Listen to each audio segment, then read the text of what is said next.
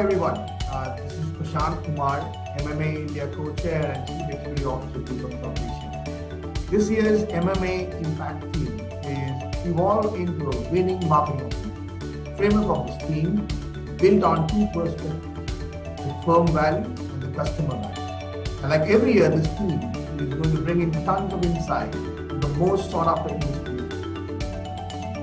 MMA board members and the group of leaders will also follow. To know more, do register for the sessions on the 19th and 20th of May. We look forward to seeing you all at the MMA India Impact Meeting.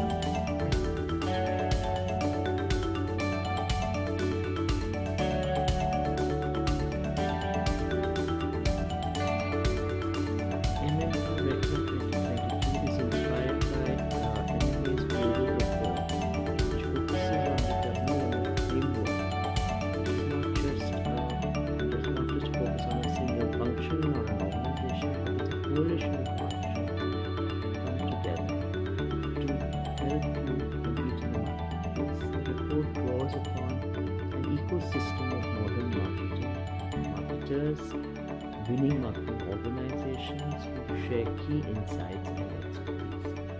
MMR 2022 also showcases the modern marketing capability map, which is a coming together of customer value and organization value. It is a comprehensive guide to help you build growth, build platforms, and increase personalization. A detailed study of this concept has also been published in HBR.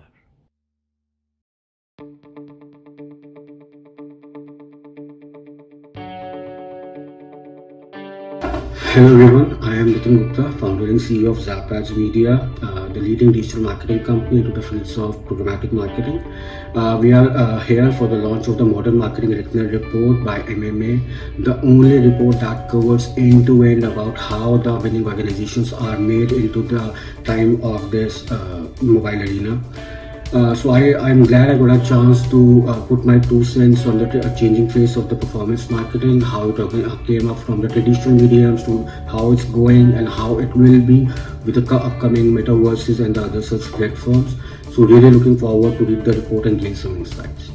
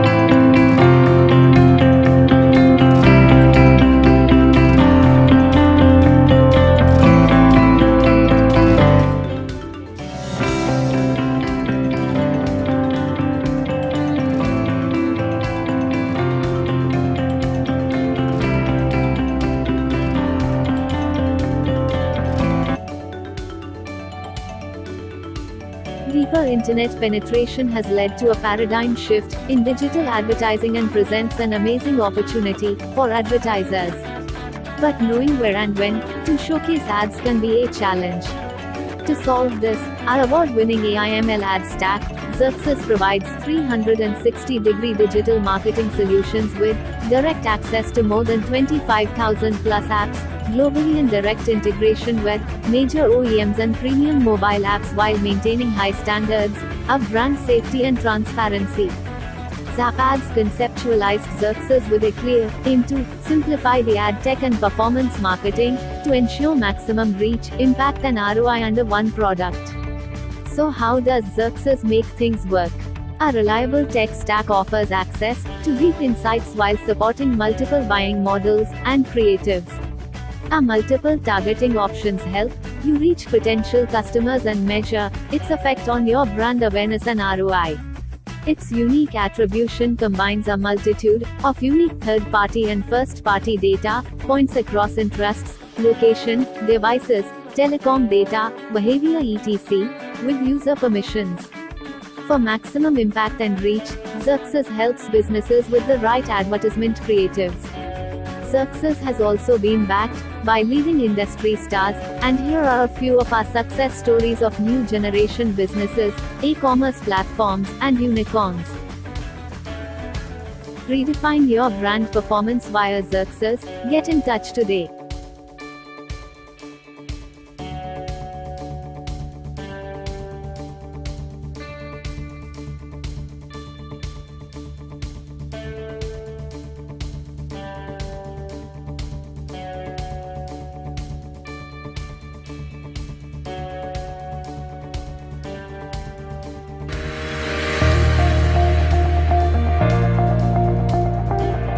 Welcome to MMA Global.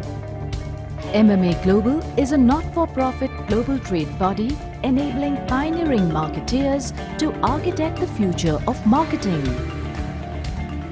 MMA's mission is to enable marketeers to drive innovation, enduring business value, and stronger consumer engagement in an increasingly dynamic and connected world. Our strategic priorities are inspire and educate, enhance capability, measurement and growth frameworks, and advocacy.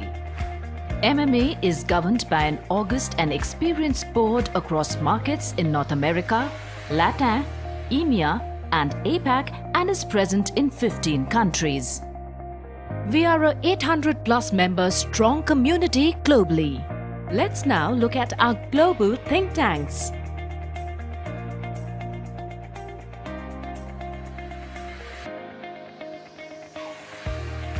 Now let's take a look at MMA India footprints. MMA India's member network comprises of organizations from across the ecosystem, being true to its philosophy of collaborating with all stakeholders to drive adoption at scale. Taking a look at the MMA India AMP community, which stands for Accelerating Modern Marketing Practices, is the perfect mix of industry experts and opinion leaders who have joined forces to further accelerate and evangelize modern marketing capabilities and know-how through councils and work streams.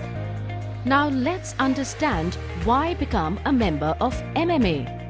Our programs and membership has remarkable benefits and privileges. Here are some of them. Join MMA India councils and drive industry growth by taking part in the development and execution of their charters.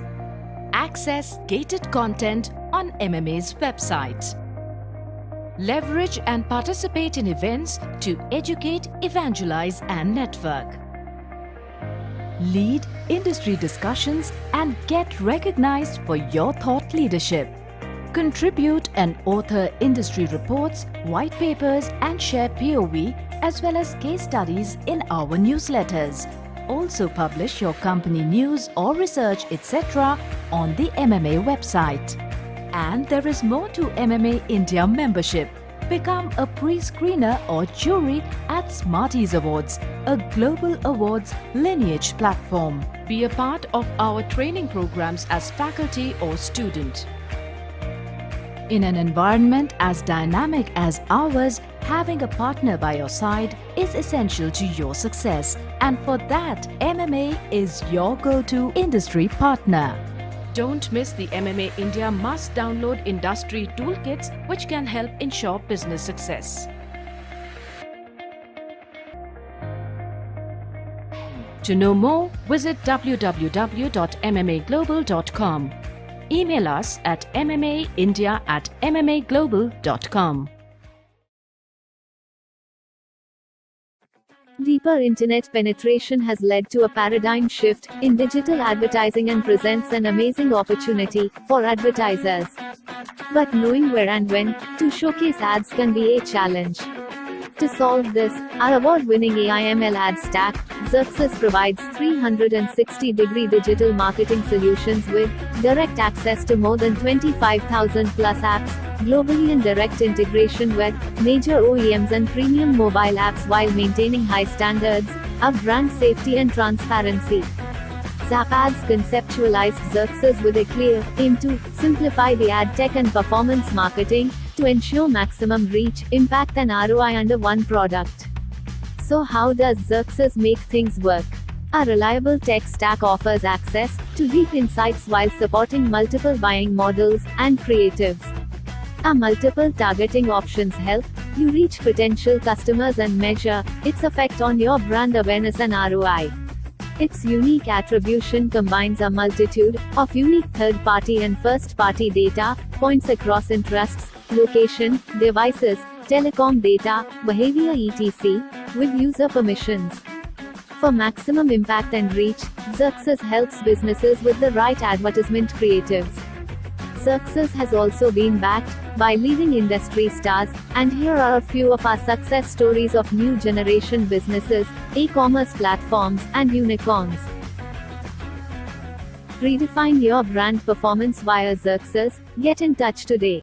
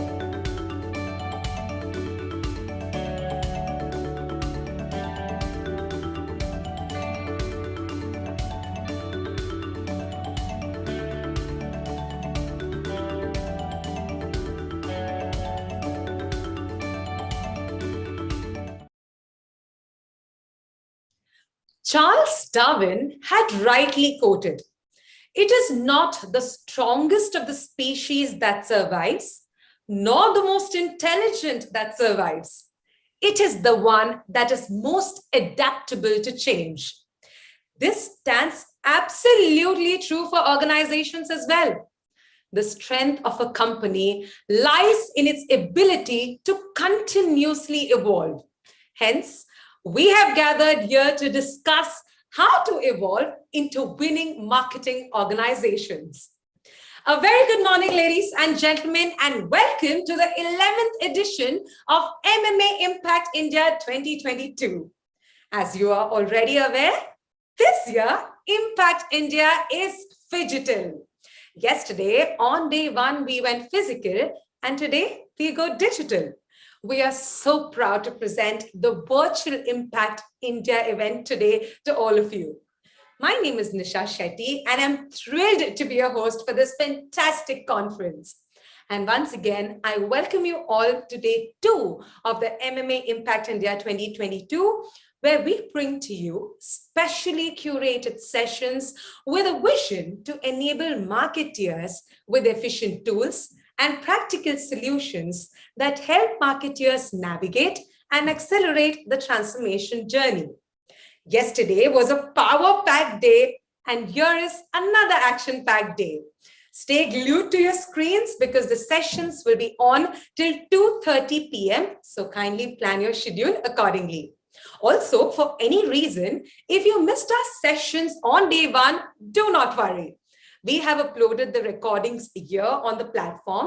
You can head to the agenda tab in the lobby area to watch the sessions at your own comfort. You can watch any session of interest to you or simply watch all of them as per the agenda lineup. On that note, we look forward to another day filled with interesting sessions and content for you. We have partnered with very prestigious organizations to enable the opportunity of accelerated learning through our marquee sessions. Today, if we all have gathered here, it is only and only because of the strong support of our wonderful partners. I would like to take this opportunity to express our gratitude to our partners that include presenting partner, Flipkart Ads, program partners, Epic Games, Meta, Google, InMobi Glance, mFilterit. Corporate partners, Nielsen, RTB House. Innovation partner, Zapads. Gifting partner, Perfetti Van Mel. Knowledge partner, Kantar. Upskilling partner, Yangpo Executive Education. And podcast partner, IVM Podcasts. Also, thanks, big thanks to our support partners, Avian Media, ELS, Tailwind, Vase, and Collective Heads. While all our partners have been actively involved with us in bringing to you insightful sessions, Flipkart Ads, RTB House, mFilterit, and CDP also have their exclusive virtual booths in the lobby area. It will surely be worth your while to pay a visit to the exhibition area in the breaks and discover some very useful and relevant solutions to your organizations. Before we move on to our very first session of the day, I would quickly like to make some very important announcements for all of you. There is a chat window on the platform. Please feel free to post your comments and thoughts about the sessions. Other than the fantastic sessions that we will listen to today, we also have a very interesting WMO quiz curated exclusively for you. Please participate in the quiz to win many exciting prizes. Also, whenever I use the term WMO, please remember it stands for Winning Marketing Organizations. Please do download the complete WMO toolkit from the resources tab. You can network with your peers in the networking session. You can also share your valuable feedback with us using the feedback tab. That's not it, requesting all of you to kindly follow MMA APAC on all social media platforms, Facebook, LinkedIn, Instagram, and YouTube. And do not forget to tag our handles on your pictures, thoughts, and experience of MMA Impact using the hashtags #ShapeTheFuture, #MMA APAC, and #MMA Impact. Lastly, plug in your earphones and let's together learn about best-in-class growth hacks and much more at MMA Impact India 2022, where we together evolve into winning marketing organizations. On that note, to officially welcome you this morning, we have with us our MMA India co-chair, Mr. Prasant Kumar, who will shed light on the theme of impact and also talk about it as a larger narrative, which MMA is trying to drive in 2022. Prasant is the Chief Executive Officer, Group M South Asia, managing India, Sri Lanka, Pakistan, and Bangladesh. Most recently, as Group M's COO South Asia, he was responsible for driving operational excellence while leading teams across operating companies, trading, and specialized units to drive client delight while fortifying partnerships. It gives me great pleasure to welcome Mr. Prasant Kumar for his welcome keynote. Hello all. I hope all of you have been keeping well and safe. Thank you for joining us today. It gives me great pleasure as MMA co-chair and CEO of Group M to welcome all of you to day 2 of Impact 22, which is focused on shaping the future of modern marketing year on year across the world. This year's theme has been carefully crafted, factoring in industry's views and the state of ecosystem, which is aptly a call out to evolve into a winning marketing organization. It is indeed commendable that the 11th edition of Impact has emerged as a credible global property, and I want to congratulate the MMA India team for putting this together. At the outset, let me share a little about the theme of Impact 2022. The theme for the 11th edition of Impact is Evolve into a Winning Marketing Organization. As we know, the last 2 years of the pandemic have changed the way consumers consume things, the way they affiliate with the cause they support, and the modern customer is more conscious and evolved. The role of marketing in the success of organization has never been more profound and complex. Brands that were able to rethink the role of marketing from a siloed function to a critical pillar accountable for the growth of the company stayed ahead of the curve. The last 2 years have touted change which is transformative and dynamic. The changes have spanned the realm of daily lives, shopping habits, culture, technology, and data, amongst many other things. In view of this, it is critical for marketing organizations not just to adapt, but to lead this change in a manner which is fundamental, scalable, and visionary. And that is what is going to differentiate winning marketing organizations from others. The WMO framework is built on two perspectives, the firm value and the customer value. While one is about the changes an organization needs to make internally in terms of structure, focus, technological innovations, and knowledge, the other talks about the shifting consumer and cultural lens and how marketers need to relook at the way they engage and interact with consumers. All marketing organizations focus on the consumer in their marketing efforts. However, winning marketing organizations focus on both the internal structure and dynamics of their organization, as well as the external world of the consumer. They make fundamental changes and investments into the pillars which will define the future, like knowledge, data, and technology. They are also a lot more decentralized in their organizational structures and decision making. Having said that, they're also a lot more externally connected. They just do not draw internal capabilities, but they are externally connected and a step ahead of changing trends, needs, and evolution. Actually, a detailed concept on this was published in the recent Harvard Business Review titled, Is Your Marketing Ready for What's Next? It finds that the differential in sales growth performance to firms with low and high marketing capability fit is 3x or 3 times. In fact, a 1% improvement in marketing capability fit for firms is associated with a 2.5% increase in sales growth. The theme for MMA Impact 2022 has been carefully curated to have a meaningful discourse on how to evolve into a winning marketing organization. Impact 2022 theme resonates with MMA and Group M's ecosystem report titled Modern Marketing Record 22, which is Building Winning Marketing Organizations. This is an annual report which is published by MMA and Group M, and it brings together the best minds of the industry and experts from Group M and their perspectives. It is also very carefully and extensively researched report which highlights the trends and the shifts in the ecosystem. It's a true reckoner for modern marketers, and I would urge you to download your copy now, if not done already. A winning marketing organization will focus on creating value on both fronts, customer and the firm. Impact participants will learn from senior thought leaders, innovators, creators, and advocates about 3 points, which is the 3E formula for attracting, acquiring, and retaining customer, focus areas for the 3 E's in 22 and beyond, and how to create company value to drive growth. I must also talk about the 3 E's, engagement, experience, and exchange. The 3E formula for attracting, acquiring, and retaining customers. Impact will also showcase how MMA has collaborated with industry experts to enable organizations evolve into a winning marketing organization.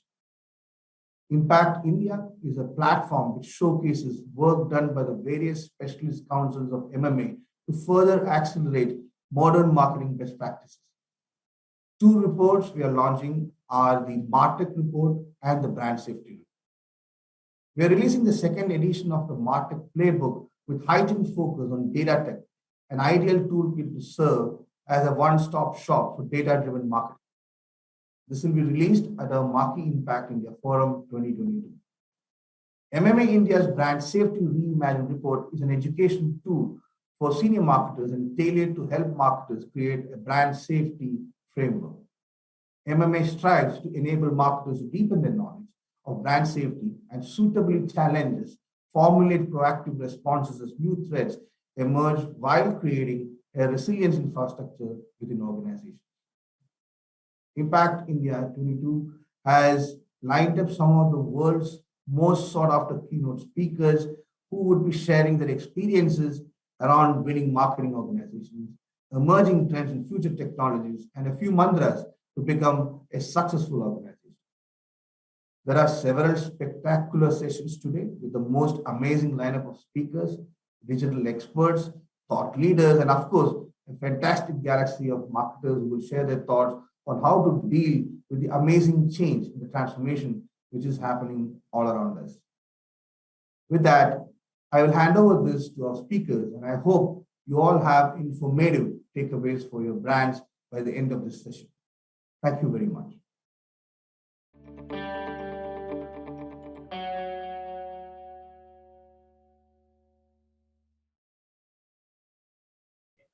Thank you so much, Prasant, for sharing your insights and wonderfully setting the tone for day 2. We couldn't have had a better start to the morning. Also reminding all our delegates to kindly download our reports, the complete WMO toolkit from the resources tab, which is available in the lobby area. Moving forward, as digital access in India goes deeper into the country geographically and to different levels of digital literacy, building for these new users poses new challenges. This session will showcase some of the work by Flipkart to enable the next wave of digital users to access, use, and trust e-commerce. This session is in partnership with Flipkart Ads. And joining us for the same, we have Mr. Naren Ravula, VP, Head of Product, Strategy and Deployment, Flipkart. Great. Yeah. Thank you, Nisha. So it's really exciting to be part of the MMA session today. And I'm very excited to talk about a topic that is really near and dear to us, which is to enable commerce for the next wave of digital users. So if you move on to the next slide, so this is something that we use extensively within Flipkart, and we call this the digital funnel, right? So Flipkart now is almost a 15-year-old company. We are no longer new.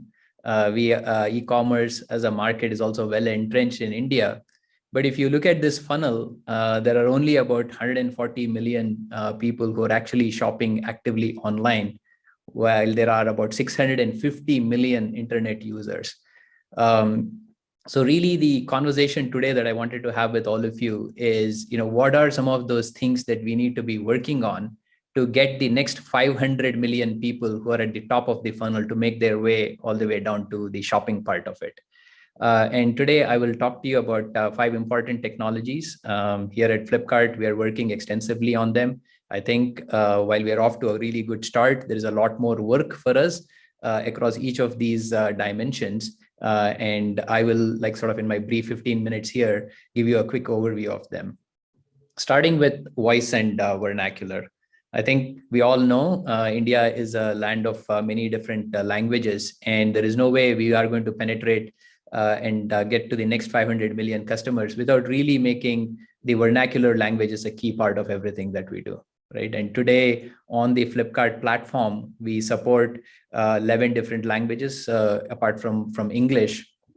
And it is and the language support is not just about the products themselves, but it is all the rich information that exists about the products, whether it is the product details, whether it is the address aspects of it, whether it is the user generated reviews, right, which are really important for people to make decisions and to break down those barriers. And we are really excited about the traction that vernacular has received on the platform. And today, if you look at our new users, about 1 in every 3 new users actually uses one of these vernacular language options. And once somebody picks a vernacular language option, that is where they spend all their shopping journey, right? It's very rare that they swap out of it. So language support and extensive language support across the app is something that is very important. The next capability that I wanted to talk to you about was voice, right? And voice and language is a more natural form of communication. All of us in our offline shopping journey, this is our dominant and primary way of communicating. And today, if you look at the capability that is enabled on our platform, we have something called a decision assistant, which lets customers not only choose and pick the particular product that they are looking for, but also as they progress through their shopping journey, the decision assistant is able to guide them.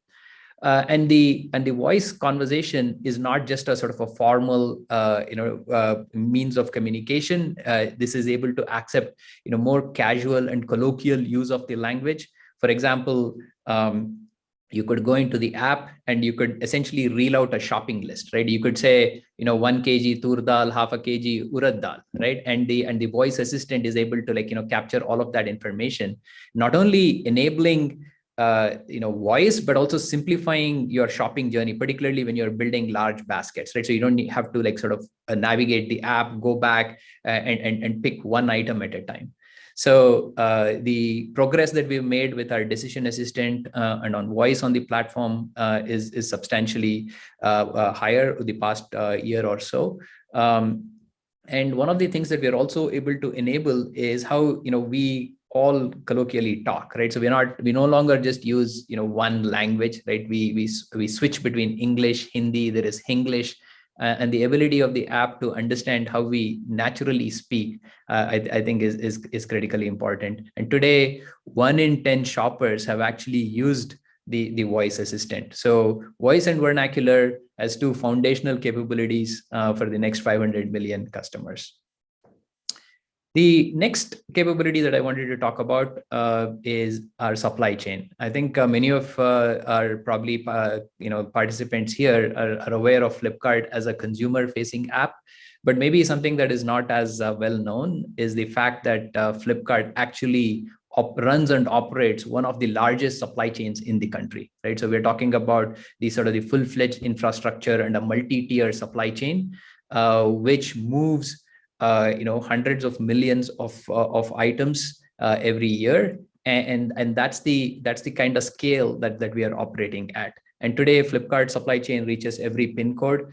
One of the things that we have recently announced was the largest FC, not only in the country, but one of the largest FCs in all of Asia, that is capable of processing and shipping 1 million items every day.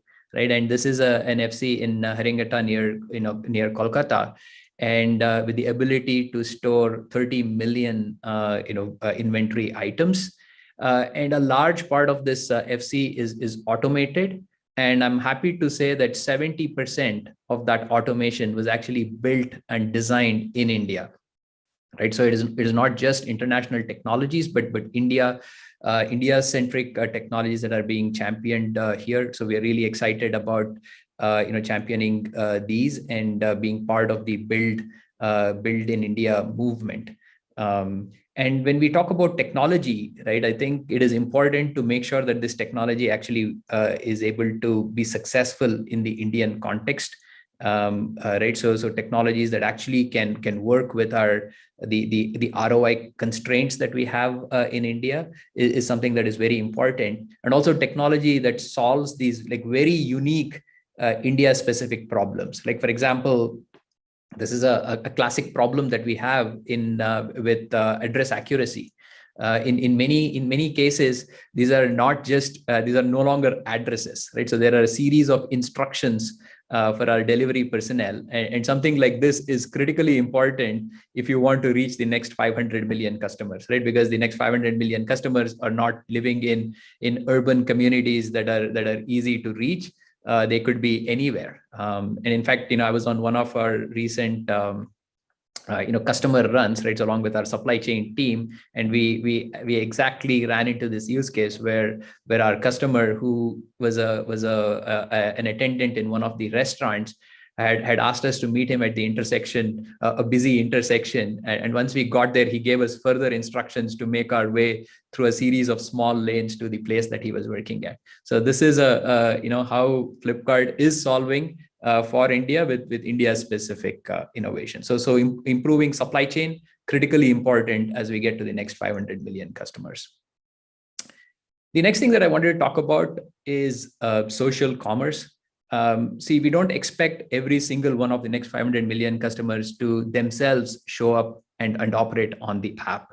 I think there are still trust barriers, and we will rely on resellers and other folks to enable commerce for the next set of people who are not comfortable coming on the platform themselves. So one of the things that Flipkart recently launched is a separate app called Shopsy to enable our resellers, right? And so these are resellers who then in turn reach our end customers. They are not only able to help them navigate a complicated e-commerce app, but they're also able to help them with curation, right? So today, a large e-commerce app like Flipkart has tens of millions of items, and trying to find the right product it still takes effort. And to have an intermediary who understands the end consumer much better and is able to curate the selection for that customer, and then in turn unblock them through various ways, maybe share the information about the product on an app that they're familiar with, like WhatsApp or so on, or one of the other social media apps, and then help complete the transaction, right? So these are some of the things that we are enabling, and through this we are also enabling many small scale entrepreneurs. These could be homemakers who want to run a side business, and enable them to be successful as well, right? So this is something that we've launched, and I'm happy to say that Shopsy has been one of the most successful app launches, not only sort of for Flipkart, but in India as a whole, right? It's off to a great start, significant traction as we reach the next tier of e-commerce shoppers. The next trend that I wanted to talk about is video commerce. India is already the second largest video market in the world. And we think video is going to be ubiquitous. It's going to be everywhere. And Flipkart is introducing video across the platform. You're going to increasingly see video as part of our catalog. And a couple of really interesting new pilots that we have launched. The first one, which we did around Big Billion Day last year, was live commerce, right? So where you have influencers not only talking about the product, they're demonstrating the use of the product, and they're hosting a live chat for their customers, right? So that's the screen that you see here on the right. And something that I am particularly excited about is the pilot on the left, where we have enabled haggling, right? So haggling and bargaining is a classic Indian activity. Hundreds of millions of customers do this naturally offline, and our ability to bring it online and to enable our customers to bargain with the seller, as you can see here in the series of chats that are happening, where the customer wants to know if she can get a better discount if she buys 2 items, or if she picks a different color than the one that is being showcased. So we think haggling or bargaining is going to be an important online activity, right? So really excited to bring things that we take for granted offline online. So video commerce as an important technology trend.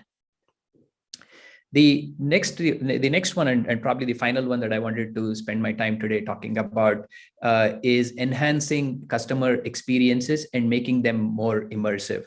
I think many of you would have heard the recent buzz around Web 3.0. Just maybe a 10-second sort of primer on that. So if you think of Web 1.0 as the first incarnation of the internet, right? So think of that as basically internet looking like a yellow pages or a phone book, right? So it's a place where you went for information, right? So that was the first phase of the internet, which gave way to the second phase of the internet, or Web 2.0, which is where we are right now, which is the more interactive social, internet, where it led to the rise of social commerce, chat platforms, and so on.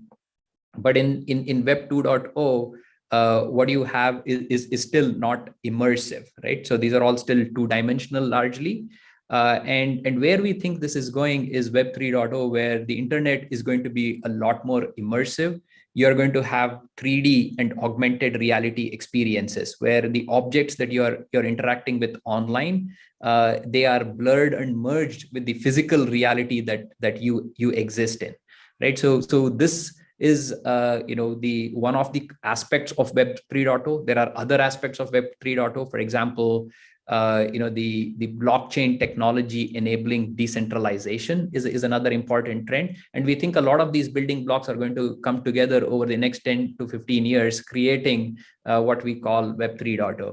But we already see the early incarnation of that. So today on the Flipkart platform, if you want to do furniture shopping, you could place the 3D image of a couch or the item that you are trying to purchase in the space where you want to see it, right? And you're able to nudge it around, place it in exactly the right place, see if it fits within the room and if it works within the overall decor that you had planned for the room. And these types of experiences are actually being adopted very rapidly.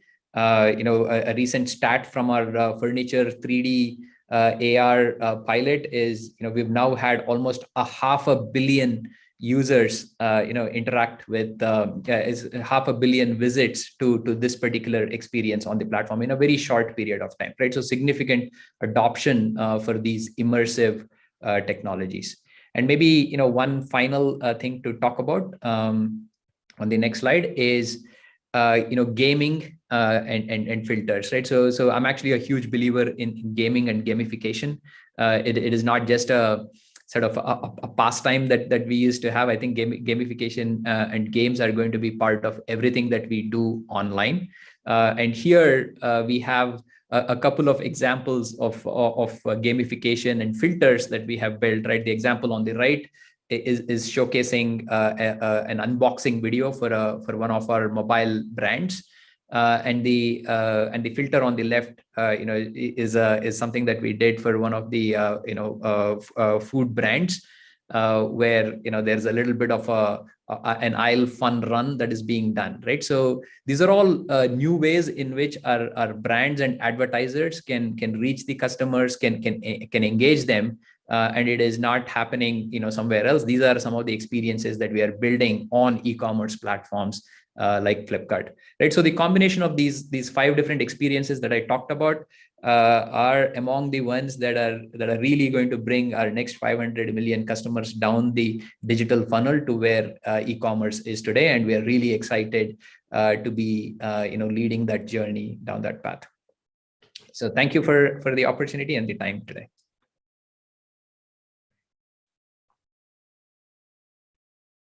Thank you so very much, Naren. That was truly enriching. Thank you so much for sharing the technologies and experiences that Flipkart uses. I'm sure it will help all our delegates in their evolution to winning marketing organizations.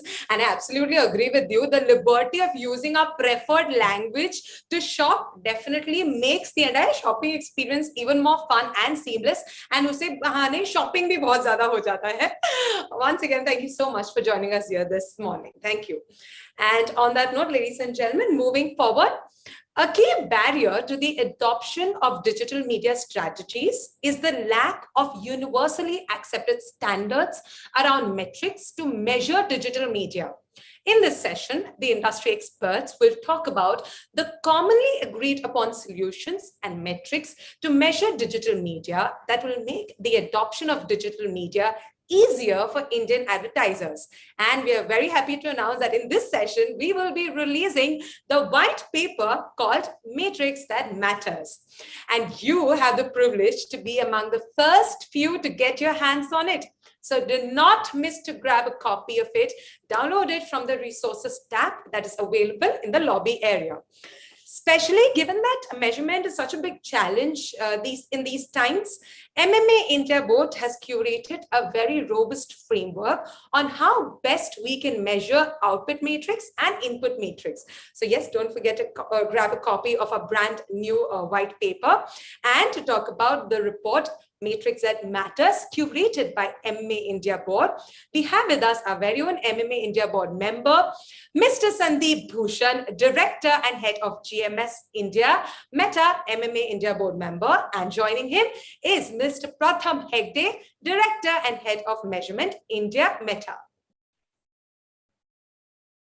Hello and welcome to the next session at the MMA Impact India, where we talk about all the challenges that we as marketers face today in terms of making sure we are able to drive the growth agenda for each one of our businesses. As part of our mandate to accelerate modern marketing practices, we could argue that there is one which is as important as any, which is media effectiveness. The questions that concern the charter for us are the key questions of what are the metrics that matter? And second, how do we think of cross-media impact of our spends across both digital and non-digital media? And this, of course, the question, of course, has huge importance because consumers are certainly meeting us both online and offline, and therefore our communication with them, both organic or in advertising terms, is both online and offline. As part of the MMA charters of last year, measurement or marketing science has been a key charter, and we've been held by a team that we call the Measurement Council. The outcome that you're seeing today is a white paper that the team has brought out, and we call it Metrics That Matter. The white paper is now published and is available in the resources section here. And I'm going to invite my colleague Pratham Hegde, who leads marketing science and analytics at Meta, to talk us through it. Of course, Pratham represents the large team that came together to help us get to a recommendation in this emerging field. And the teams that joined us in this endeavor included teams from Nielsen, Google, Lodestar, and Meta. So on that note, let me hand it over to Pratham to tell us what this report is about and give us a sneak preview of what to expect. Pratham, over to you. Thank you, Sandeep, for the introduction.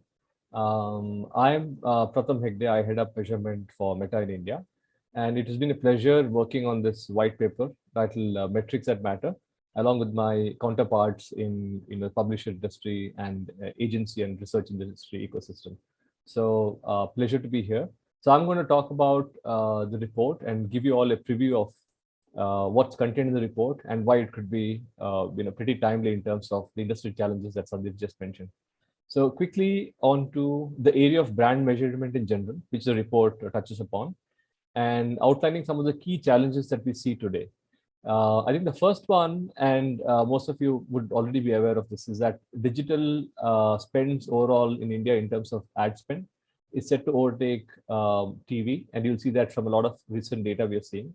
And hence, the urgency to measure cross-media on a single currency is all the more in the country. And we're probably already late in that game.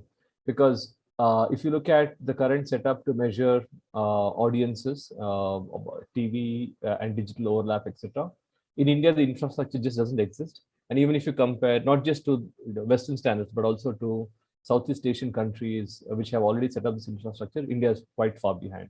And typically there are panels that help you measure TV and digital audience overlap, or at least the set-top box return data is filed for analysis. So that doesn't exist in India. So that's a big challenge.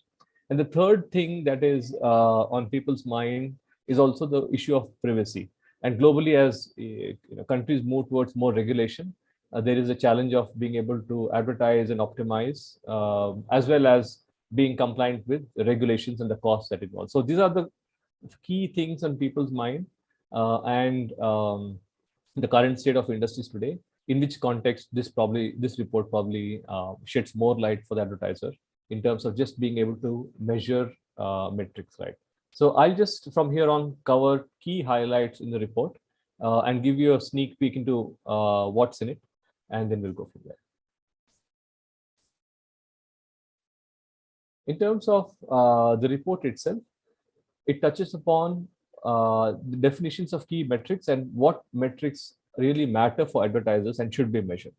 So what we found in the industry is that a lot of advertisers measure input metrics, which is TV GRPs that went into the campaign, could be digital clicks, overall impressions, reach, etc., which are kind of easy to measure and easy to report. And for the most part, these are seen as the metrics that will help advertisers evaluate outcomes from their ad campaigns.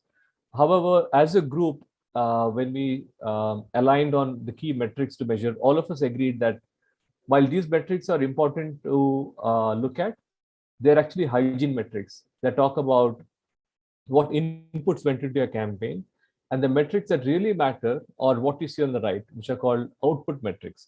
So when businesses spend on marketing and advertising, they really want to know what happened to end business outcomes in terms of either the brand metrics moving up in terms of mind measures, which is ad recall, brand awareness, etc., or some intermediate metrics such as traffic or add to cart if you're an online business, or eventually what happened to purchases and the return on ad spend of the monies they're putting in both online and offline. So one of the key things that we are calling out in the paper is the distinction between input metrics and output metrics. Input metrics are useful, but not as important as end business metrics. Input metrics are easier to measure. And also one of the reasons that a lot of measurement does not focus on output metrics is also it's harder to measure. So simply being able to extract the end impact that was caused on a mind measure or on total sales and extracting the impact that marketing had or ads had is a slightly challenging task, and hence these are not measured for the most part. And we recommend that businesses should think about metrics this way and focus more on output metrics versus input metrics. So that's one part of the report. The other section in the report gets to the next level of measurement and talks about key methodologies that are available for advertisers today in India to measure output metrics. So if you want to measure brand metrics, or if you want to measure impact of ads on sales, what are the different methods that are available for that measurement? So there are simple pre-post, which is time-based measurement, looking at trends and the pros and cons with that. Then there are more advanced studies in terms of geo tests, which is keeping regions dark, but also making sure the design is set up in such a way that there's no bias. Then there are control exposed lift studies, which is splitting the audience as in a classic A/B test to see what ads did or didn't do. And then there's a more complex regression-based market mix models and so on to measure sales impact. So the paper kind of touches upon the key methods and key pros and cons of these methods as advertisers think about measuring outcomes. The report then goes on to also list key tools that are available in India that advertisers could leverage in their quest to measure outcome metrics. So apart from publisher provided tools such as the brand lift that Google and Meta provide, there are cross-media studies, there are match market tests, there are geo-based lift tests, and finally market mix models that a bunch of providers in the country have been making available for some time. Adoption of this, and I'll talk about how this has been adopted in the country in a little bit.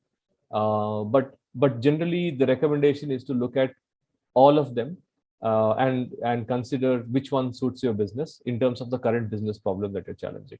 So these are the tools that are available for advertisers to measure output metrics and gives you a sense for which method and what metrics are being measured. I'll finally go on to the section on advertiser maturity, which the paper considers towards the end. So essentially, as we speak to advertisers and we look at large, medium, small advertisers, agencies, and so on, we concluded that there are three types of advertisers in the country. For the most part, advertisers fit in the basic bucket, which means mostly input metrics are tracked and very few investments are in place to track changes to business metrics in terms of brand metrics or sales metrics and so on. So for the large part, advertisers in India are at the basic stage. Then there's an intermediate stage where for large spenders, there are brand tracks in place that generally track the movement in brand metrics, but it's very hard for them without further investments or analysis to understand what led to that change or the impact of media on the brand track. So some analysis could be done intermittently using cross media studies or mixed models, but for the large part, these advertisers use brand tracks to determine the impact of media. So that's the intermediate bucket where some of the large advertisers are sitting. And then there is mature advertiser, and there are very few of these advertisers in India today who actually go all out in being able to measure the outcomes from every dollar that they spend. And these advertisers are stand out in terms of having an overall measurement strategy to measure impact of portfolio, both online and offline at a portfolio level, and hence they're able to allocate media spends very efficiently. And they're also have developed a strong test and learn culture. So over time, they run a bunch of lift studies to do control expose experiments, understand the impact of on marketing when you have ads and when you do not have ads. And this is an ongoing culture, and they collect a lot of data across the studies and then develop meta studies to draw insights. So overall marketing strategy is not only to measure, but also optimize continuously and optimize inputs such as frequency, creative, audience targeting. So very few advertisers in India are at this stage, and they're of course some of the largest spenders, but also ones that invest heavily in measurement. So that brings me to the end of this session, and hopefully you're interested enough to go and like dig deep into this report and find out what's there. And we look forward to engaging and keeping this conversation going as you go along, and as you get as you have questions, please refer to the contact details provided in the end of the session. And we are very happy as a group to come back and respond to those questions and have a continued discussion. Thank you very much.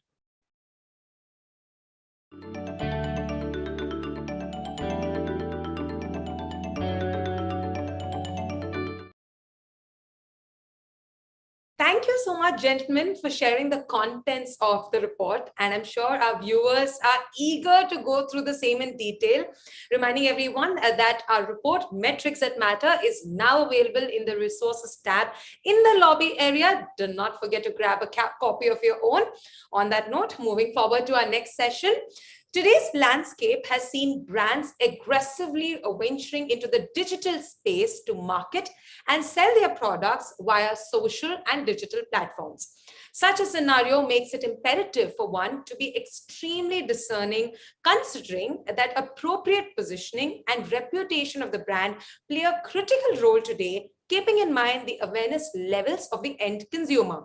To highlight the increasing significance of brand safety, our next report captures the essence of the topic basis domain expert views.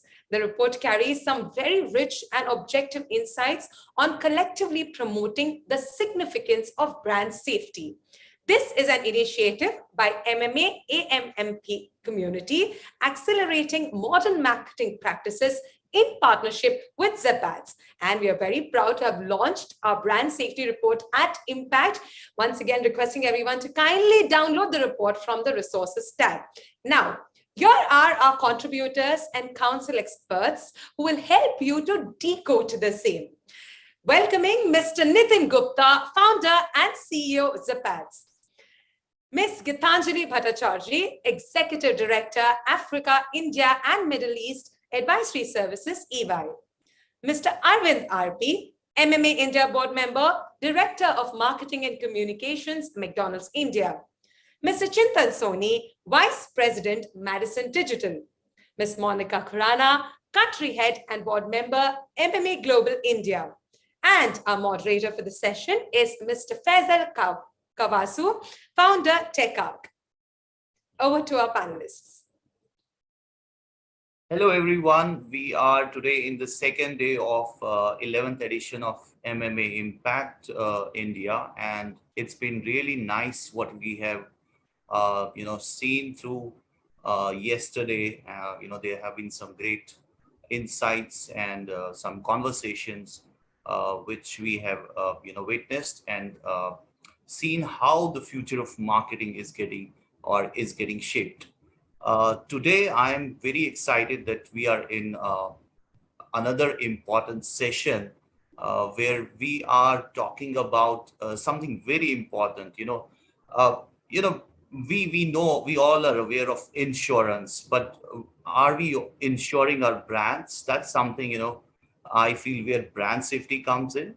And as the Brand Safety and Suitability Council of MMA India, over these past 3 years, I think each one of the member in the council, as well as the extended family of MMA, everybody has been contributing in great way to create not just a basic awareness, but helping out structure something which can be used by marketeers.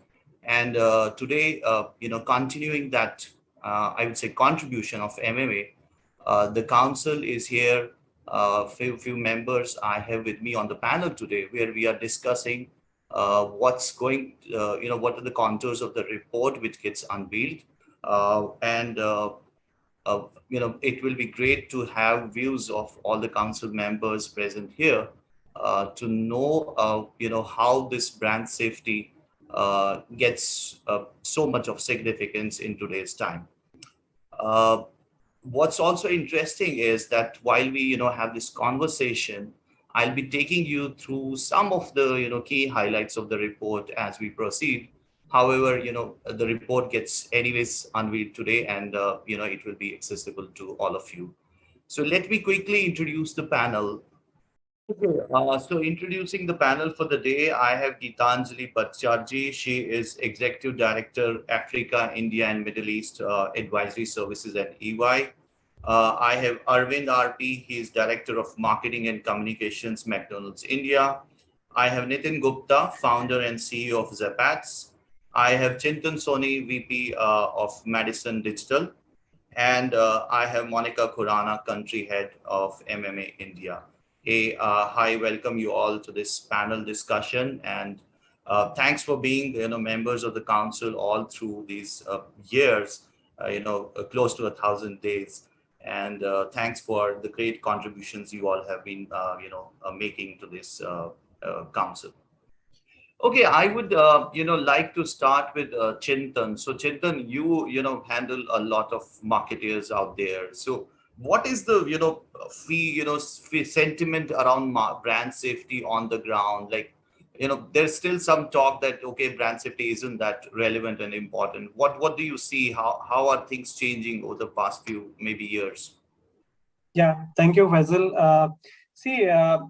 We at Madison, we manage more than 200 brands across different verticals, and specifically, if I talk about brand safety in India or any country, it is actually directly proportionate to the supply that is available on the internet, and specifically in digital right now. If you see, 70 to 80% of the supply is available on the open auction, where you don't actually really have the control over the kind of inventory that you're buying or where your ad is actually being shown.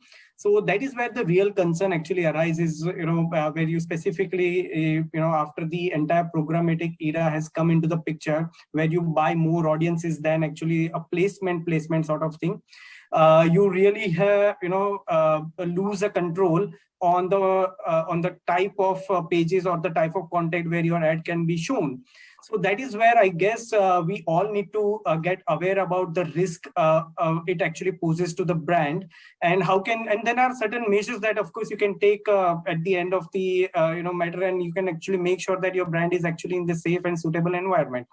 So that is what actually is how I would look at it. Now, if I speak more from the advertiser side, if I ask a question to the set of, let's say, 100 clients that we are handling, that are you really concerned about the brand safety? That chances are that most of them would actually say yes, we are actually concerned about. But are they actually taking proactive action in making sure that their brand is safe and suitable environment?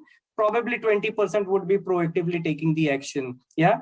So that is my two bits right now, where while there is intent and everything, but action is something that is required, and that is where we need to put some sort of a triggers.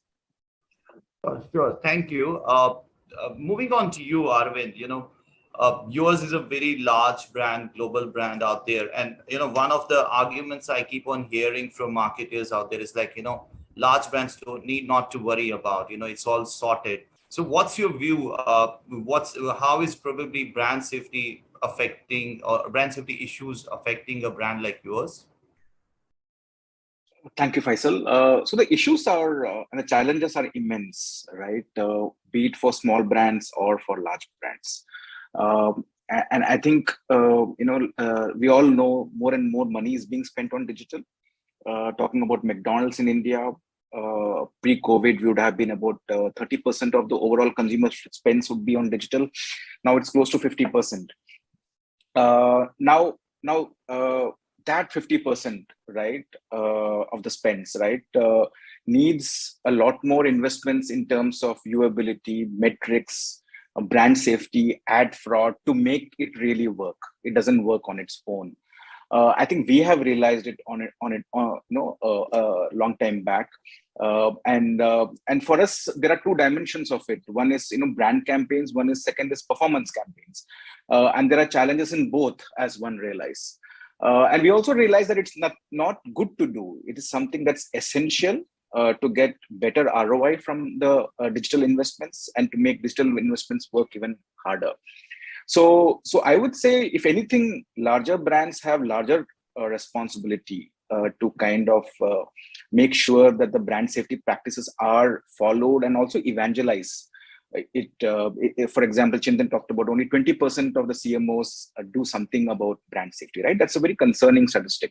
So how to evangelize brand safety and propagate brand safety, and there's an ROI from investments on brand safety. I think that's the key message that we are working towards internally. A very interesting point on ROI thing you brought in here, and I would request Gitanjali from ENY now. Gitanjali, is it hard to probably get brand safety as a CXO priority, primarily from this challenge of how do you measure it and where's the ROI? I think great point. As always, Arvind's hit the nail on the head that intent is very different from actual action, right? But I think what's interestingly happening, however, is first, marketing performance, effectiveness, efficiency was a huge lever for over a decade. Today, advertisers and a large chunk of them are moving to marketing excellence, right? And when you talk about excellence, it is really about the consumer at the center. When you're looking at the consumer at the center, it's about, is your advertising or communication relevant to the consumer?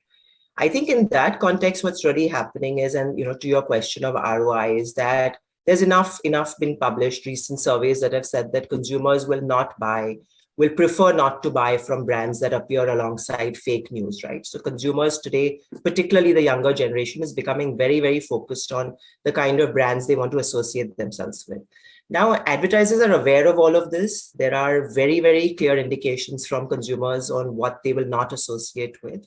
I think the final lever, and it's up to all of us, is to make this, like we do in media spends and everything else that we measure and evaluate, is to actually create a simple, easy to measure way of looking at brand safety. And once you're able to do that, then I think adoption will become it'll be, evolving from every spend that you make in digital. So it's not really that advertisers today don't see the need for it. They, like Arvind said, everyone knows it's important. Consumers are flagging it off. Now, ROI is a function of, can you demonstrate that wastage is happening when your brand is unsafe, right? And that's what then ROI translates into. And I think we've done some wonderful work with starting to create a tool that helps you self-check, which people will see when the report is unveiled. But that's the starting steps towards making it measurable and a part of the ROI metric.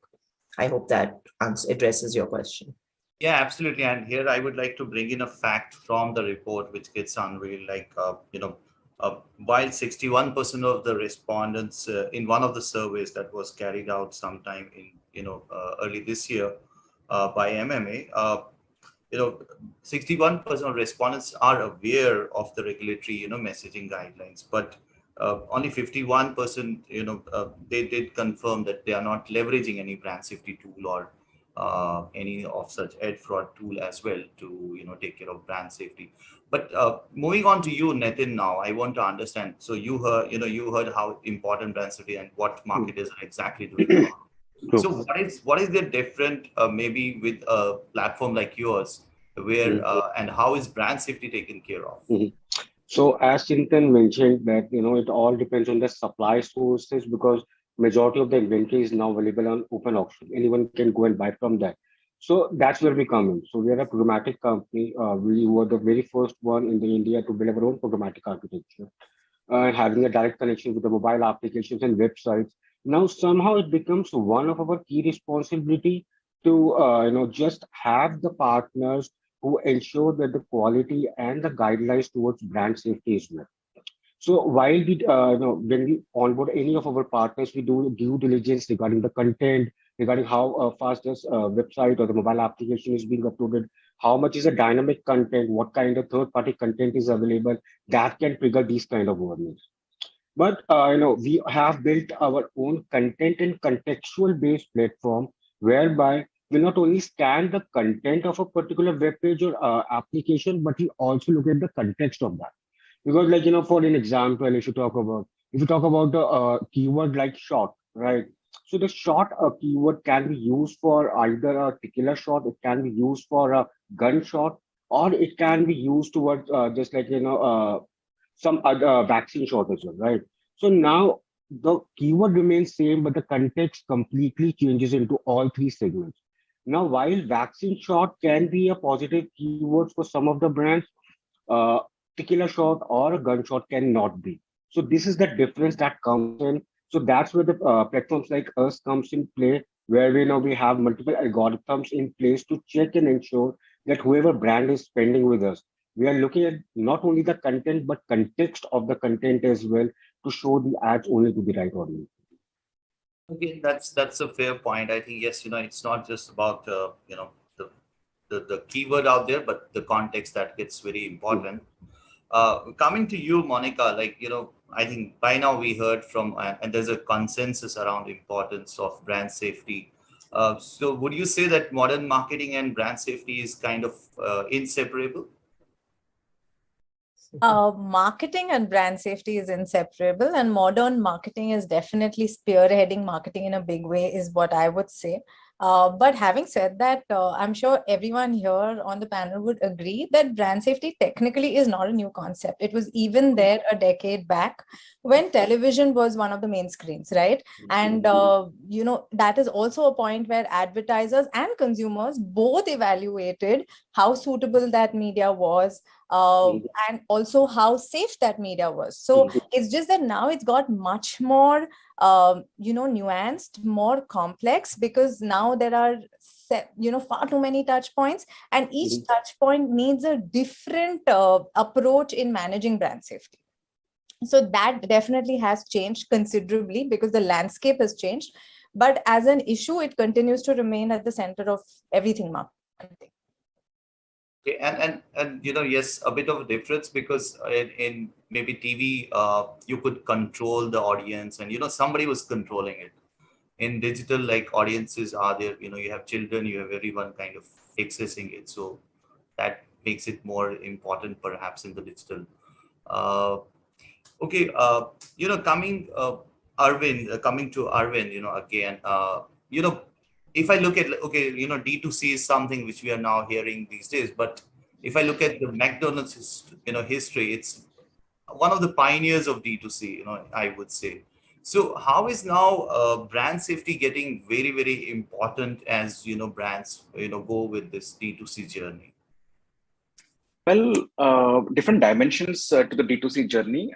Specifically, let me call out, lead generation, which is very critical. For example, in the food delivery business, as we call it, the equivalent of the e-commerce in the food category. And we have come a long way. I think we would have started in the Indian context a few years back. We have come a long way in kind of fashioning a toolkit that kind of reduces, eliminates is a very strong word. I would hesitate to use that. Kind of reduces the chance of invalid orders, to kind of put it very, very broadly, right? But the learning is very interesting, right? As we evolve the playbook, at some point in time, the understanding or the assumption was that walled gardens don't have this issue. But I think, as Chintan pointed out early in the discussion, all platforms have brand safety issue. All platforms, including programmatic. And there is a lot of recent news, especially on the programmatic front. Now, this becomes very concerning. And so it's more of a journey, I would say, right, where you evolve and adapt the tools that you're using rather than signing up something and then solving brand safety once for all, right? So you are, in a way, playing catch up, but making sure you are using newer, more advanced tools and logic to improve it over a period of time and reduce it over a period of time. And in the end, measurement is so important when it comes to performance marketing, for that matter, even in brand marketing, but more so in performance marketing, right? Where you kind of have a cost per order and you measure CLTV. All of those assumptions can go off the whack if you don't get brand safety right, if you don't measure it right across the funnel. So I think we have come a long way, but like I said, it's a journey. And I think this report, for example, talks about various tools brands could use. For example, it comes to paid marketing, and we have seen ROI on this investments, right? Initially, we felt we are already spending a lot more. Why spend a little bit more when it comes to brand safety or ad fraud? But we quickly saw ROI, and we realized that it's not good to do. It's something that's essential as far as the D2C is concerned. Okay, so we got the first kind of actionable point, as we move further with the discussion. So D2C has some action around there. Geetanjali, you are, as an advisor to many of the brands out there, helping them strategize on maybe marketing as well as business objectives. And you create a lot of, blueprints, roadmaps, playbooks, all of those things. So how do you really, how now if a brand understands that, yes, brand safety is important, how do you help them, strategize all of this? I think it clearly starts, a lot of work that we do is in the area of performance measurement, right? And there are two ways that it starts working. One is that when they define the KPIs that have to be delivered at a complete marketing level, right? We step in and we make sure that this is a part of the KPIs. What is typically happening is most of the KPIs are always led as agency performance KPIs, and that itself is flawed. Right? The KPIs have to be at an overarching level, right? From your brand health to your, whatever emerges from your brand tracks, right down to your brand safety. These are attributes. More evolved advertisers, of course, globally have figured this out. I think in the Alcobev category, I've seen very evolved KPIs. BFSI is next. I'm seeing a lot of shifts there. But for CPG companies and in fact, even interestingly, e-commerce companies, it just comes down to performance, right? And therefore, to go into the KPIs, and it's not so much strategy, it's essentially looking at, are the KPIs all encompassing? Are they taking you towards excellence? I think that's our journey today as advisors, to say, if you want to head towards marketing excellence, are your KPIs covering it all, right? And that's where brand safety comes in. Okay, and in the report also, we talk about, like, advertisers understand that to connect with their audiences, they need a digital strategy, and I think which is a brand safe digital strategy. That's very much, I think, called out in the report as well. Sure. So we have similar interesting things in the report out there. Chintan, you talked about initially that you have over 200 plus kind of brands you work with. And I'm sure they represent different industries. So can you, take us through what's exactly happening in different industries. Give us some, colors around it, how brand safety is kind of behaving in different industries out there.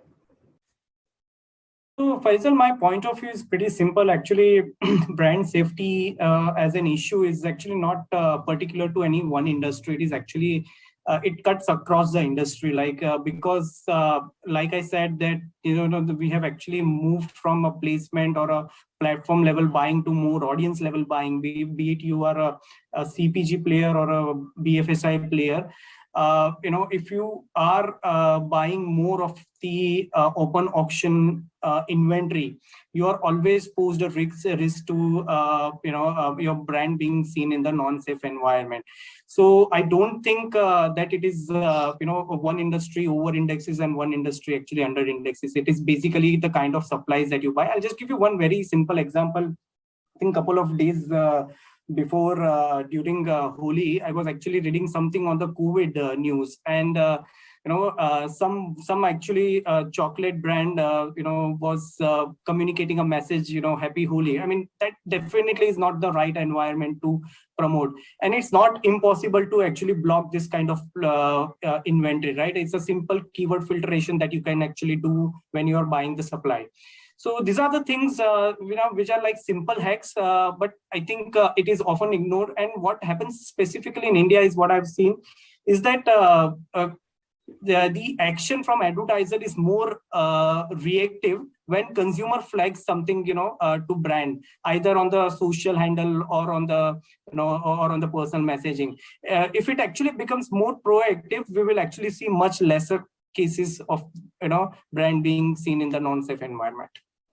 But if I may just come in here, I wanted to, if you're all right with that, Faisal, just talk to us, Chintan, that from an agency perspective, do you find, and I struggle with this a lot, is that certain marketers have evolved teams at their end, right, who understand this well, and therefore it becomes a sector-specific piece, right? So certain sectors have not embedded strong digital understanding teams, and therefore they are not able to get under this as much as certain other sectors.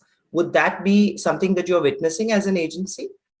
No, not really, Gitanjali. I mean, we basically set certain set of protocols before any campaign goes live. There are certain set of protocols that we have set in across different verticals.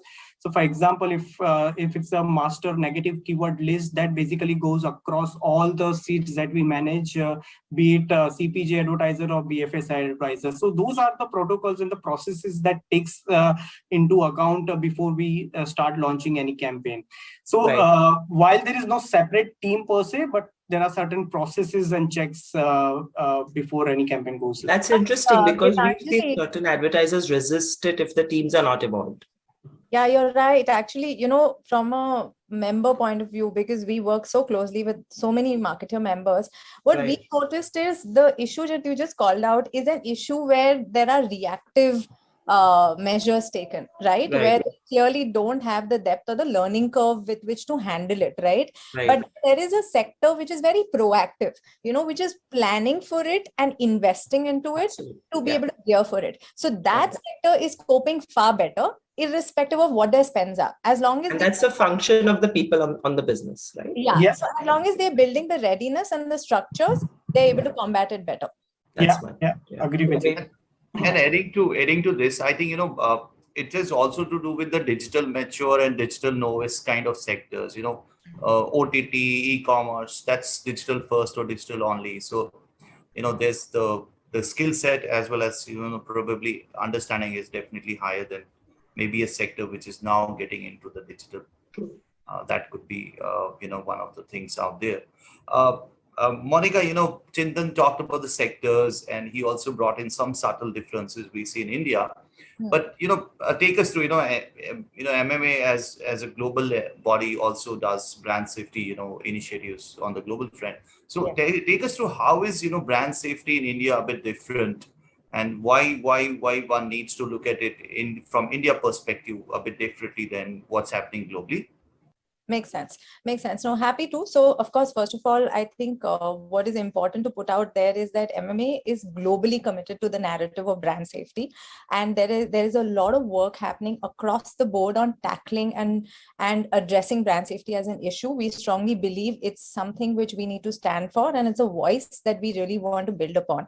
At the back of it, whether I look at the India angle or the global angle, one common angle first I'll highlight, and then I'll get to what's not common. The common angle is that we're making sure that on that any which ways as a body, we believe that we need to work with the ecosystem to solve for any large issues, right? Like look at this panel, for example. Like this is a panel which represents a part of our council, and this panel is itself representing an ecosystem. Like we have an agency representation, we have platform, we have brand, we have consulting, we have experts. So that is the nature. So like Arvind is very, clear on what is a marketer problem here. Chintan is very clear on what's an agency problem.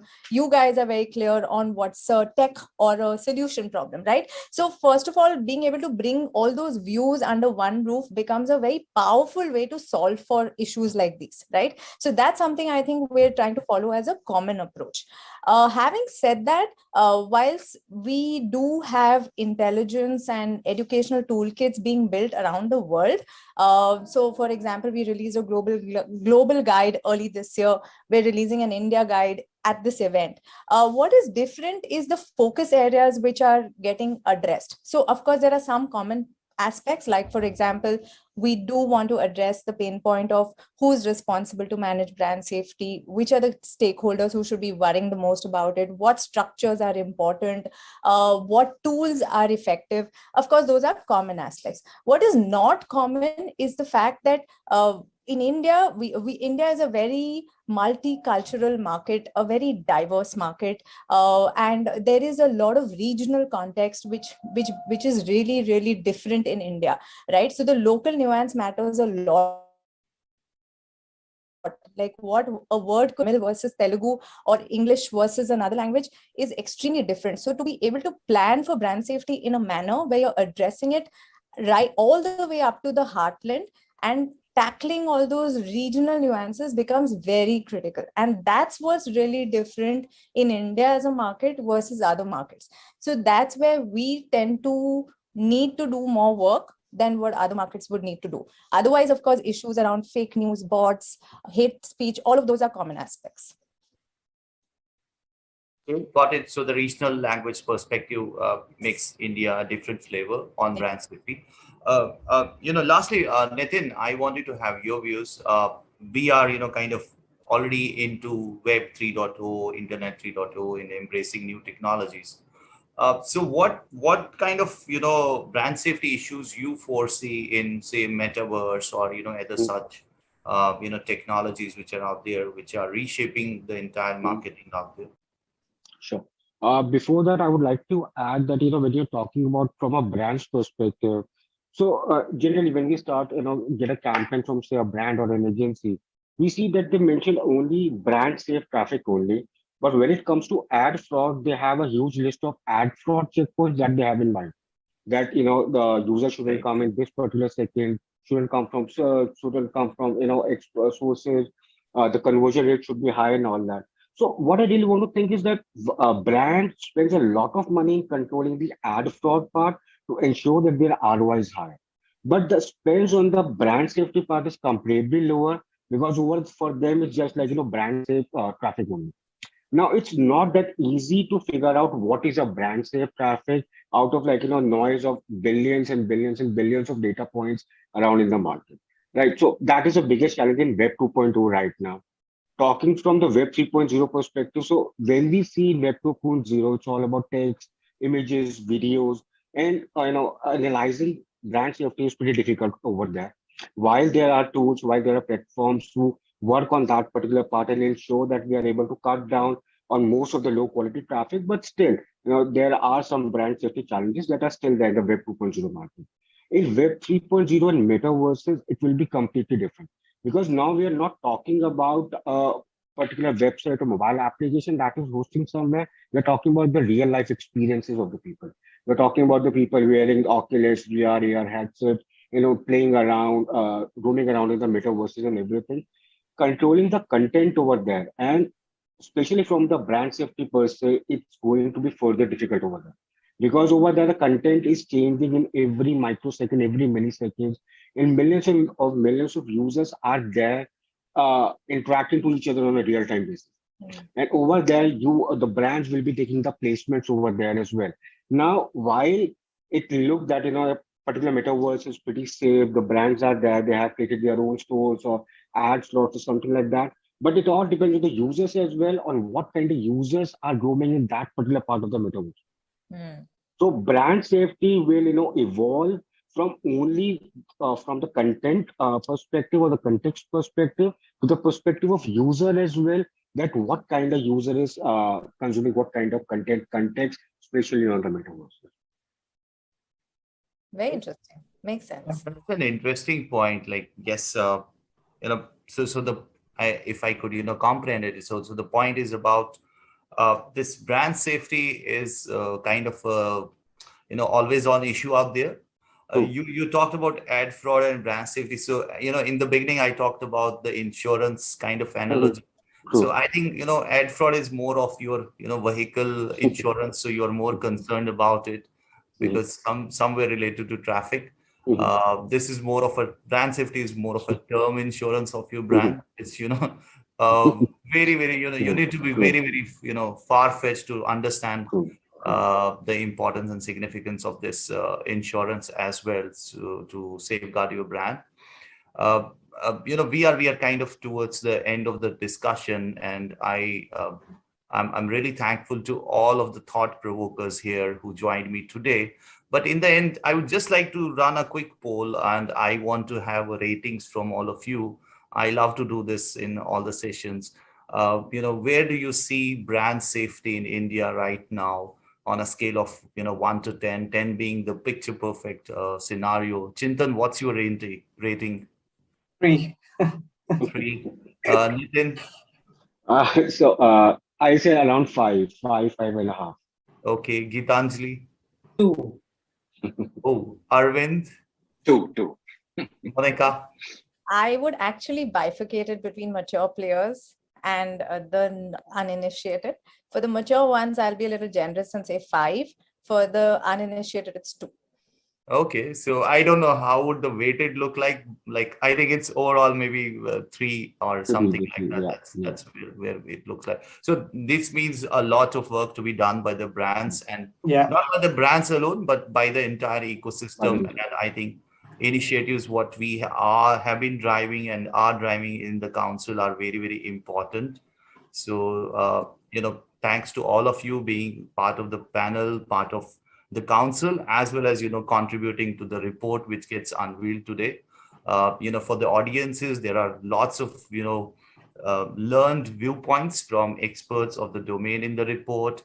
There are insights substantiated by research. So there's a lot to really learn from, and it's very practical report where you can just utilize it and implement it as soon as you download the report.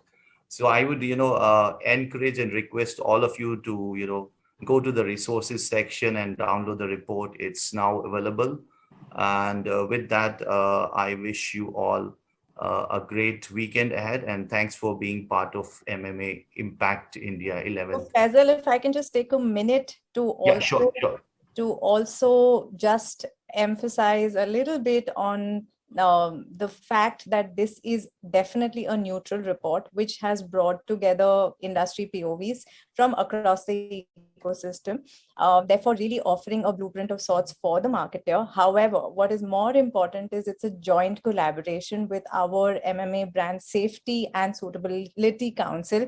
A lot of the key contributors are on this panel, and hence I do definitely want to do a big shout out, say a big thank you for being able to put this together. There is a lot of rigor, a lot of research analysis behind this, and therefore it is a very rich piece of work, one of its kind, which can remain as a playbook or a toolkit for marketers for years to come.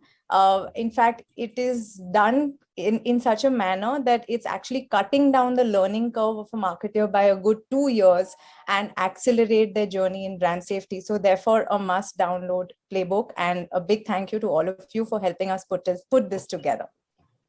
Just Absolutely. Thanks. Thank Thanks, you. everyone. Thank you, Monica. everyone. Thank you, Faisal. Thank you.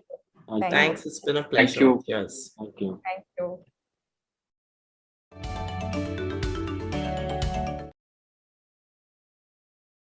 Thank you so much to our esteemed panel for sharing their valuable insights and decoding the brand safety report for us. The report, like mentioned, is now available in the resources tab in the lobby area. As Faisal mentioned, there is a lot to explore in the report, hence do not miss out on the opportunity of getting your hands on it. So friends, on that note, we now get going with our very first keynote session of the day, winning in the evolving marketing landscape. Let me remind you, we have a dedicated Q&A segment in this session, hence requesting all our viewers to kindly post your questions in the Ask a Question tab. On that note, we are honored to have with us our keynote speaker this morning, Mr. Rishad Tobaccowala.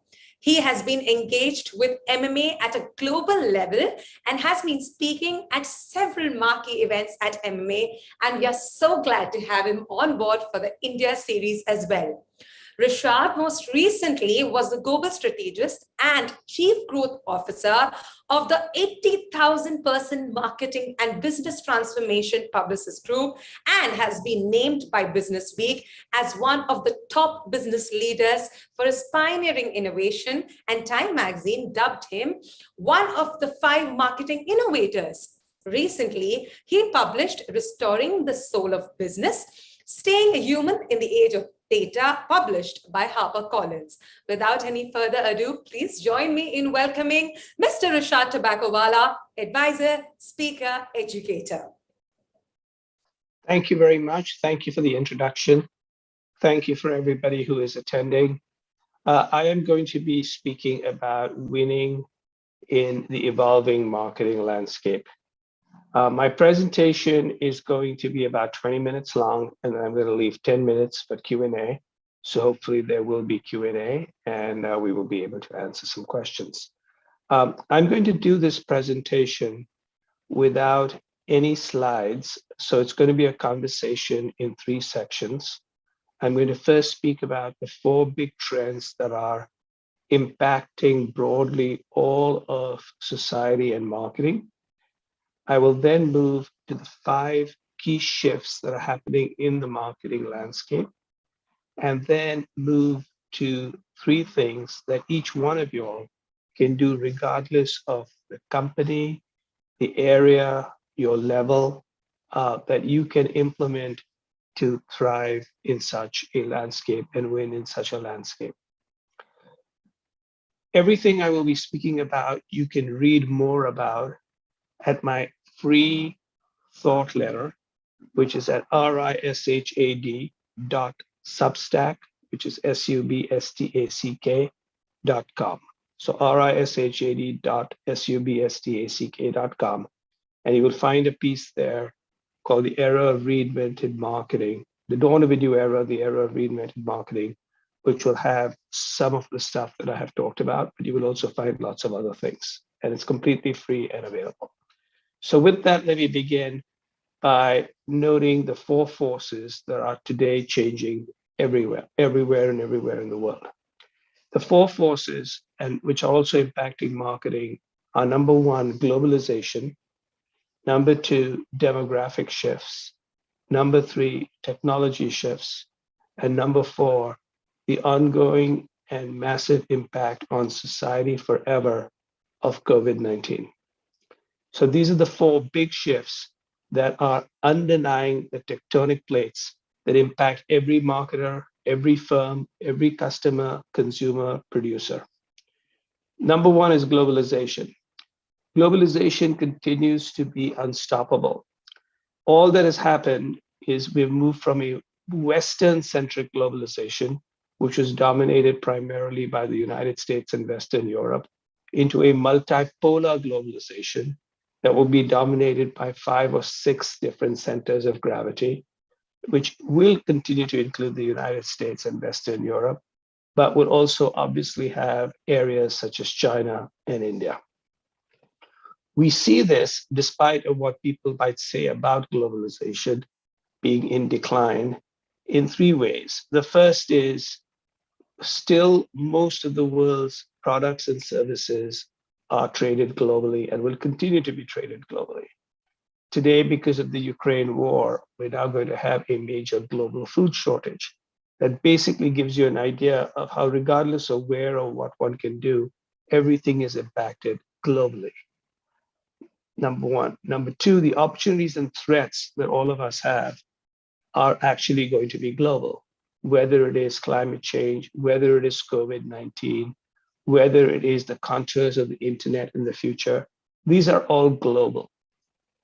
So that's the second force. And the third one really is 7 billion of the 7.6 billion people in the world live outside Western Europe and North America. And therefore, when Western Europe and North America say globalization is coming to an end, it's only Western and US dominated globalization, not multipolar globalization. You all in this market of India, which is so significant, in fact, this is the second largest MMA market after the United States. And it's a country that I basically grew up in, and which probably has more engineers for Accenture, IBM, and one day for Google and other companies. What we're basically seeing is truly the impact of globalization. The second is demographic shifts. And every country has different demographic shifts. India, you're beginning to see for the first time the demographic shift of population starting to slow down, population growth, and peak population will occur a little bit earlier. India continues to be a country that's really young. Those are two things that actually differentiate India from most countries. It's a country that is got a median age still in the 20s, and it has a population that still continues to increase. When you look at Western Europe, Eastern Europe, China, all of the East, we basically have population decline. And at the very same time, we have rapidly aging populations. So there'll be over 300 million people over 65 years old next year in China. In the United States, 10,000 people turn 65 every day. So India has this, whether we call it a demographic dividend or whatever, but it has its own challenges and its own specificity. And to give you an idea of that, of both globalization and Indian demographics, of the 175 million people or 160 million people who will soon be on Disney Plus, 50 million of those are in Disney Plus Hotstar from India. So just gives you an idea of how globalization and demographic shifts together with India's population makes a very big shift. Third is really technology. And we are now entering what I call the third connected age of technology. And this is why the landscape is evolving. The internet's been around and online's been around since a long time, but really it was 1993 where we entered the first connected age. And in the first connected age with the World Wide Web in 1993, we all basically connected to discover and we connected to transact. That gave birth to businesses like search and e-commerce, and obviously huge companies like Flipkart and Amazon and Google and others. In 2007, we entered the second connected age. The second connected age made a dramatic difference to the world. We were now connected all the time, and we were connected to everybody. We call that mobile, and we call that social. And we had always said one day the world was going to be mobile. It began to be so starting in 2007. Today, most people in the world, including in the United States, most traffic and most interactions come from a mobile device versus a laptop or a desktop device. So we entered the second connected age, which is social and mobile. These build on each other. One doesn't replace the other. So search and e-commerce is the first connected, second connected to everybody, connected all the time, social and mobile. We are now entering the third connected age. And the third connected age are going to have massive implications on everything, including every single aspect of advertising and marketing. What are the shifts that are underway already, but we don't see them clearly. The first is data connecting to data, which is machine learning. AI increasingly is going to be fueling everything from marketing, advertising, services, biotechnology, pretty much everything. And we already see that in things like recommendation engines. Almost a third of Amazon sales take place after you check out because of machine learning. So data connected to data, machine learning is one key thing that's driving the future of marketing. The second one is much faster ways of connecting. We saw in India the massive impact when Geo was rolled out on everything from society to everything else. We are now going to, in the next few years, it's already beginning to happen in the West, move faster and faster to 5G. And 5G, in addition to being extremely resilient, basically allows us to download, let's say, a high definition movie in 7 seconds or less. That amount of speed and combined with mobile phones will really not just have computers in with us, we'll have a lot more things. Third, the mobile phone will be with us, or the mobile device, but mobility won't necessarily just be the phone. It could be a lot of other devices, including, glasses, headphones, etc. Because the third shift, in addition to data connecting to data, machine learning, and much faster forms of connecting, which is 5G, is we're going to basically have new ways of connecting. Voice has already become a significant way of connecting and interfacing with devices. That will continue as devices become smaller and more powerful, and you have to speak to them because they're too small to manipulate either with your finger, and obviously a mouse or a keyboard makes no sense. So voice will be one, but quickly is augmented reality. Look at your latest phones, you'll see a lot of augmented reality technologies already built in. And augmented reality simply will be an overlay, and you will see it scaled significantly among things like Google Maps and a lot of other things. The third arena in this area is virtual reality. Virtual reality is still young and it's early days, but it too will happen, and you're beginning to see the impact of virtual reality in a sort of a 2.0 world of it, which is gaming, which is a $160 billion global industry, bigger than the movie industry, bigger than the gambling industry. Many of these industries combined are smaller than the gaming industry. So voice, augmented reality, virtual reality. And the fourth shift really is going to basically be that of new trust currencies, of which blockchain is the key factor. So if you combine blockchain with AR, VR, and voice, and 5G, and machine learning AI, that basically will lead to the third connected age, which we're already beginning to be in. Building on the first and second connected age, it would change the way the world of marketing exists. So what are some of those shifts? Well, one way to think about what the shifts might be is to think about how marketing and media has changed as we speak about it today. So let me start, and in this particular case, in this piece, which is called The Dawn of a New Era, Reinvented Marketing, I share a chart, which is a simple chart on one chart trying to describe the future of marketing. You can see it there at rishad.substack.com, or you can write it down in the following ways. There are 5 columns, A, B, C, D, E. A stands for audience, B stands for brands, C stands for content, D stands for data, and E stands for enterprise. All of these 5 are significantly shifting and will continue to shift. Let's talk about audience. It's very clear that every marketer and media company recognizes that we no longer are actually sending messages to audiences. We actually are interacting with very active people versus passive people. We are going to see more and more active customers, active consumers, rather than passive in this new world. The second is think of not using the word consumer, but think of the word using people for audiences. When you think about consumers, you think about people through the lens of your brand. But the world doesn't see itself through the lens of your brands. Let's look at an incredible company called Procter & Gamble. They have amazing brands, but almost all their brands just do one thing: they remove dirt. They remove dirt from your clothes, from your butt, from your teeth. They're a dirt removal company. If they only saw people through the lens of their brand, the only thing they would understand is my dirt removal habits. But P&G is too sophisticated. They see us as people. So we have to think about people and not just consumers. Very important. Third, we will continue in the world of marketing to move more and more into what I call reaggregated versus segmented marketing. So segmented marketing is when you take large audiences like newspaper, television, and you try to make them into smaller audiences by selecting the right newspapers, the right television shows, etc. So it's like starting, and I know I'm speaking to India, so excuse this metaphor. It's like starting with a cow and hacking it till you get a steak.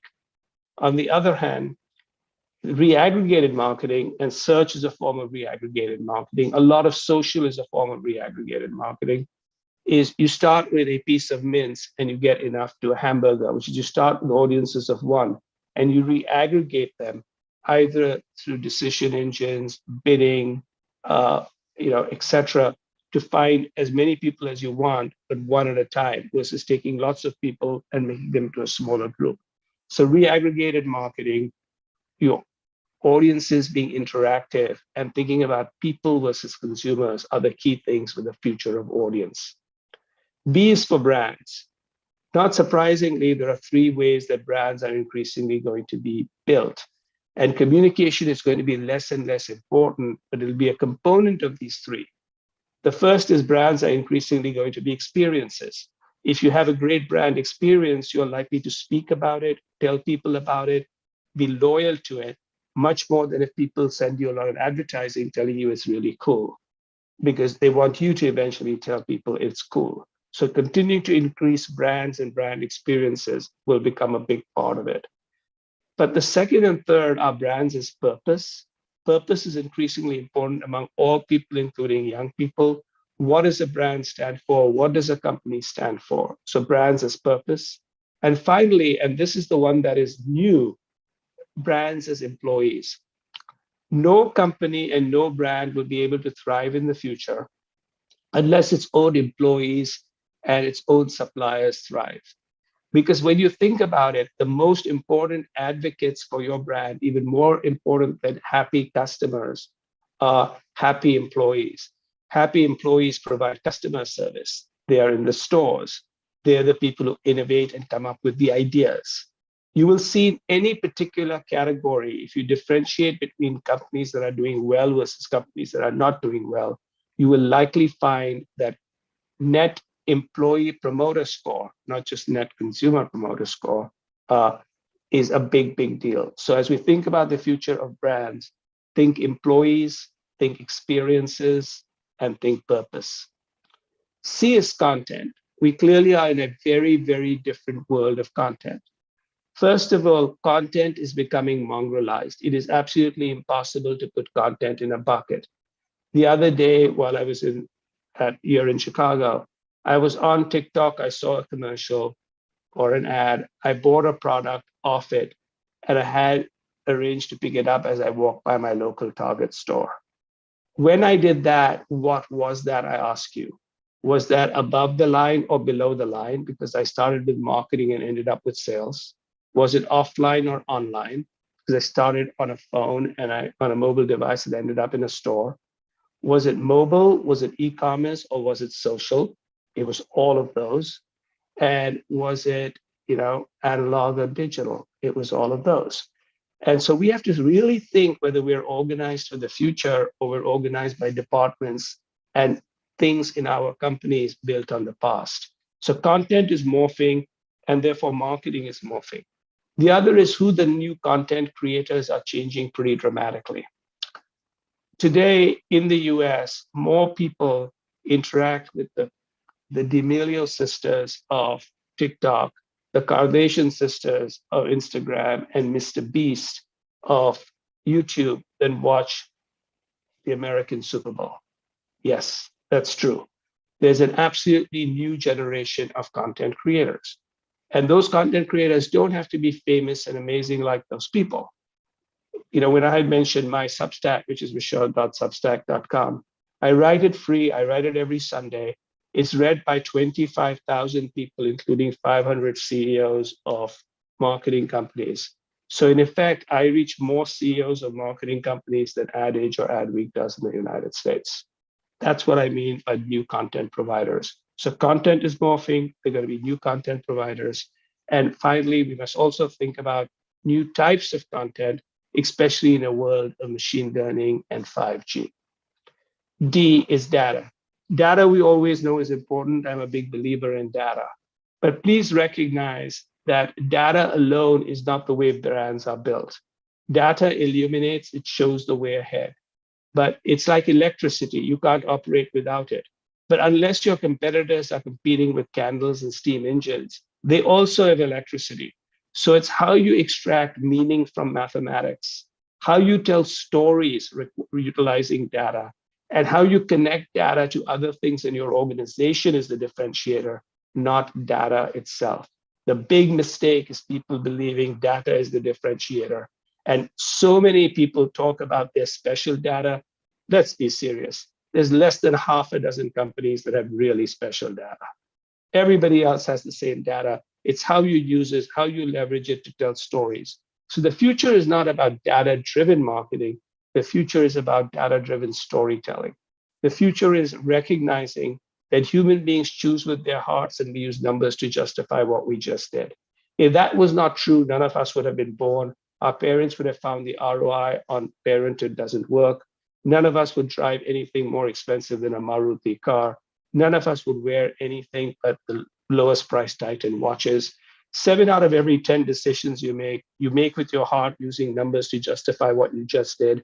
Do not be a marketer that is data-driven only, because if that's what you are going to be out of a job in a world of machine learning and AI. If the number is the answer, the people who compute the number, which is the machines, can do a better job than you. So please recognize that marketing is about storytelling, insights, and a lot of other things besides data and algorithms. Finally, E, which is enterprise. Enterprise is basically, very simply, the reality that we all have to rethink the way our organizations are set up for the future. One is we have to recognize that we have often been set up in the containers of the past for departments, for the way media and marketing and customers worked in the future, in the past. So can you rethink about it? So I always say the future does not fit in the containers of the past. The second, in organizational design, we always want to have environments that basically allow people to speak up freely.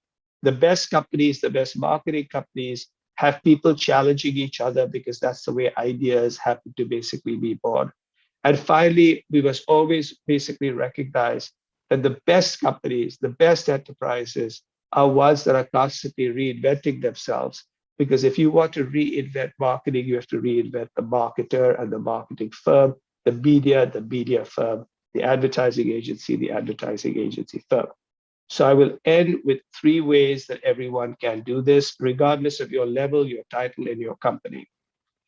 In 40 years of working, I started my career when there were typewriters, and I recently have been writing and giving presentations to board of directors all over the world on the future of the internet, where I explain where the next generation of the internet, the third connected age, and how Web3 and tokens and metaverses and DAOs are all very different things that people are confusing, that they're the same thing, and how they work. People sometimes ask me, why do I care and how am I still doing this? I believe that the day you stop learning is the day you start dying. The day you stop learning is when you fake it and you slowly become irrelevant, both as an individual and as a marketer and as a business person. So my one piece of advice is to spend an hour every day learning new things. The second is to build a case for the exact opposite of what you believe. So whatever you believe, build a case for the exact opposite of what you are recommending. That will not only strengthen your argument, but will make sure that you are not in a world where you have algorithms optimized to you, where people around you, especially as your senior, tell you that you're really cool. Some of us start to believe our flatulence smells like Chanel 5. Don't do that, build the opposite case. And third is learn new technologies by doing things, not just reading, not just building an opposite case. Just like I learned Substack, every year or two, I try to learn a new technology deeply. Learn, do, build the case for the opposite. Thank you very much, and I'll open it up for questions. Thank you so very much, Rishad, for that wonderful session. And we're so happy to receive some questions from our audience members. So our very first question is from Mr. Noel D'Souza from Campaign India. He's a journalist at Campaign India. His question to you is, what is the key element in today's marketing landscape that brands need to focus on when it comes to digital communication? I think the most important thing that they have to think about when it comes to digital communication is that it's communication, right? A lot of people are very worried about how they leverage the technology and whether they're using the latest technology versus what they're saying. So I truly believe that in communication, there are two things. There is the plumbing and there is the poetry. We should not emphasize the plumbing too much. It's already been said. It's the poetry. That was so beautifully said. So thank you so much. I'm sure everybody is going to remember this one. And on that note, let's move on to our next question, which is from Ms. Gitanjali Bhattacharjee from EY. Her question is, taking off from your wonderful context of the soul of the business, how are marketers expected to win in the evolving landscape when most of them seem to be grappling with not enough people or staff and too many priorities and projects? So there are three. It's very challenging. Without a doubt, nothing is easy these days. I'm working with lots of different companies all around the world. It is difficult. But I would say there would be three things. Number one is focus. You will normally find that approximately less than 20% of what you do drives 100% of your profits or more, right? Why are you doing all the other things, right? That's number one. If you focus, you may not need as many people, but you will also take work out of people's, plate so they can actually have time to do other things. Second is you recognize that the future is not about necessarily the office, but it's about in-person interaction. So encourage people that to work together in person, whether it's at a conference, whether it's at a restaurant, whether it's at an event, sometimes at the office, and not necessarily the office. What people don't recognize is once you don't think about your company central in the office, yes, communities, cultures, etc., you actually save a lot of time, and your talent that you can hire is far broader than where you can find them. Thank you so much, sir. And next question to you is from Mr. Rohit Darbal, MD, MMA APAC. His question is, what is the key element in today's marketing landscape that brands need to focus on when it comes to digital communication? I would say the single most important thing that they today need to focus on is to sort of recognize that we are moving into a world which is omnipresence. So I'm going to be writing about omnipresence this Sunday. And as I said, I write every Sunday. So my topic this Sunday is omnipresence. Last Sunday it was culture, but omnipresence. What do I mean by omnipresence? So if you remember, we used to have omnimedia, which is marketers were figuring out how to manage between different media types. Then we moved to omnichannel. And people are trying to figure out omnichannel. How do I make my different channels work, analog and digital, offline, online, etc. Now we're moving into something I call omnipresence. And part of omnipresence is today's world and tomorrow's world. So in effect, not only we are going to think about offline and online, above the line, below the line, we're not just going to think across media, but we're going to think about the following three things. We're going to basically think about what are we doing in physical worlds and in virtual worlds. And we're going to find more and more people are going to spend time in the virtual world, right? Today, when you think about digital world versus physical world, we spend 30 to 40% of our time in the digital world. And people would have told you, like you told somebody 20 years ago, you said that's impossible. So we will eventually see people spend 5, 10, 15, 20% of their time in the virtual world. So how does a marketer span physical and virtual worlds, which is extremely important?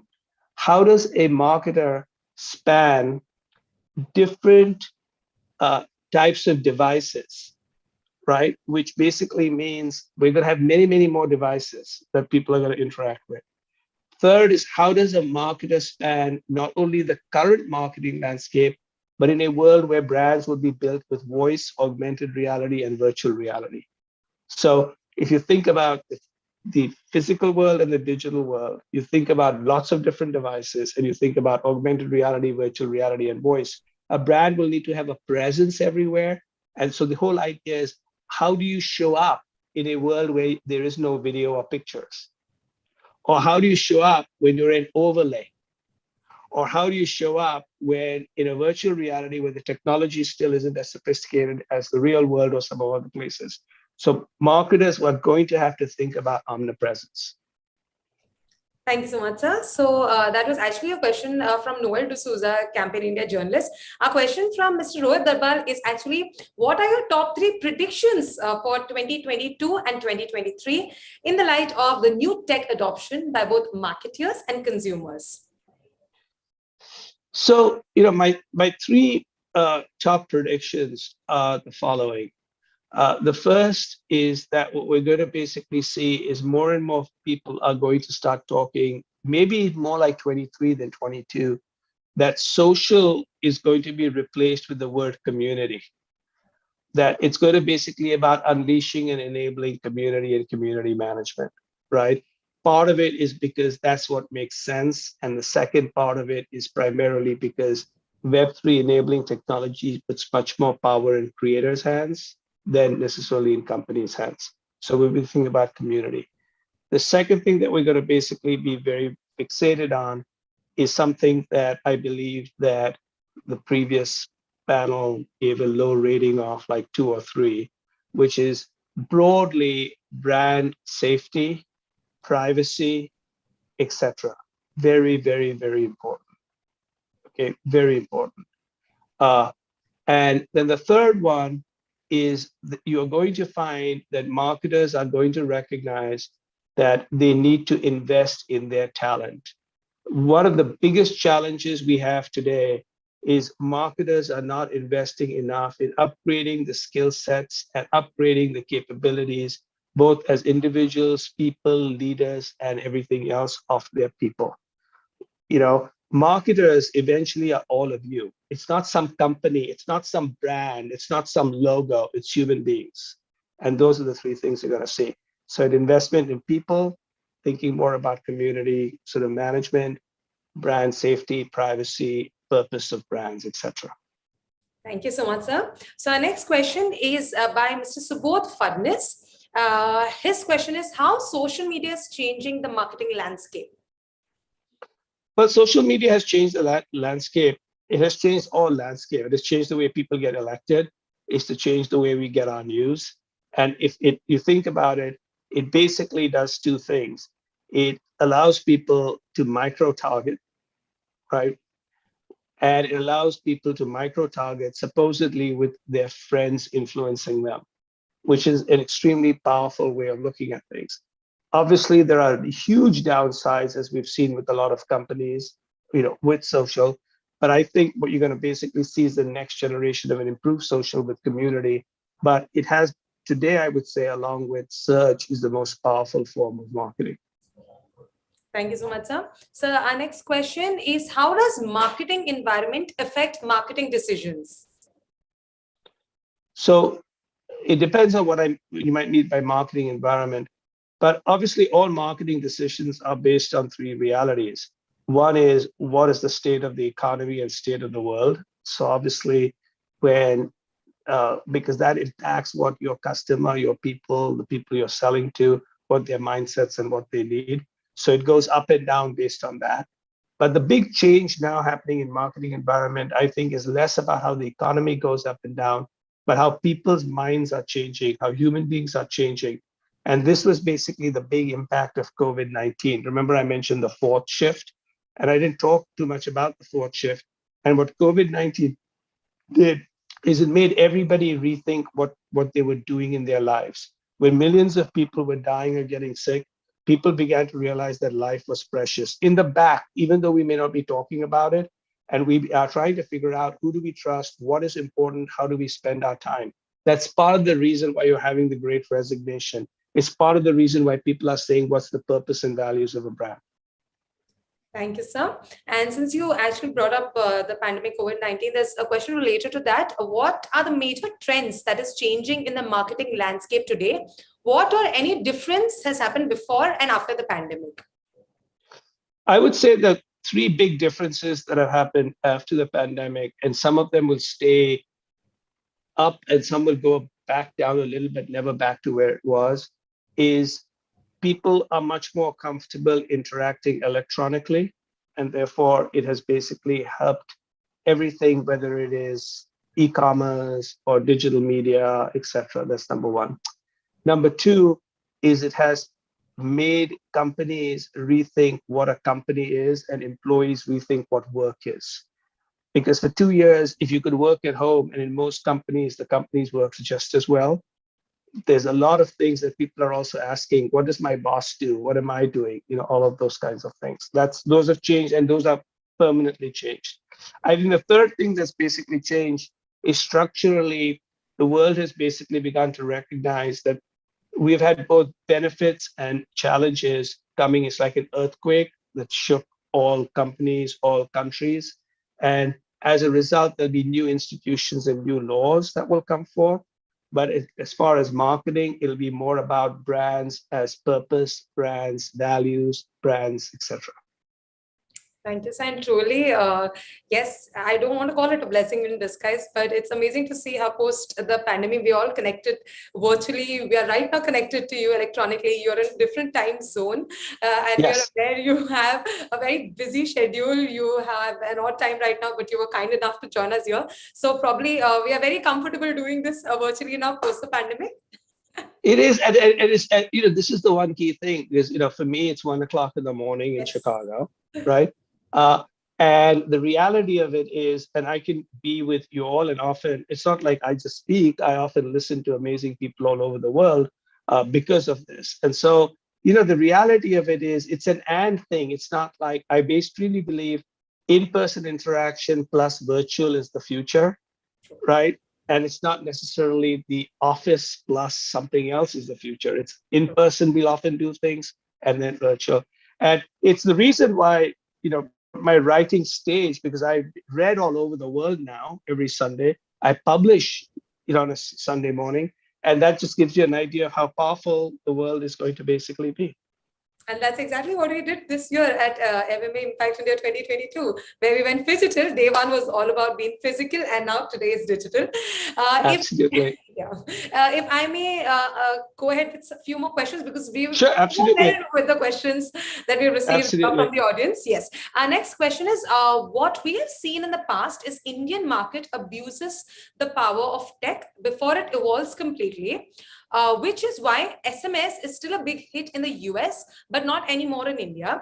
Same with email marketing. What will you suggest to brands and product companies to tackle this scenario?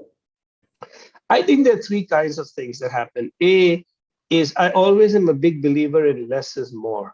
For some reason, people believe sending more messages, more interactions is better. Mine is fewer and higher quality interactions break through, right? So what I basically say is do a few things, but do them so amazing people will remember, and by its very nature, you'll stand out. That's one of those things. The second, to a great extent, is to recognize that when you compare things like share of market, share of spending, benchmarking against other competitors, that usually the most interesting things happening in your category are not from your category players, but come from outside your category players. I remind people in America, you know, General Motors and Honda and BMW would look at each other, but the future of automotive came from Uber and Tesla, right? Gillette and Schick looked at each other, but the future of shaving came from Dollar Shave Club. So I always tell clients, benchmarking against other people just makes you less pathetic than other pathetic people. And now, because I'm both an unemployed, starving author and somewhat senior, I go to marketers and say, what are you talking about? You know, I said, like in hours, I can change the way you think about things. You're wasting so much time and so much money because no one's telling you what the real world is. So what you all should do is, that's why I built this case about, you know, internally in your companies think about the exact opposite case. Just say, hey, look, if we were starting marketing all over again, what would a marketing plan look like? Why are we doing it like we're living in 1985? Thank you, sir. And on that note, we'll now take one last question, once again by Sure. Mr. Dadwar. How many, the 25,000 visitors and the 500 CEOs on your list are engaging with you to ensure they're adopting your guidance, which may be a reflection of the willingness to change? Well, here's what happens is, this thing at rishad.substack.com is 100% opt-in. So I don't send it to anybody. I've told you about it. If you want to go there, you can get it. But so the fact that 100% of the people who come to it have come to it by choice. On any given Sunday, approximately 60% of them open it, which is a very high open rate, right? And many people invite me to speak at their companies. So I'm assuming that there is some interaction. So there is interaction. Because I'm doing it by myself and I don't have the resources nor the time to manage communities, people write to me, but I don't have like community boards, but people write to me. And every week I add 500 new subscribers. So I'm assuming that there's some traction. Thank you so much. And on that note, we still have some more questions. Probably if we have your permission, we might mail you the same and you can address. Absolutely. Thank you. Once again, thank you so much, Rishad sir, for joining us here today No, at 1 a.m. in the morning. Thank you. No. Thank you very much. I'm a huge fan of MMA. I'm also a huge fan of your new global president. His name is Lou Pascalis, who'll come on next, who is a very important client of mine and a big friend of mine. So, I'm very glad to do this. Thank you so much. Thank you. He's actually with us. He's listening to us right now. Yeah. Thank you so much once again for taking your valuable time out and sharing your wisdom with us. Thank you so much. Thank you very much. Bye-bye. Thank you. And on that note, also a big thank you to all our viewers, to all our delegates for sending across those outstanding questions. Like we mentioned, we're going to address them soon. We'll email them to Rishad and you'll receive the answers very soon. And requesting everyone also to kindly follow MMA APAC on all social media platforms, Facebook, LinkedIn, Instagram, and YouTube. Also, do not forget to tag our handles on your pictures, thoughts, and experiences of MMA Impact using the hashtags #ShapeTheFuture, #MMA APAC, and #MMA Impact. On that note, it is now time for our next very interesting fireside session, which is in partnership with Nielsen. In this session, our speakers will decode the state of Metaverse regionally, which is captured in the MMA report called The Metaverse is the Medium. Whilst with the help of our experts, we will decode the local nuances and perspectives on Metaverse. Once again, reminding everybody to kindly download this report from the resources tab in the lobby area. On that note, without any further ado, I now welcome our speakers for this session, Ms. Dolly Jha, MMA India board member, country head Nielsen Media, South Asia Nielsen India Private Limited, and Mr. Rohit Adwal, Managing Director, MMA APAC. Hi, welcome. Welcome to Metaverse is the Medium. This is a very interesting session. And with me, we have Dolly Jha, who's the Managing Director of Nielsen. Welcome, Dolly, to a very interesting and I think a futuristic session. Hi, Rohit. Glad to be here. Thank you. Thank you for joining. So we're going to talk a little bit about what does this mean? What does Metaverse mean? What does it mean for the marketeers, the consumers? And how does this evolve in days to come in an advertising and a marketing environment? We all have been very focused on making sure that we understand this medium. But more than that, it depends about how we behave using the new technology that is in front of us. And more importantly, how does the Gen Z, the consumers or the progressive consumers, if you will, are looking at it in a way to thrive and not just thrive, maybe to capture the zeitgeist behind this new medium and technology. So we are going to talk about a few things about what Metaverse is, what does it mean for the industry, what does it mean for the consumers, and how does the new age of advertising and marketing evolve in this world. So before I go to the Dolly, I just wanted to give everybody a quick understanding of what Metaverse is. I think Metaverse really is a successor state of the modern internet that we all are used to. We saw internet in the late 90s, the early 2000s, internet 2.0 with social media, etc. And now the web 3.0, as we call it. All the same content with a lot more possibilities, a lot less limitations. Currently, the viewers are on using different platforms that confines the specifics, but doesn't limit but limits the interoperability. With Web 3.0 and the metaverse, I think what will happen, what we will see is the interoperability will be far, far greater. The opportunity to engage and transfer content creation, etc., will be able to, and it will be able to generate a lot of insights, not just from the content developers, but from consumers and the marketeers, and help it to be distributed freely. So with that, I wanted to ask Dolly, what is your first take on Metaverse as a consumer? Okay, so Rohit, as a consumer, I think the concept sounds really exciting. Okay, there is no denying that. It seems really exciting.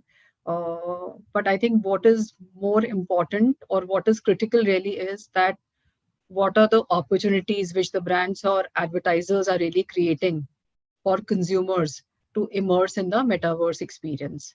I think that is something which is really going to be defining how consumers really take to this, and what are the what are the really what is the progression really that we see from there. So do you see any specifics from a marketeer advertiser perspective of their lack of, or their awareness and their interest in participating in this Web 3.0 environment and creating these solutions to make sure that the consumers ease into this world?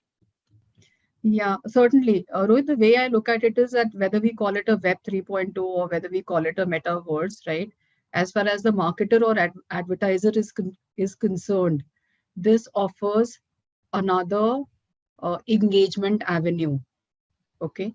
And what this really is going to be enabling is that it is going to be creating the physical experience pretty much, right, in a virtual reality. So I see this as a very, very powerful engagement avenue which is available to the advertiser. Right? Now, with passage of time and with we should see right use cases evolving for it. That is very important. Correct. So there is excitement definitely amongst advertisers, I would say, but we need to have the right use cases. We need to have the right technology partners. So that is very important. Correct. And I'm using the word technology partner. I'm not using the word technology vendor. Correct. Because in this particular thing, the technology partner will have to work very, very closely with the advertiser to ensure that he is able to enable the metaverse experience which the advertiser has envisaged in the context of his brand. So that's how I really see it. And it's interesting, actually, yesterday on the sessions also, Gerd, who's the futurist, and also the meta session, they all spoke about the coming together of this ecosystem and not just a relationship between one versus the other to get business. So I think you just hit the nail on the head. It is really the joint collaboration and the partnership, not evolving into a virtual landscape where one versus the other is being played through.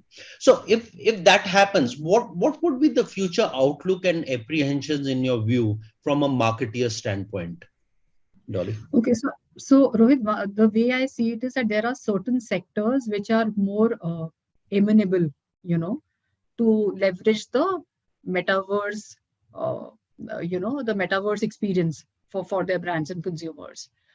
That is something which is important for us to recognize, right? The obvious ones which really come to my mind is that if you look at things like auto, if you look at real estate, if you look at ed tech, if you look at durables, if you look at fashion, if you look at accessories, correct? Now, these are definitely some of the sectors where we believe that there is immense potential, and all that is really required is that for the advertiser or brand to create a virtual store a virtual branded store, okay, and create that touch point with the consumer to immerse in the metaverse experience. That is critical. But there are there are few things which are critical, which is that if you look at the kind of hardware which is available, correct. Today the hardware which is available, and here I'm really referring to the VR headsets. I mean, it's fairly expensive, right, for a normal consumer to really avail of it. And I'm not saying that, and India is really known for very fast technology adoption. So as consumers, we are very attuned. As consumers in this market, we are very attuned to consumers adopting technology, as you would have seen, whether it is e-commerce or OTTs or digital payments, the way Indians have latched onto it. But the point is that the offering has been made relevant to the market. And when I'm saying relevant to the market, I again go back to my point that we have to have the right use case, and we need to have the right hardware at an affordable price point for the consumer to immerse in this entire thing. That's a very interesting point that you made, Dolly. And I think hardware is very important also because, as I said at the beginning, interoperability has been a big limitation of the earlier internet or the internet of the past. And as what we understood with the web and metaverse, the new internet is going to be hardware agnostic, which really means they interact with everything that's happening, which also enables a lot many more aspects for marketeers and consumers to look at. Some of them could be user-generated content in a social environment, which is again interoperable. Therefore, the opportunity to bridge these worlds, which we call the gated community versus not the non-gated. What would your thoughts be of advertisers approaching the consumers and building that bridge between themselves and the consumers in that new environment, which is more agnostic, more interoperable? Sure. Sure. Rohit, the way I see it is that for consumers, it is not going to be that he's going to be saying, oh, this is a brand which is creating a metaverse experience, and therefore now I have to really buy a new headset, or I have to do something new, to get onto it. So it will have to be a seamless transition, which will have to be created for the consumer, right? Now, let's look at that example. We've got two brands which really tried to do it early on, right? The ITC Fable, which was a wedding case which they created, and the second one was the Mondelez one, right? Which they created. Now, I would say that from the point of view of creating excitement, there was excitement which got created, correct? At least there was excitement which definitely got created in the marketing and advertiser fraternities is how I would see it. And also perhaps amongst leading edge consumers, correct? Now, what I'm saying is that I think that's a beginning which has been made. But now if you really have to make it very, very relevant, both for the brand and also for the consumer, how do you make it really relevant for the brand and consumer? The way I see it is that think of an example of a branded store, correct? Now, if it's a branded store which has to be created, which is being created by the brand, right? I should really get that experience that I'm entering that branded store. I'm able to buy something, and it's not a digital good that I am buying, because we did this survey recently, Rohit, and we went to leading edge consumers, right? And we were really trying to figure out that do consumers really get excited with a digital good? The learning is that consumers do get excited with a digital good, but they're not excited only with the digital good. They also want a twin for themselves, right? So you have to sort of create a pathway for me where not only am I able to buy the digital good, but I'm also able to buy the physical twin of it. That is important. So for me, that becomes a very relevant use case, both from the advertiser standpoint and also from the consumer standpoint.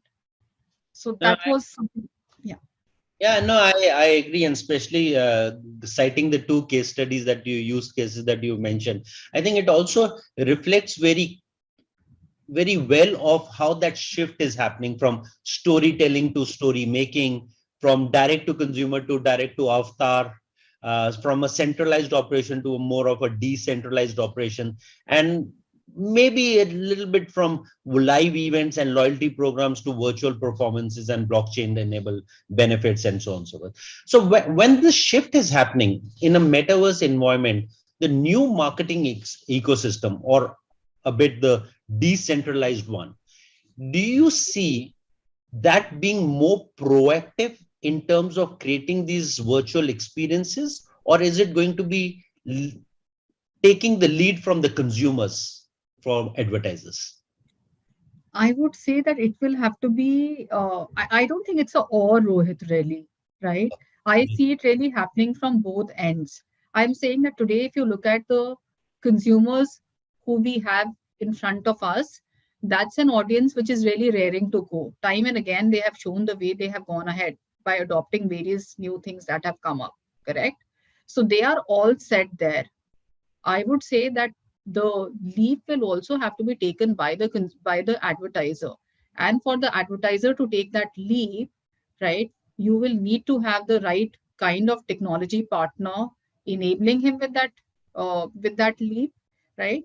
And the other question which will immediately come up is that, oh, I'm doing so much, right? And that's a question which the organizations are going to be asking: what is the ROI on this initiative? You would have seen that with every new marketing initiative which really comes up, right? There is a fair amount of effort which gets into it. There are, of course, monies which are assigned for that. And immediately there's a question that what is the ROI I'm getting for it? So which means that you will also have to figure out some kind of measurement in place. But the point is that with every new thing, it's going to be taking some time for ROI to really set in there. So there is a certain distance which needs to be traveled, for brands to get there. Right?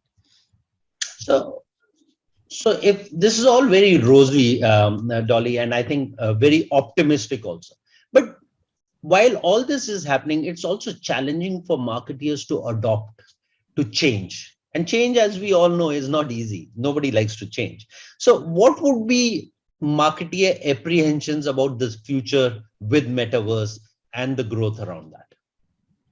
So Rohit, I'll talk about the sentiment of Indian marketers, right? Sure. Very clearly. So in terms of sentiment and in terms of intent, it is high. Okay, it's certainly high. And we have seen that Indian marketers are, pretty experimental, in terms of taking on to newer initiatives. But in terms of, but there is clearly a realization that it is couple of years away, for it to become, and I'm not even saying it is couple of years away from becoming a mainstream, right? It is couple of years away, from it really making strong inroads. As in when you have a marketing plan for a brand that you really need to have something which has got a metaverse component to it. It is few years away. And the reason it is few years away is actually the external things, right? Do you have low cost headsets available? I am sure there are companies which are working in India, right, which will make low cost headsets available to consumers. So that's going to be one leap point. The second one is obviously going to be technology partners who are willing to run with the marketers on this one. Correct. That's going to be the second one. And the third one is obviously agencies are going to be playing a very important role in building the right use cases for marketers. So those are some of the things which will really enable this journey. No, thank you for that. And just to remind the audience, we have Metaverse, the medium, the white paper that was done by MMA. It's available in the resources section.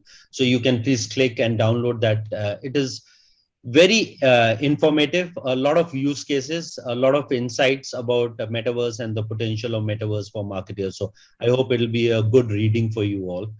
We do have use cases, and one of those use cases, Dolly, in that we talk about live events, for example, and the scenario that was created was a live event or a concert that is created in a metaverse, which is done by Coca-Cola as an endorser of the BTS, and anybody who has a NFT of Coke can log on to that metaverse concert with unlimited number of fans globally to draw that parallel what would you think of a similar scenario in India could look like, and if there is one that you can think of? No, I'm sure. I mean, I'm sure there are enough and more brands who particularly are catering to the kind of target audience that you talked about, right? So I definitely see I mean that's a great use case actually, Rohit. Similar to the Coke one which you talked about. So I see enough and more use cases for it. But as I said that only a digital good is not going to be exciting. There will have to be some physical experience which will have to come alongside for it to be truly fulfilling for the consumer. That's something which we will have to bear in mind. I also understand you guys, Nielsen was working on a specific research to understand some of the insights of the landscape of metaverse in India. Would there be anything that you can share with us? Sure. So we actually spoke to both consumers and advertisers, and we spoke to some leading edge consumers, and in NCCS even.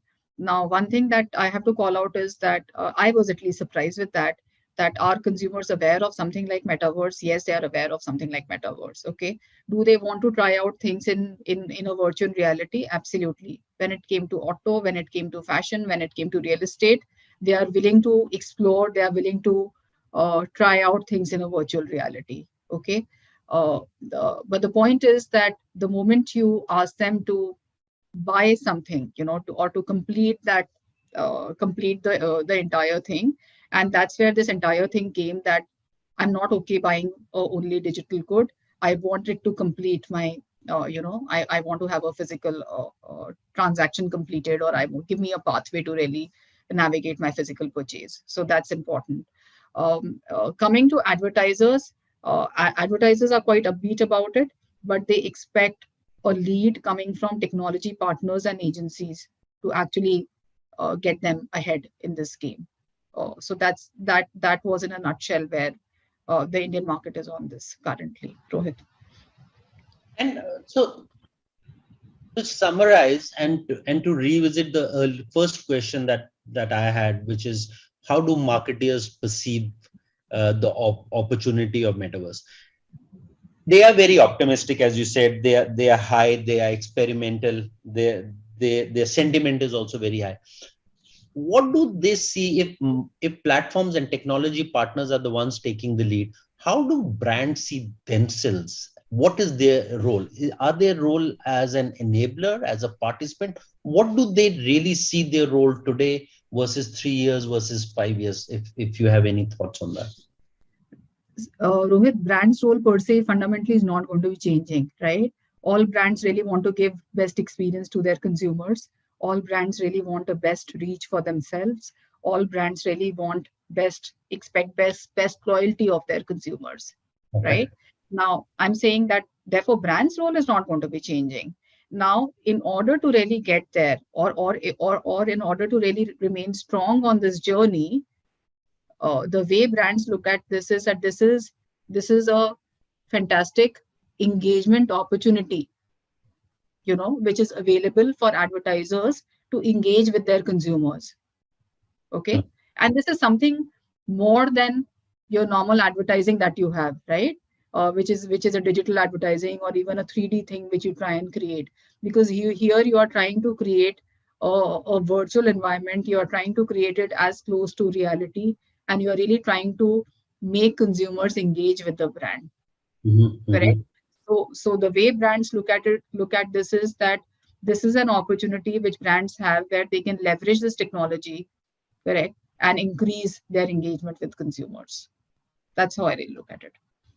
So would it be fair to say that brands with such convictions need to enable a very highly relevant and long-term positions rather than short-term executions of cases which offer less brand equity and not much protection of the properties that they will build in this environment?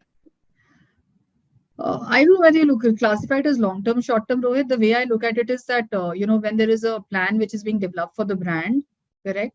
and we hear of 360 plans, right? Now I'm saying that in that there is a very strong, there is a small, I'm referring to metaverse as a small avenue at this point of time, but there is a very powerful avenue which has emerged, correct? Where, you know, I create a virtual store, I create a virtual event, correct? In terms of adoption, obviously you're not going to be seeing very high numbers adopting it initially I'm saying, but imagine the kind of buzz that it will create for the brand, right? Imagine the kind of social media conversations possibly it will create for the brand, and that is something which is important, right? Because brands today are engaging with very young consumers who love to engage with technology, who love to do new things, who are experimental. So you know, this offers a fantastic opportunity for brands to really keep their consumers excited. No, you are right. And actually, if we see by the two use cases that you mentioned, the ITC and the Mondelez, if there was anything that we have to learn from that, is the PR and the buzz created by those two has gone far beyond what they would have ever expected. Exactly. And I'm saying, okay, should it be improvised? Of course, it should be improvised. I mean, both of those cases, if you look at it, there's a long way for improvisation, right? Yeah. But then this is a brand which has gone ahead and which has done something, correct? Even as a limited set of consumers who reached it, who've been reached by that. But the consumers say, oh, this is a brand which is trying something new. Okay, we'll definitely think twice about that brand. That's how I look at it. And once the consumers get involved in it, they also create content around it and experiences around it, which they would utilize, transact, and maybe seamlessly jump between these virtual worlds if yeah. Okay. So one last question before I let you go, Dolly. What would be your key takeaway for marketeers, or top 2 points for marketeers to address in the next 12 to 18 months? I think my first takeaway is going to be that identify the right use case. That is extremely important. Okay. And second is going to be that identify a right technology partner for you. So these are really my two messages for the advertisers. Okay. And have you personally been a metaverse user? I have not been, but I'm quite excited about it. And what I've done for the session is that I have created a digital avatar for myself, right? And we'll show you that avatar. I was very excited by that. So I'll show you that avatar in a bit. So you've taken your first step towards metaverse. Yes, I have. I'm very glad to. Rohit, you asked me a question, have I tried the metaverse experience? So I'm going to be trying it for you right away. So this is my digital avatar. Now what I want from brands is that I don't want to buy only the digital good. I am excited about the digital good, but I also want a physical good. So that is something which I'm really, that's my ask of advertisers and marketers, that when you're looking at a metaverse engagement for your brands, please make sure that along with the digital good, there is also a physical good which is available. But this is exciting. I love this opportunity. Thank you so much, Dolly, for your time and your key insights. As we all know, metaverse is there. It's now. It's present. It's omnipresent. It's all going to happen, whether we like it or not. It is the new age of marketing. It is what will help shape the future. And at MMA, we are all about caring for the future, making sure we develop all necessary structures, platforms, guidance, standards around that. We truly believe the Gen Z, especially in Asia and countries like India, have a dominance of video-based content and consumption, which is only going to grow in the metaverse. Metaverse is going to be driven highly by content creators, which are consumers. They are going to socialize it, seamlessly jump between these interoperable worlds, and blockchain being the key enabler of decentralizing.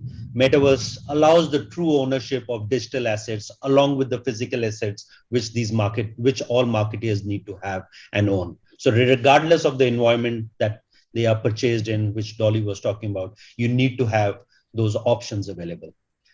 We truly look forward to Metaverse. As I said, there are resources available. Modern Marketing Reckner, which also talks a lot about those sessions, and a couple of other sessions that happened yesterday. I encourage you to go and see that if you have interest in Metaverse, or if you have any more follow-up questions, you can reach out to, you can mention your questions, and Dolly and I will take the opportunity to answer that.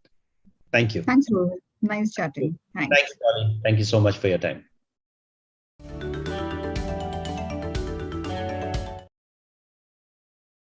Thank you so much, Dolly and Rohit, for decoding the report for us. It was truly, truly enriching to listen to both of you. And like Rohit mentioned, yesterday also we spoke extensively about the Metaverse. We all cannot wait to experience the Metaverse ourselves. And in case you weren't present with us yesterday, please do check out the recordings which are uploaded on the agenda page on the platform. Don't miss out on the same. And on that note, again, once again, reminding you that our report, The Metaverse is the Medium, is now available. You can download it in the resources section, again, which is available in the lobby area. On that note, ladies and gentlemen, I'm sure you're making the most out of this virtual conference and exhibition. I would like to take a moment and thank our partners for the exhibition.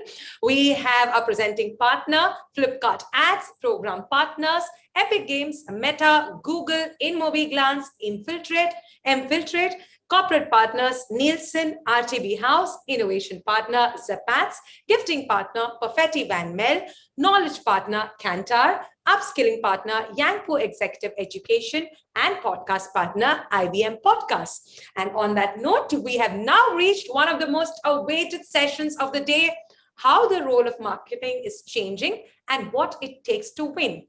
In an era of unprecedented changes, swirling headwinds, and ever-increasing business pressure, our keynote speaker will share his thoughts on what it takes to lead a winning marketing organization. He will talk about how to make sense of the seemingly conflicting trends we are witnessing these days, the implication of the future of marketing, and how marketeers will need to lean in to reassert their role in delivering on the CEO's growth agenda. And for this session, we are humbled to have with us Mr. Luke Pascalis, President and Chief Operating Officer of MMA Global. As a long-standing industry practitioner with a track record for advocating for and catalyzing the advancement of the art and science of marketing, Pascalis brings a wealth of practical knowledge about the opportunities facing marketers today and the obstacles they may encounter as they skate away from what's familiar to respond to those opportunities. Without any further ado, please join me in welcoming Mr. Luke Pascalis. Wow, thank you very much, Nisha. That was an incredibly generous introduction. Very much appreciate it.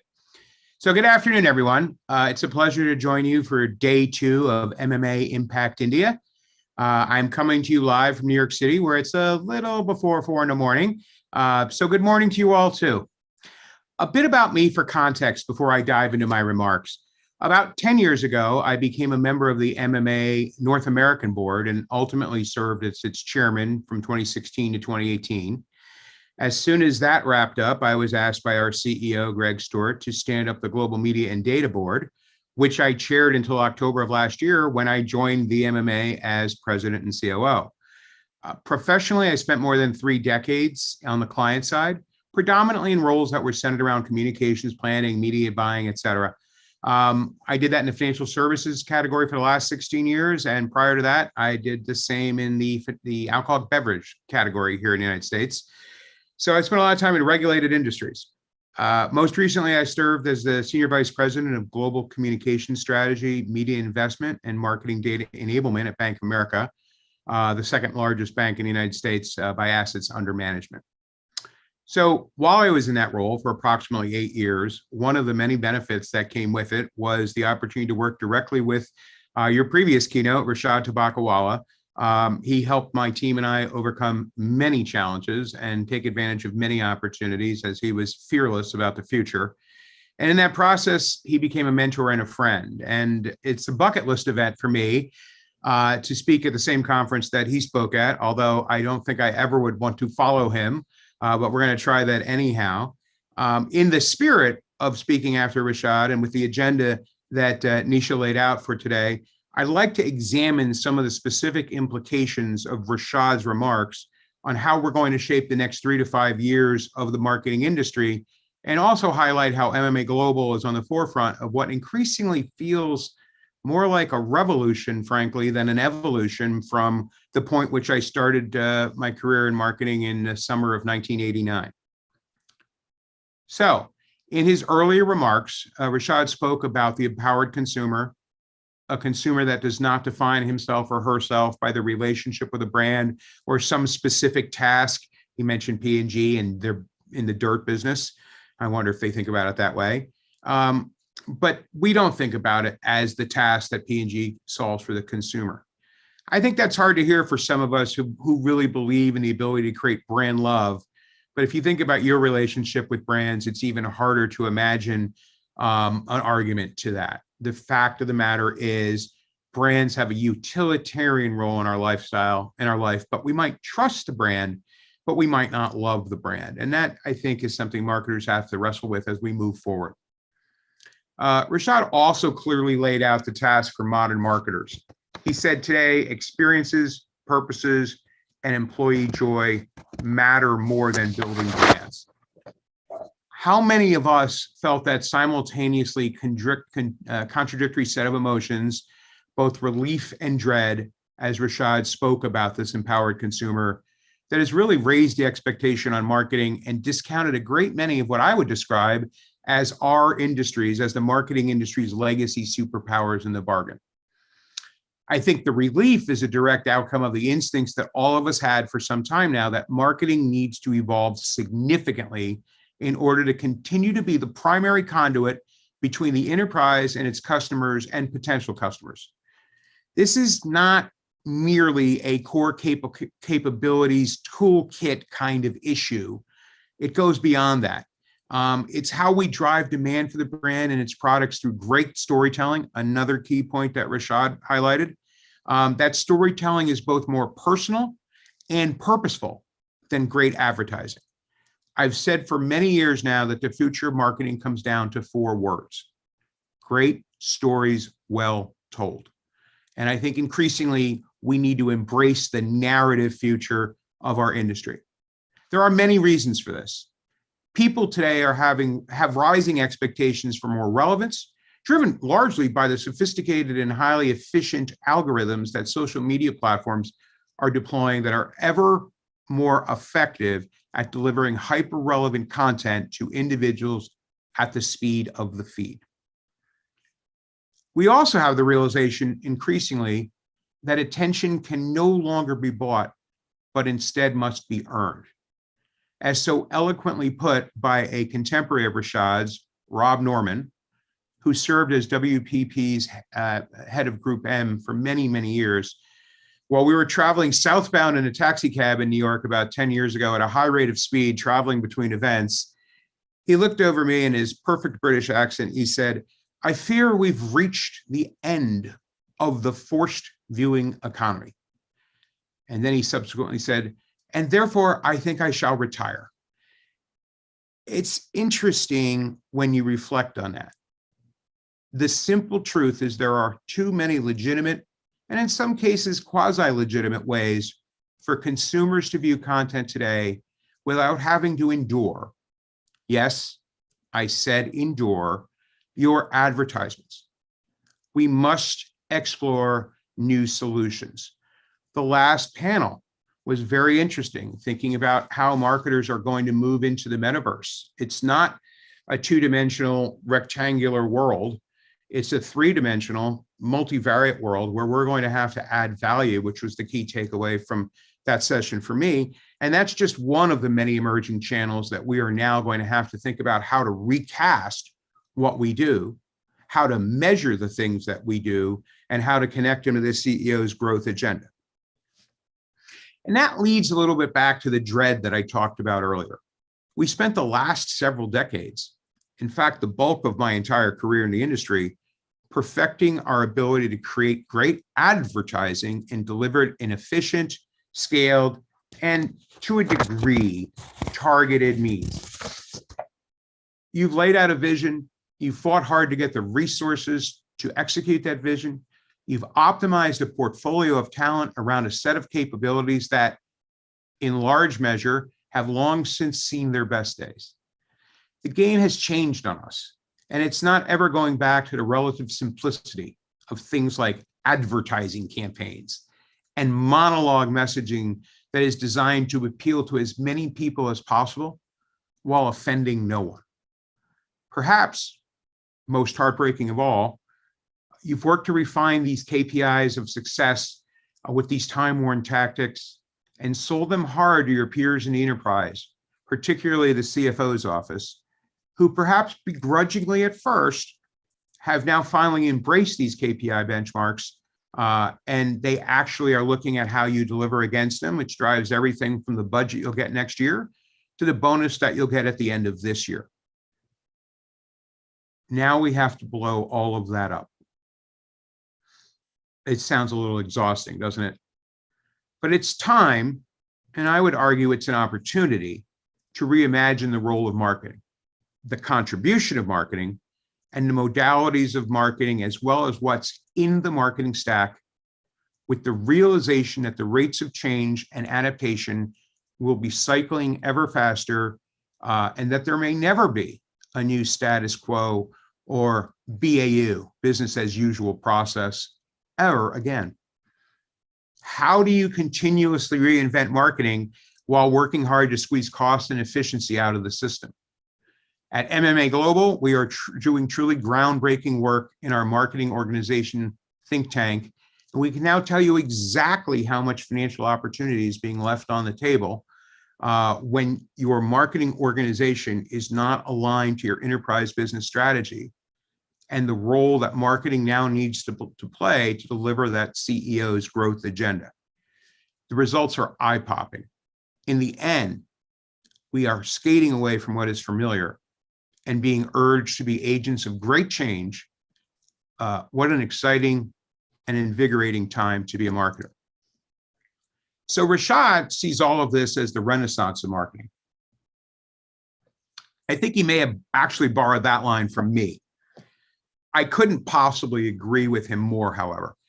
The rules that have constrained this industry pushed us ever farther down the purchase funnel and made inspirational marketing the exception, when in fact it used to be the rule, are no longer as relevant as they once were. Those rules may have served us well for decades, but consumers have changed the game and the expectation and are now dictating a new set of KPIs. I say great. This is wonderful news. I believe that optimization is the enemy of innovation. We've spent far too much energy optimizing against the old rules versus innovating for the future. British economist Charles Goodhart famously said nearly 50 years ago, when a measure becomes a target, it ceases to be a good measure. Let's all agree that measures of the past should not become the targets of the future, and that we are entering the age of experimentation in marketing. And that's a great thing. Literally, the mission of the MMA is to shape the future. It's on the screen. So let's talk for a moment now about the reason for our discontent. We've just heard how the most forward-thinking companies have significantly expanded the role of the CMO to include everything from experience design, customer service, growth initiatives, data strategy, all that reflect this new and expanded landscape. Let's face it, marketing is the right home for these enablers because the craft of marketing has always been focused on really understanding people's intent, people-based science of data-driven insights. We've been doing that since the dawn of marketing.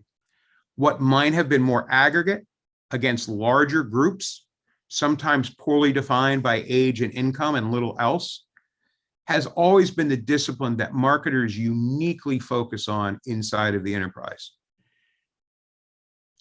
These skills, though, need to thrive in new, or at least new-ish disciplines that sit outside of marketers' own portfolio of skills. We've seen that that can be paralyzing for some as they wrestle with leading what they may not be adept at executing. We've also seen another model emerge where some of these disciplines, growth, the chief growth officer, analytics, the chief analytics officer, experience, the chief experience officer, sit adjacent to marketing rather than embedded within the marketing stack. That exacerbates this challenge of leading what you're not adept at executing. Now the marketer has to influence her peers to follow her lead with the very people who may indeed be competing for resources to execute their agenda as well. This is a really big new skill called boundary spanning that we're talking a lot about in our DAT think tank. How do we gain alignment across peers and have a shared set of agendas when we really don't have a shared set of resources? This in turn leads to another inflection point in how we approach marketing. I like to say that followership is the new leadership. We need to cultivate followership within the enterprise, not just within our own marketing team. That's relatively easy, but across the entire leadership team of the enterprise. That followership will largely be determined by a compelling purpose and a clear vision. And oftentimes the marketing agenda gets associated too closely with some transactional metrics that will really help drive quarterly or annual results, but really doesn't talk about a new vision focused more on the people we serve, not consumers, as Rashad said. We need to have a vision of what marketing now is and what marketing no longer is. A vision that is bold, that is delivered in a full-throated and compelling manner, and is not diluted by the fear of politics or challenges around proof or demands for precise measurement of ROI or ROAS before being able to put that vision to the test. We marketers have to learn that lean in to the destiny that awaits us. Yes, we will ultimately have to prove our vision, a task that may not be as easily measured as with the simpler KPIs of the previous generation of marketing. We may even need to advocate for new ways to realize the full value potential of our customers across the entire enterprise. Measures like customer long-term value, or CLV, average revenue per user, or ARPU, which take into account the true potential of customers and the opportunity that relevant content, again, great stories well told, can have in cultivating those relationships and favorably impacting those measures for the longer term. We may need to redefine our engagement model away from targeting and toward cultivating those customers and best prospects. That's a really interesting idea when you think of what we've been doing for the last 30 years. Along the way, we may indeed end up retiring ROAS, return on advertising spend, a measure that I was never particularly fond of, in favor of ROR, return on relationship, a measure where we are ultimately optimizing people, not channels or products or things that are ultimately tools on the journey to build customer engagement that drives customer loyalty and advocacy. Perhaps my favorite quote of Rashad, which I've heard him recite often, is that people choose with their hearts and use numbers to justify what they do. Content that moves people is content that moves product. He mentioned that in his session. This is a clarion call for us as marketers to strike a new balance between the rational product benefits and feature sets that differentiate us from category competitors and the emotional reasons to believe that elevate us to world-class marketers who create demand by creating compelling customers to want to do business with us because of the values we represent and the principles we operate the business with. This has led the MMA to embark on one of our most ambitious journeys to date, an initiative we call Brand as Performance, or BAP. We love acronyms, as you know. In this work, which is on in the field now, we are endeavoring to precisely learn the impact of brand demand on down funnel outcomes. We have high hopes that this will be able to quantify optimal balance points between emotional and rational messaging as part of not only purchase journeys, but ultimately long-term customer loyalty and business growth. This is not a new idea, to be sure. We now have much more sophisticated tools, however, to prove out what we as marketing professionals have intuitively believed for a long time. over-focus on performative marketing at the expense of telling the brand story is draining the pond.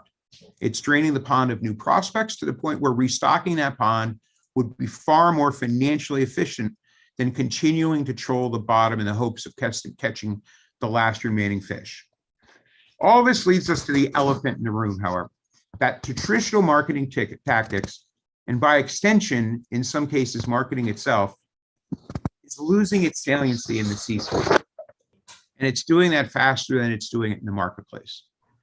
Advertising has become an impediment to the relationships that marketers are trying to cultivate with customers. Brand love comes in on foot and it leaves on horseback. One bad customer experience can erase a decade's worth of goodwill. In the era of social media, where everyone is now a publisher, merely talking to the talk, but without walking the walk on complex issues around social justice will not only earn you scorn, but also dishearten your employees when they should be your most stalwart advocates. In spite of our best efforts, including aligning ever more closely with our colleagues in corporate communications, the scar tissue from these thousands of paper cuts are beginning to leave an indelible mark on the CMO role, bundling it with, on the CMO role, a mark that has some of his or her colleagues eager to point out. In the United States, in the first quarter of this year alone, we have seen 8 major marketing organizations either eliminate or significantly recast CMO roles, bundling it with other functions and functions that have more discrete value ascribed to it. So whether this is a trend or an anomaly is unclear, but we can all agree that it's a blinking red light that requires some introspection. For me, and for many others in the marketing community that I have the opportunity to interact with in my role, this may be a signal that the role of the chief marketing officer may need to be recast as the chief experience officer. You heard Rashad say, brands are going to become experiences. In the simplest terms, what he's talking about really are marketing channels, our marketing deliverables are a large bundle of experiences delivered across a wide array of channels, both internally and externally, but they are not the full suite of experiences that an enterprise delivers. And if we are indeed going to have not only a single view of the customer across every touch point, but also a single, most likely machine learning-led orchestration engine that serves each touch point, then these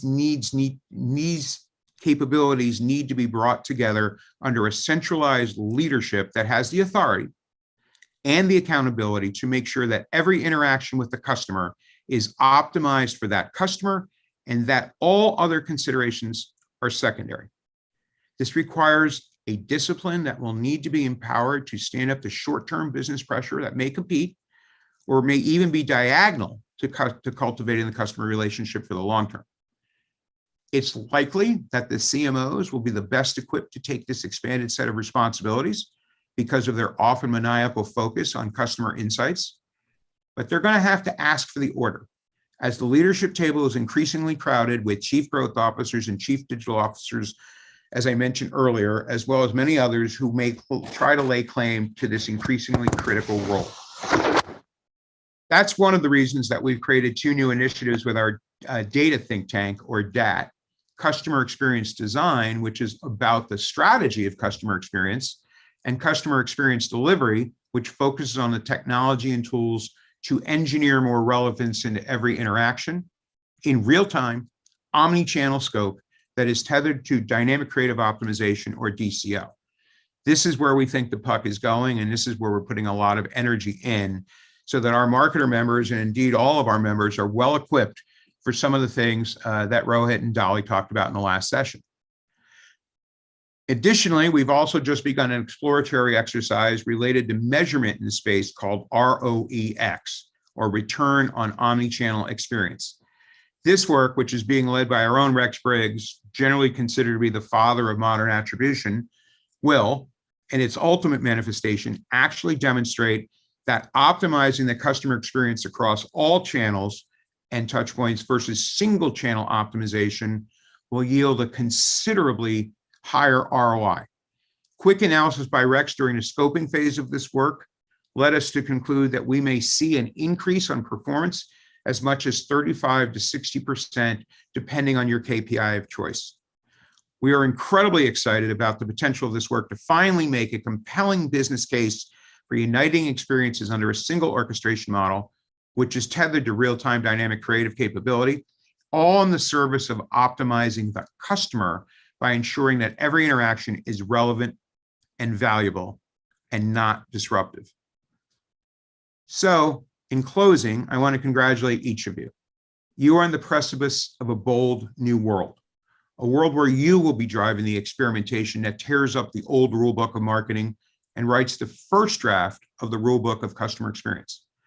Customer experiences that put the customer squarely in the center and push other considerations into a framework focused on actually cultivating that relationship by ensuring every message is relevant and valuable and signals to the consumer how much we value the relationship we have with him or her. MMA Global is truly focused on the future and helping our members thrive in that new reality. Our hope is that marketers who are in attendance today will go forth and be bold. Inspire your teams to take risks, encourage them to learn from their failures, and accept that intuition may be your best guide in these coming years of turmoil and great change in our industry. As leaders, it will be your job to deliver a narrative that connects all of these experiential activities, much in experimental phases today, and the subsequent scaled tactics that come from them to the CEO's growth agenda. Your best friends on this journey, as you well know, will be your chief financial officers and your heads of analytics. They will empower and fuel your vision and restore marketing to its rightful place in the C-suite. Thank you for your time and attention this afternoon. I hope at least some of these remarks resonated and maybe perhaps inspired you to engage your teams next week on how best to reorient for the future and for customer experience. I look forward to taking your questions. Thank you.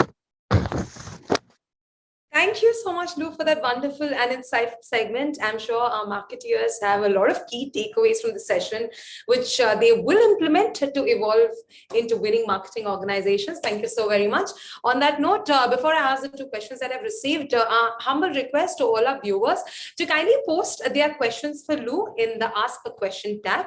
Let's move forward with the very first question, which is by Ms. Gitanjali Bhattacharjee, Executive Director, Africa, India, and Middle East, Advisory Services EY. Her question is, to your point on the CMO role being de-emphasized, how can the ecosystem of advisors, agencies, and councils equip organizations to manage the shift from CMO to CIO, CTO, CGO, information technology growth all at one time?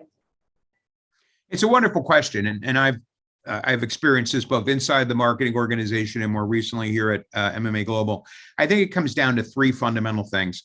The first thing we have to do is to understand the narrative that's changing with regard to what the enterprise is doing. Are we in the business of cultivating customers for the long term, or are we just in the business of unit sales?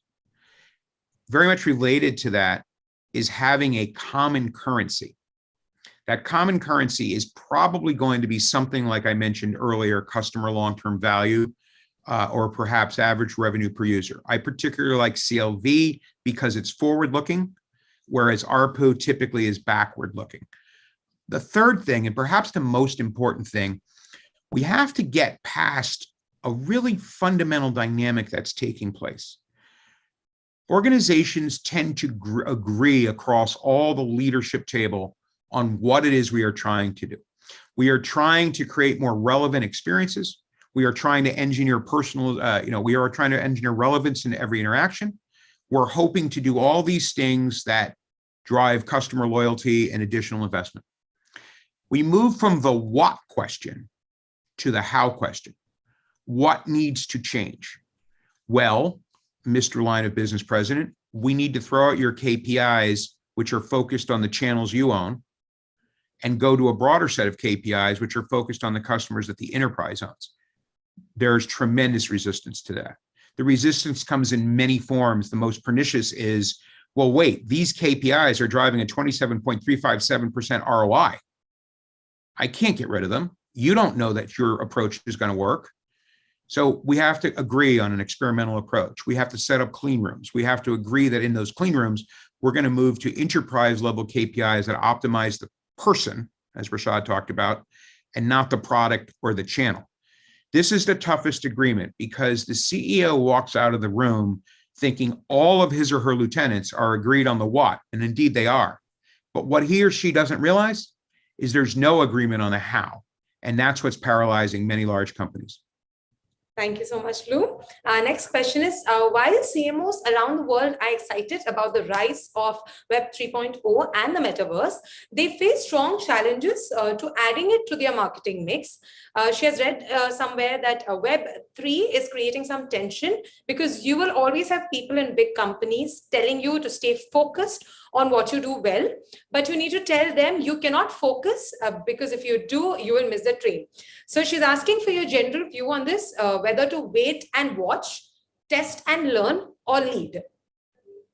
I think it's a great question. And I think a lot of that will depend on individual company cultures. I've always believed in a now, new, next framework so that you can actually be on the forefront of learning, as Dolly mentioned in the last panel. I also think it's a game changer if you think about it from a passion standpoint, right? I happen to be a Formula One fanatic, and I actually look for products that sponsor cars in Formula One, and I tend to, try to reward them with my business when I can. I think the same will be true for the early adopters of the metaverse. They'll know what brands showed up there. So if you're in a challenger role in a highly developed category, instead of trying to outspend your competitor in some of the media of today, which you probably won't be able to do because of the scale of your platform relative to your competitors, why not convert those dollars to cultivate early adopters and create community, one of the things Rashad talked about, in that environment? I also think we've become paralyzed by metrics, and the CMOs are saying, a lot of these well-worn channels are so performative that it's really hard to innovate. I talked about optimization is the enemy of innovation. Well, there are no real KPIs right now. And this is one of the things my team and I are talking about here in New York. What are the measures of success in the metaverse when the assets that you create will probably be more longstanding, maybe have less of an immediate call to action, and perhaps facilitate some of the activities in the environment? So it's an opportunity for experimentation without the pressure of legacy metrics. And I think that's very refreshing to CMOs today, where budgets are generally under pressure. Thank you so much, Lou, for answering those questions. And again, if you have your permission, we would love to send you the other questions that we've received from the audience, and hoping you'd address the same. On that note, once again, thank you so much for joining us at 4 a.m. in the morning. It really, really means a lot. It was an honor to have you here with us. Thank you. It was a delight. Thank you so much. I appreciate the opportunity. Thank you so much, Lou. Wow, that was amazing, ladies and gentlemen. I'm sure you're making the most out of this conference. And without any further ado, let's head towards our next segment, which is again a very important one. Impact feels committed to be the platform that can bring to you knowledge perspectives, which can help your business. And hence, we present our next panel session on Unveiling Modern Marketers' Guide to Leveraging Data and MarTech. This session is an initiative by MMA AMP community, MarTech and Data, in partnership with RTB House. The Modern Marketer's Guide to Leveraging Data and MarTech is an insight-packed, action-oriented playbook. This second edition focuses on why data and MarTech need to be looked at from the same lens to ensure that together they create great business impact. And to discuss the same, we would now like to invite our panelists. First, we have Mr. Prashant Singh, Country Manager, India, RTB House. Mr. Kunal Aman, Head of Marketing and Communications, Indian Subcontinent, SAS India and Japan. Ms. Monica Khurana, Country Head and Board Member, India, MMA Global India. And our moderator for the panel discussion, Mr. Neeraj Pratap Sanghani, CEO, Hansa Equity. Good afternoon, everybody. Welcome to the Modern Marketer's Guide to Leveraging Data and MarTech Playbook. It's a session where we will discuss how data and MarTech are intertwined in today's world.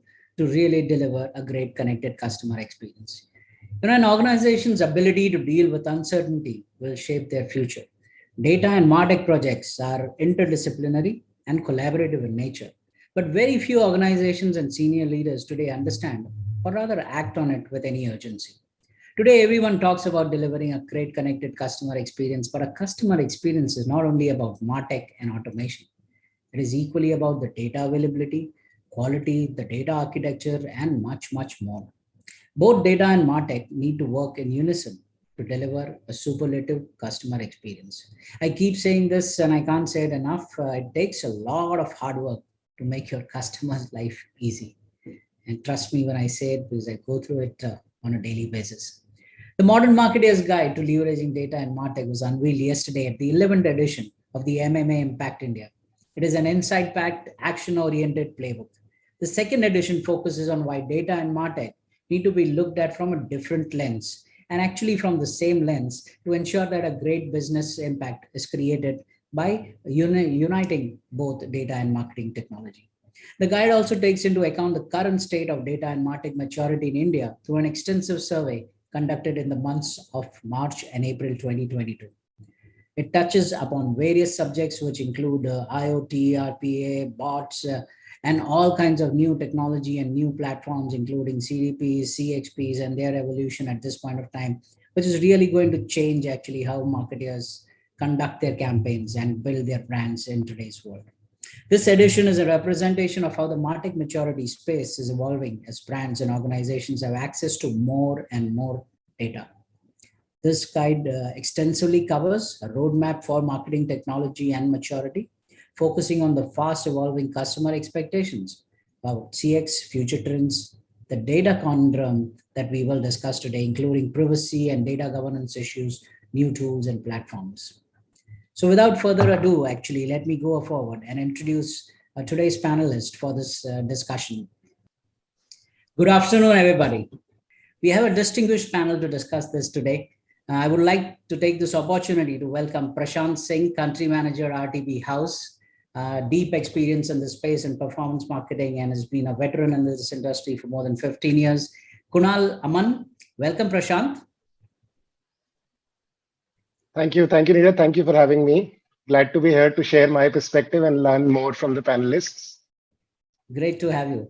And Kunal Aman, Head of Marketing and Communications at SAS for the Indian subcontinent.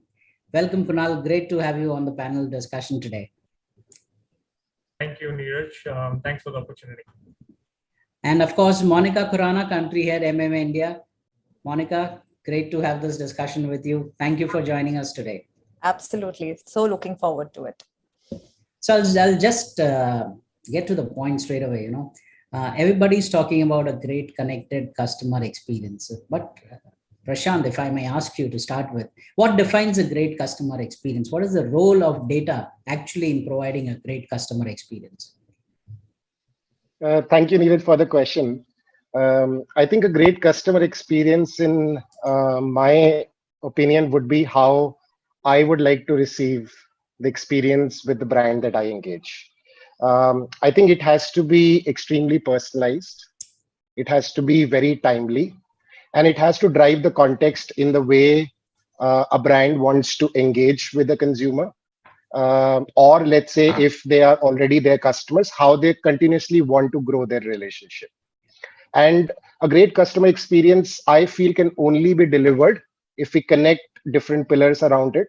Some of them, like I said, it has to be personalized in a way it feels personalized to a consumer or a customer in case of a business customer. It is driven by signals or information that consumers or customers share. So how you connect those signals, how do you connect those contexts and use that data to make it personalized. We are all living in the age of technology. We all use technology in our lives. We all use technologies at our workplaces. How do we make best use of that technology? Whether it is technologies as advanced as machine learning or deep learning, or simple technologies like how we communicate on apps or even emails. All technologies play a very important role in different aspects of that omni-channel communication that we want to do. And the most important thing that I feel is the human touch, which is the intent. So I think unless the organization have that intent, the great experience that we want to deliver to our consumers is very limited. So I think consumers today engaging with so many brands, good brands, large brands, small brands, they already understand what kind of experience they expect. And if brands are able to go much deeper in understanding that information and being very authentic, very close, not overdo it or not underdo it, just create that right balance in terms of where to reach and when to reach. I think consumers are on that journey of experiencing that brand. So these are some of the things that I think what a great customer experience should look like in today's environment. Sure, sure. Thanks. Kunal, your perspective? Sure. I think Prashant covered a number of good points there. Purely from my perspective, customer experience has become such an overused word over the years, right? And now it's really trending since the past 4 or 5 years. But it's happening so because the center of gravity in business in general has shifted from the inside of the organization out to the customer, right? And essentially, there are two motions that are responsible here. First is that obviously the customers have rapidly evolved and they have tapped into a world of information and they're spoiled for choices. Right? And the second thing is that there is a growing legion of digital businesses that has increasingly focused on removing the friction points in the journey. Right? So these sort of businesses have truly shown what customer experience can look like, right? So, and that's become the benchmark many a times for customers across the board. So whether you're an airline passenger, an online retail consumer, most of our expectations today as consumers are being dictated by rules that are possibly existing in another industry. Right? So that's the high level of satisfaction and experience that people have come to expect. Coming to the second point, I think, which is around what does that experience look like today, right? So we're talking about a customer experience being connected, being personalized, as Prashant said, and finally, most importantly, seamless across channels. And there shouldn't be any friction points, and that's what an ideal and a simple customer experience would look like. Now, coming to the second point, which is the second part of the question, which is around what is the role of data today? I think, right? I think organizations have truly realized that data is now a business critical asset. Right? It's transforming how and what people purchase. It's transforming how they're communicating with them, and it's also all about collaboration, right? So. There are a few ways that I think some of the top-notch, brands are using customer data, and I think it's important to highlight those. So I would say that at the highest level, right, just gaining a 360-degree view of the customer is one of those areas. Right? How can we unify data across what is coming inside the organization from the marketing channels, what is getting generated within the organization, and what's possibly something that's coming through the voice of the customer, right? Whether it's online or offline. Connecting all of that, unifying that is one such area where data can be really, really well used. So you can get very, very valuable insights about your customers' needs when you successfully managed to gain that view. And personally at SAS, we've been helping a few customers across in the insurance space more recently to achieve that as insurance as an industry goes digital, right? Similarly, I think best-in-class companies also are looking to optimize customer journeys, not just touch points, but the entire journey, right? And that's where data and analytics specifically has a very critical role to play, right? Because only through the use of data and analytics can organizations truly determine which are the factors which are most critical, most important to the customer segments that they're serving. And what are those journeys that their customers might be undertaking, which is really creating that economic value?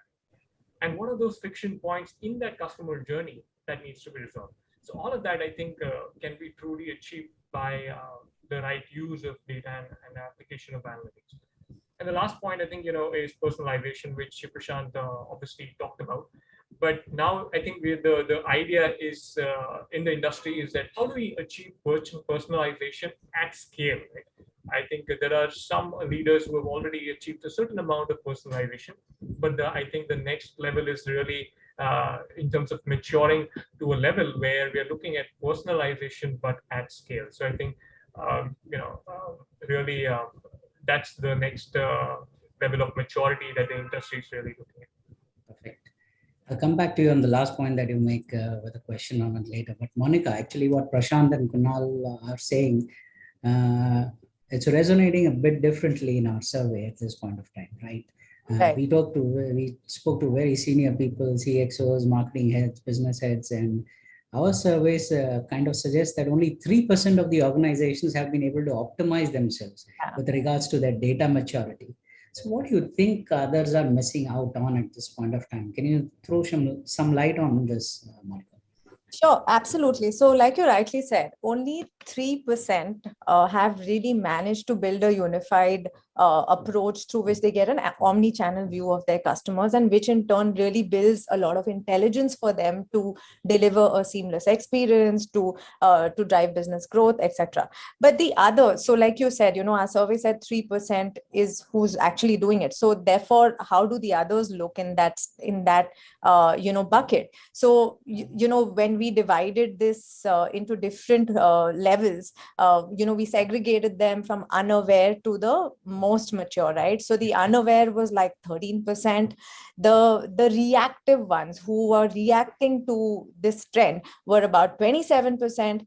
And then there was a proactive stroke managed category, which was the rest, and 3% was the optimized category. So what are they essentially missing is the ability to be able to build the right kind of intelligence systems, the right architecture to be able to leverage data effectively. So for example, in the survey, if we are saying 27% is reacting, which means they already have that rich data sitting with them, but maybe they are not doing the right they're not taking the right measures to enhance and enrich that data to make it unified, to be able to put it to a good business use case, right? So that is the reason why probably they're missing the opportunity and the benefit data as fuel offers. So I think that's one piece. But having said that, if these organizations have to learn from the more mature ones, then verticals like finance and e-commerce seem to be the right ones to sort of draw some learnings from, to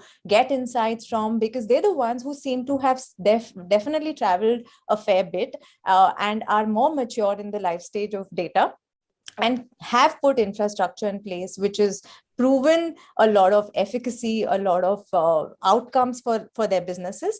And they've also managed to solve for something which we call data governance, which all of us understand as experts, which is also very important, because today you cannot, you have to use data responsibly, and you have to use it, as per the right policies, etc. And for which to have robust governance is very important in the organization.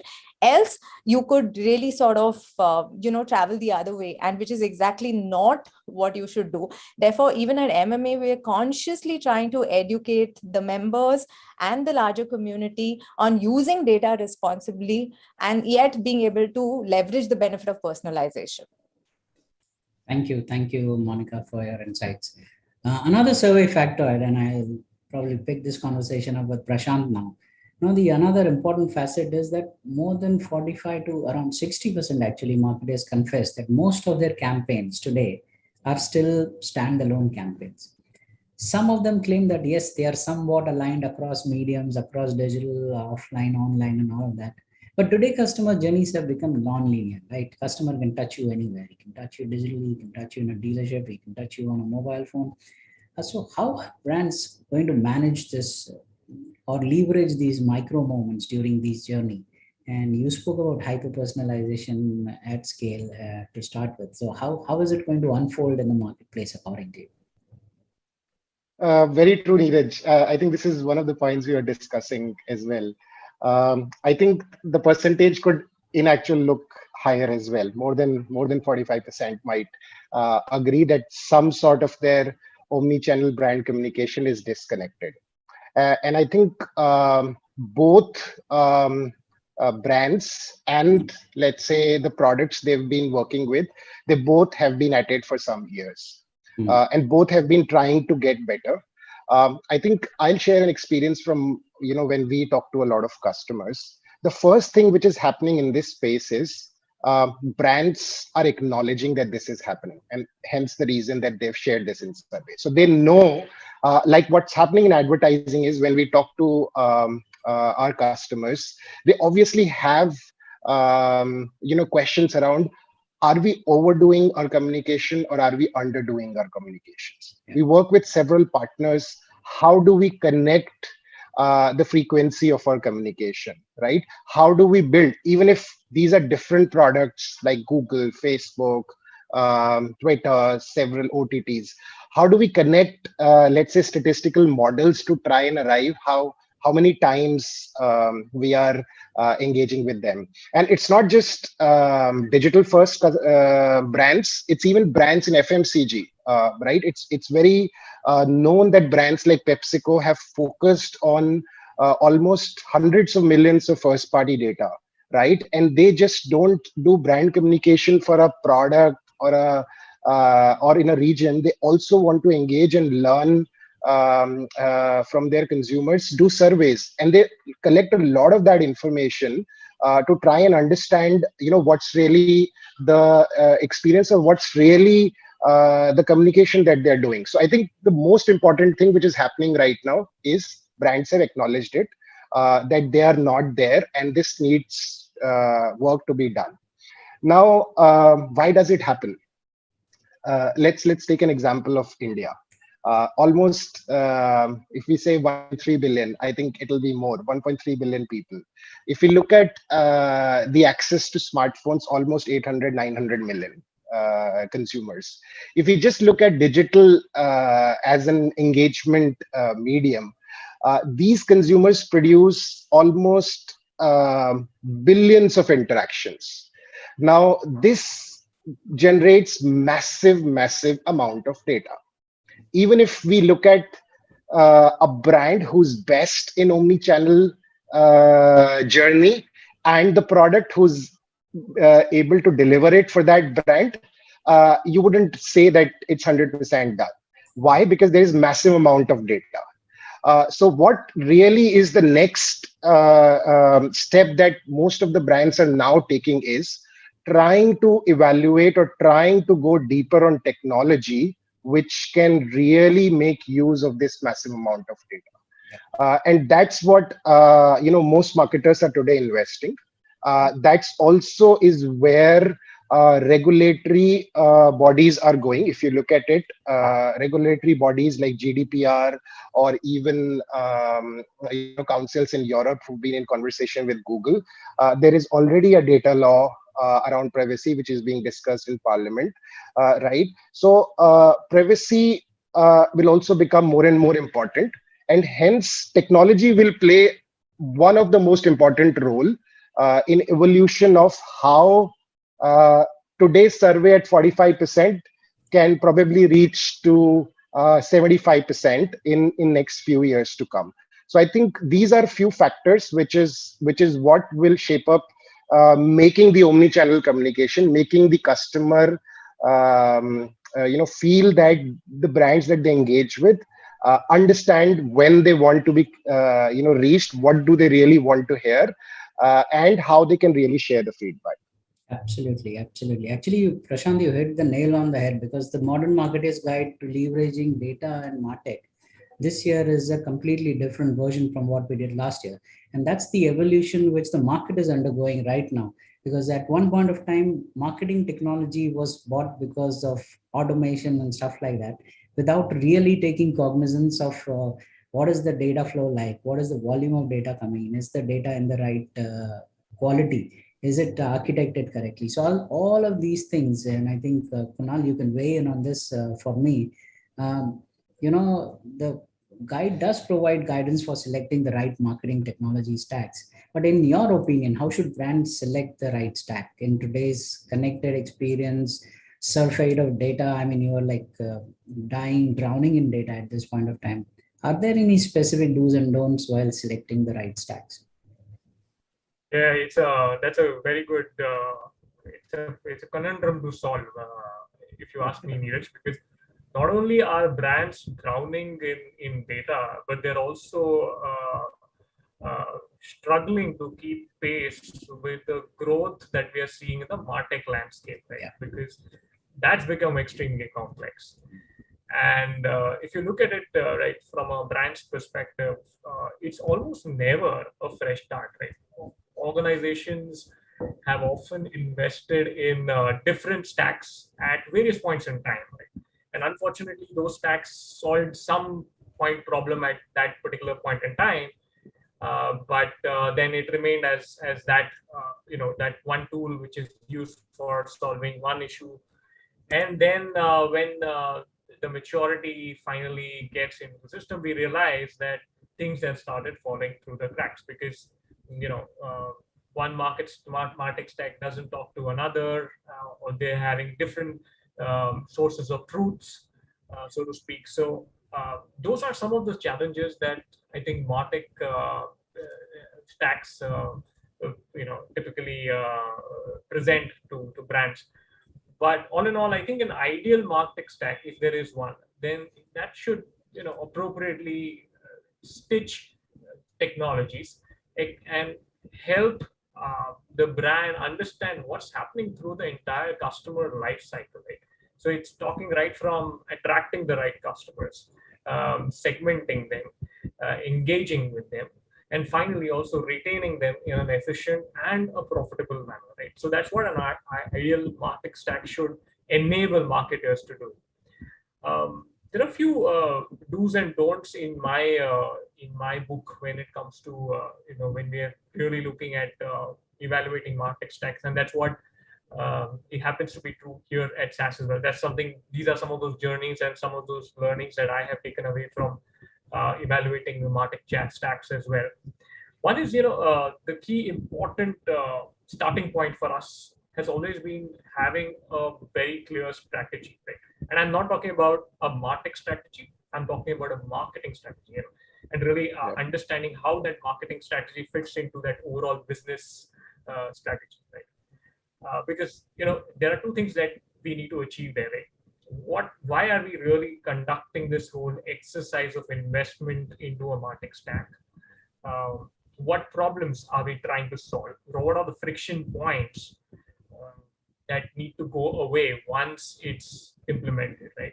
And where will our MarTech maturity be after that? So these are some of those basic questions that I think require a lot of deliberation right at the very start. And at the same time, the piece which I talked about, which is how does this fit into the overall marketing strategy and then on to the business strategy, is where I think even executive buy-in comes into picture, right? Because we need that executive buying and leadership buy-in to ensure that the budgets are allocated.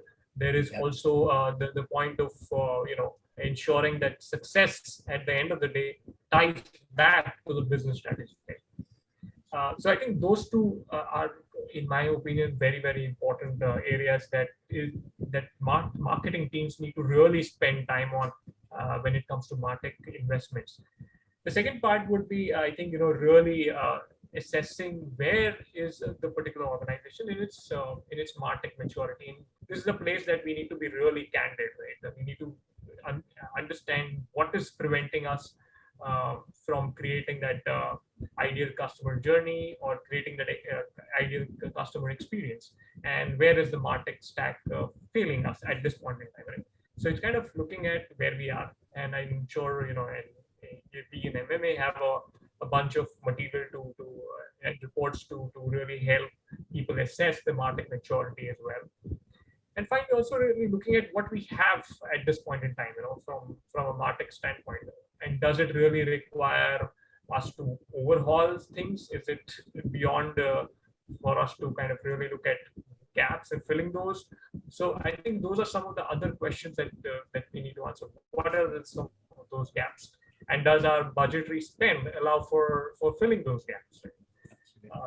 So those are some of those important do's, if I may, when we are looking at evaluating MarTech stacks, right? Beyond just, of course, the capability of the technology provider, how does it fit, what does the vision look like, and all of that, right? I think those are areas that marketing team often spend a lot of time on. But the three pieces that I mentioned about the strategy, assessment, and understanding what are the gaps that we need to fill are also super important in my opinion. Purely from a don't standpoint, I think it's becoming increasingly clear to brands that I think there's no one size fits all sort of an approach, right? What is right from a scalability standpoint or from a technology standpoint may not be necessarily what is right for you in your organizational as well as your marketing maturity, right? Where are you in that journey? So I think there is no one size fits all sort of an approach that one can take here. That's super important to realize. So whatever stitching that needs to happen to solve the overall business problem that we have is what is possibly right. And obviously we are looking at shelf life here, right? We're looking into the future, looking into the vision of the products that are possibly getting stitched together in order to give that seamless experience to our customers. So that's a clear thing to keep in mind.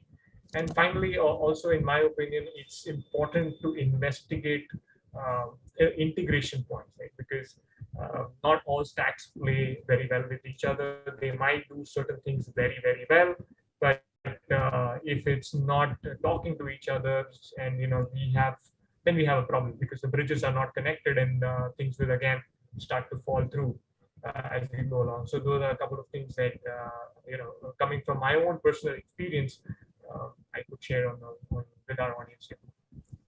Great. Thank you, Kunal.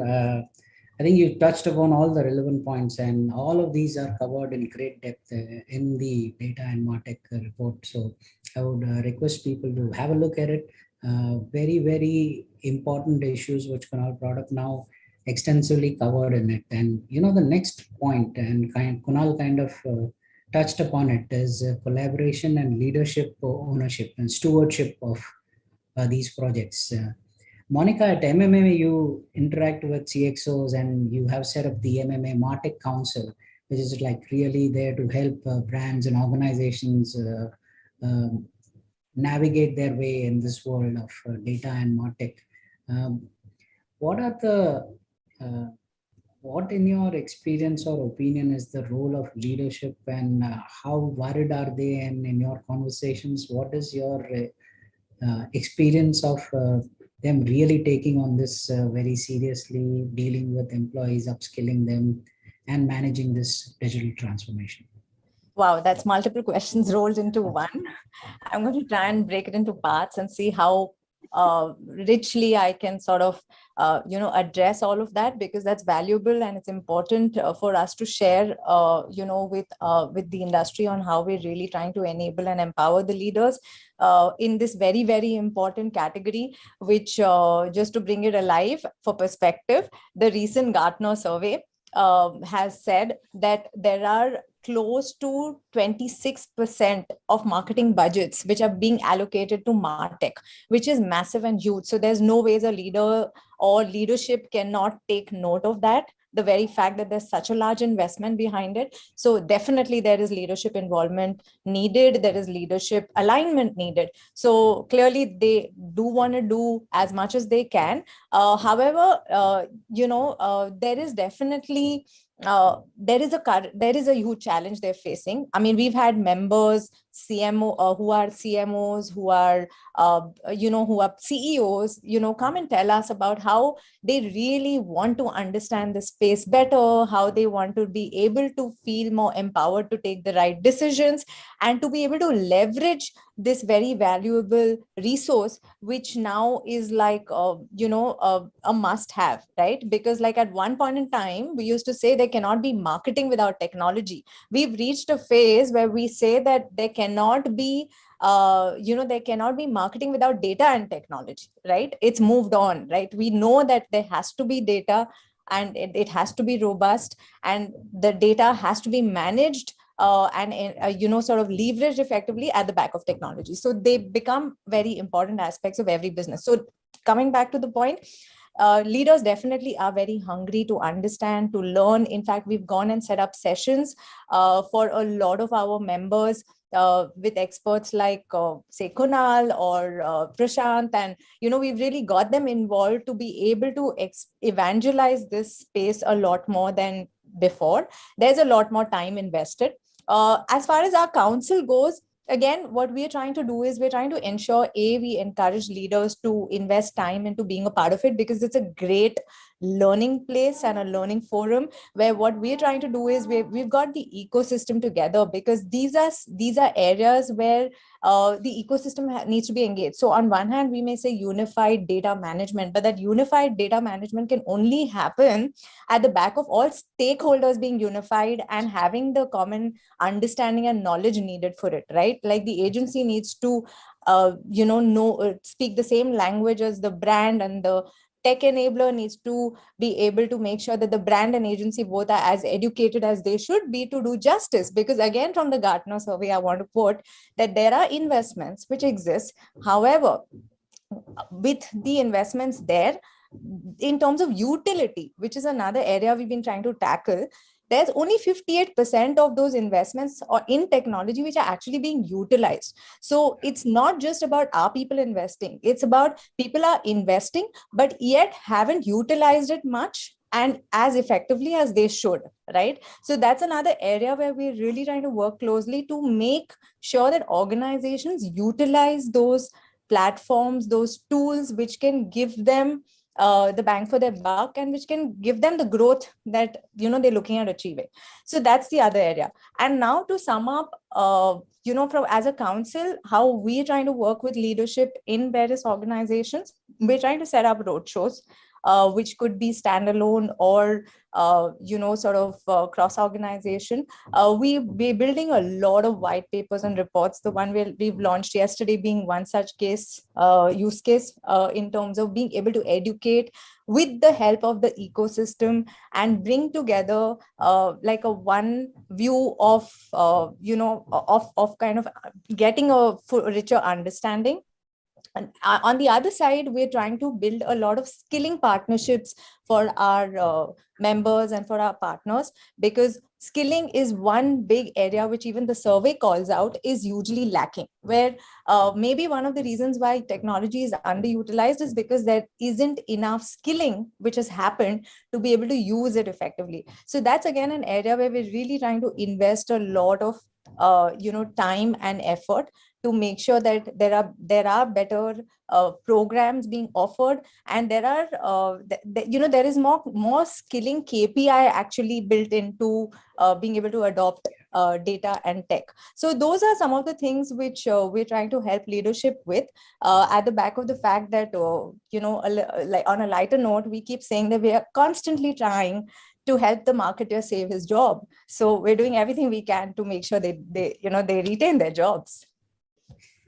Thank you for that. And again, on a lighter note, all recent surveys tell us not more than 25% of CMOs stay in the job for more than 18 months. So yeah, it's a stressful world out there. Marketing is at the center stage. They are in the boardroom. They are calling the shots in a lot of places. Customer experience is driving brand performance, business performance. And that, yes, brings me to the most critical question of the day, actually. How do you measure ROI and how do you measure MarTech investments? It's an elephant in the room. Most people are really struggling to answer this question eruditely. Kunal, what's your take on this? Yeah, it's definitely the elephant in the room, right?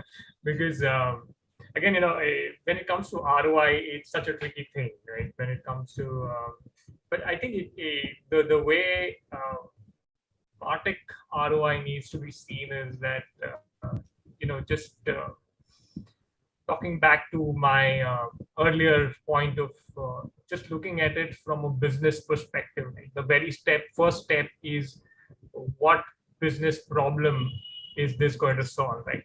Yeah. And at the end of the day, does that investment that we have made solve that issue, right? And to what extent have we exceeded expectations and all that? So I think those sort of conversations are best had even before we start investing, right? So I think that's the first step, right? To measure success, we need to understand what success looks like in the very first place. I think those sort of conversations are critically in terms of really driving. And of course, that this means that there needs to be enough investment in measuring the milestones, measuring the KPIs across the business when it comes to really looking at the impact of the MarTech stack, right? So, for example, in our own experience, when we worked with one of the largest telecom providers, at that point in time, they did not. The problem that they were really trying to solve for was creating. They were not able to segment their customers, right? And that's the area. And even further beyond segmentation, they also wanted to really hyper personalize that. When you're looking at a subscriber base of, let's say, 250 million subscribers, segmenting them into 10 or 15 segments just doesn't suffice, right? So that's where we kind of really wanted a MarTech stack to do that for them. And at that point in time, they were like witnessing 1 billion transactions every day, generating around 65 terabytes of data daily. So it was really humongous, right?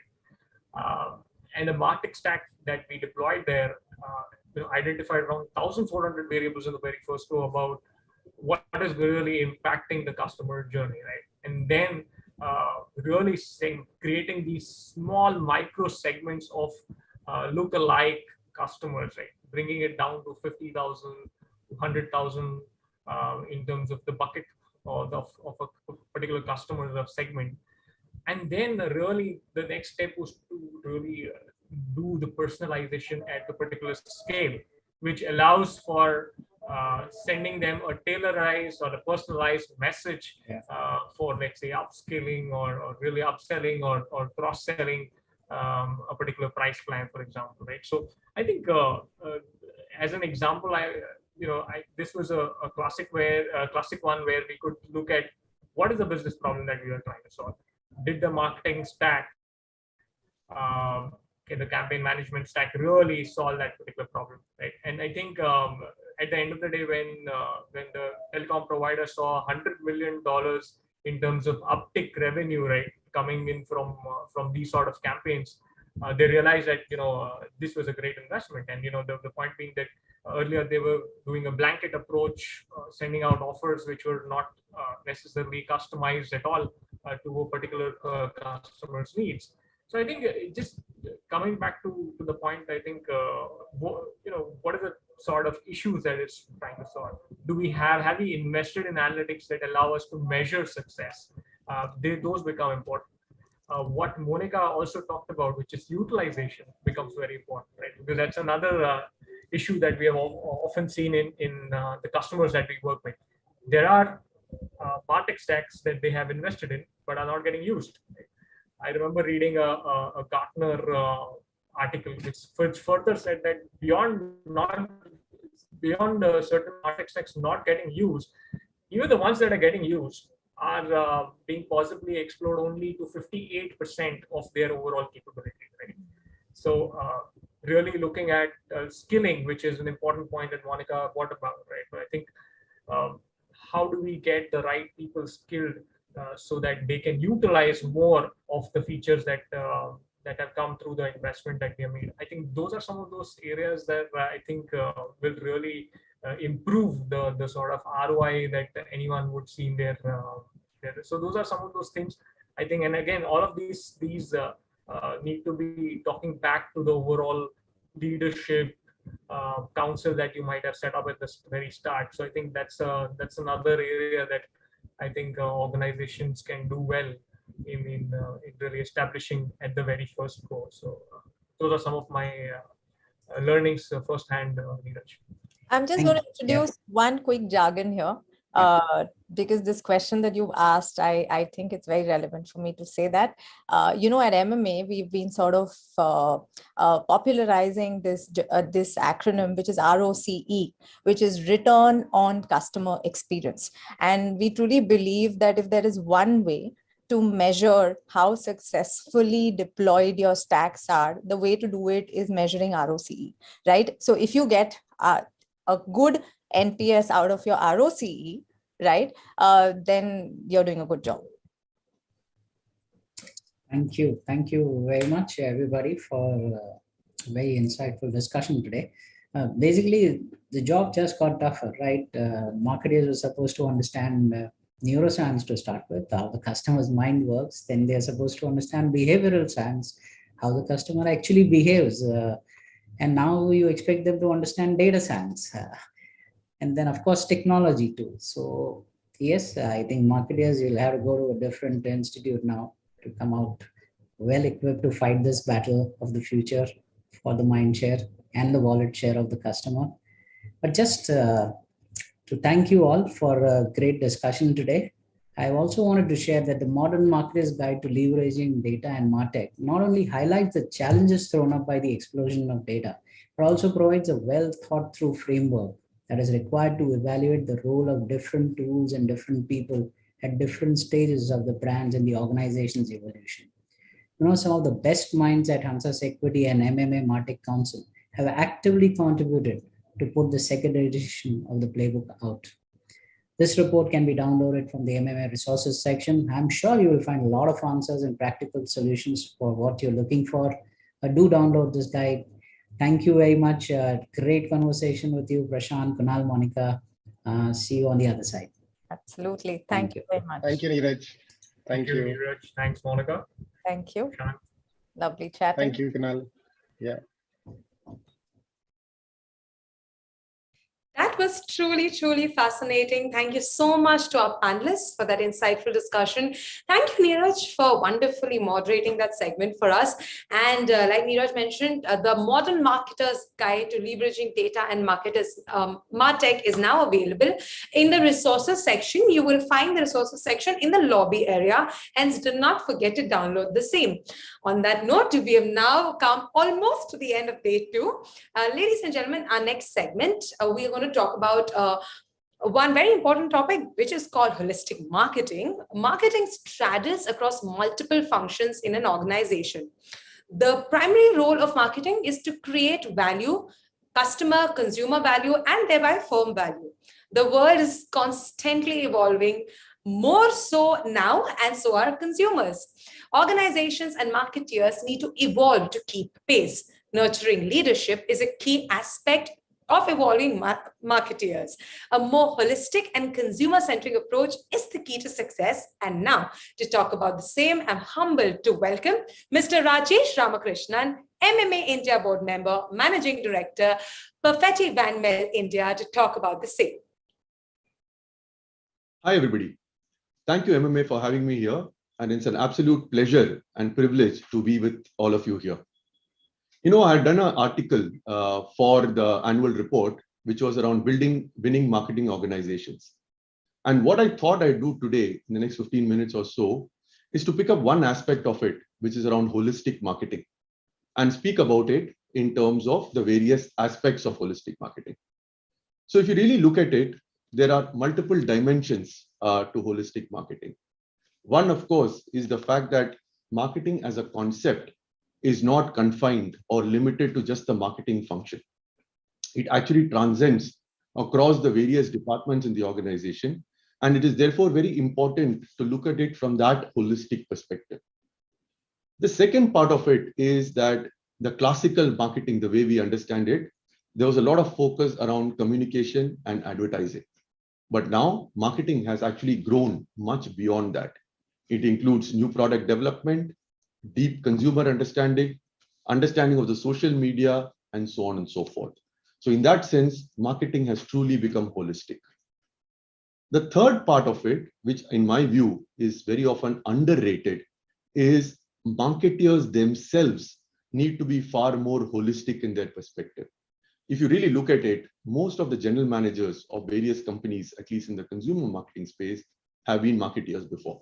And therefore, marketers need to rise above their functional outlook and really look at it as seeing, how can I truly understand the various aspects of the business? How can I get a very good commercial acumen and appreciation of operations, and therefore become a true general manager in that sense?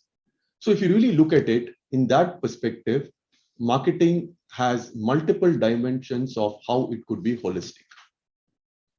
Before we move into how can we be good at holistic marketing, let us just look at what is the key reason for marketing to exist as a function. I think ultimately it's about creating value. And when we say value, there are two aspects to that value. One value is how do we create value for consumers and customers, because that's the reason why we exist. So having a deep understanding of consumers, not only understanding their articulated needs, but actually understanding their unarticulated needs, and therefore being able to add value to them in terms of delivering against their functional and emotional needs, and actually in many cases, actually contributing to building a deeper sense of purpose for themselves, which is reflected in the usage of the brands. So that becomes super, super critical. As a consequence, what also happens is marketeers help in building value for the organization or for the firm. And therefore, these two things become very critical. I will now pause here for a minute to just deep dive into how the world today looks like. Of course, we all know it's a VUCA world, but the one thing that COVID has taught us is it's VUCA world many times over. There is a serious amount of volatility, uncertainty, complexity, and ambiguity in the world. And one thing which is sure is the world is constantly evolving. And in that, if earlier situational adaptability was important, I think now what is becoming important is situational agility, which is really our ability to understand the situation, adapt ourselves to the situation, but with an element of speed involved in it. And that is where situational agility becomes very, very critical. So here again, as organizations evolve, we need to understand why they need to evolve. And that is where an understanding of what is happening with consumers is very important. And what I'm sharing in this slide is not rocket science. We are all aware of it, but I think it's important to just pause for a minute and take stock of that. One, consumers are becoming more and more discerning and demanding. The equation of value, the way they see it, is going up. Today, knowledge is no longer power. Knowledge has been completely democratized. Everybody's got the same amount of information. And in fact, if you think about it, when we buy a new product or a service or go for a new experience, the first thing we do is not go into the company website and check it, but we actually speak to our friends who have been through that experience or who own that product, right? To understand what do people have to say about it. So word of mouth becomes super critical, and consumers are increasingly becoming demanding and discerning. Earlier, brands used to talk to consumers and saying, hey, this is what we can do for you. Today, it is all about a two-way communication where the brands are keen to understand and learn from consumers as to what they are looking for and what they have to say about their products and services. Sustainability, I think, we call it a buzzword these days, but there's a lot of focus behind sustainability in the sense that as a consumer, I'm fairly keen on being mindful about the kind of carbon footprint I put out there in the market. I'm also very mindful of the usage of plastic, for example, in the products that I consume, right? And therefore, in that sense, there is a lot more interest and attention around sustainability. And last but not the least, there is a deep sense of purpose that is coming up in consumers. And it's very heartening to see this, especially in the youngsters of today. So they have a deep sense of purpose in terms of being committed to causes and feeling strongly about causes around them. And in a sense, they like to use brands which reflect that reality. So it would be very good for brands to, again, have a deep sense of purpose, which will make the consumers to associate with them much more strongly. Now, having said that, how do we see organizations needing to evolve as we go forward? One, of course, there needs to be a strong sense of consumer centricity. And this is not limited just to marketing. It has to transcend across various functions. And that also involves a strong element of active social listening. And when the consumers are being felt that they are being heard, I think that's when the true connection happens with the organization. And therefore, in that sense, brand building is not just the responsibility of marketing, but of every other function as well. And if you really think about it and take an example, say you're buying an automobile, yeah, the multiple touch points where we connect with the brand or the product makes a significant difference in the way we evaluate it. Right from when we go to the showroom and what kind of experience we have there, to the after-sales service that we get when something goes wrong. So therefore, that responsibility of building brands actually rests with every function.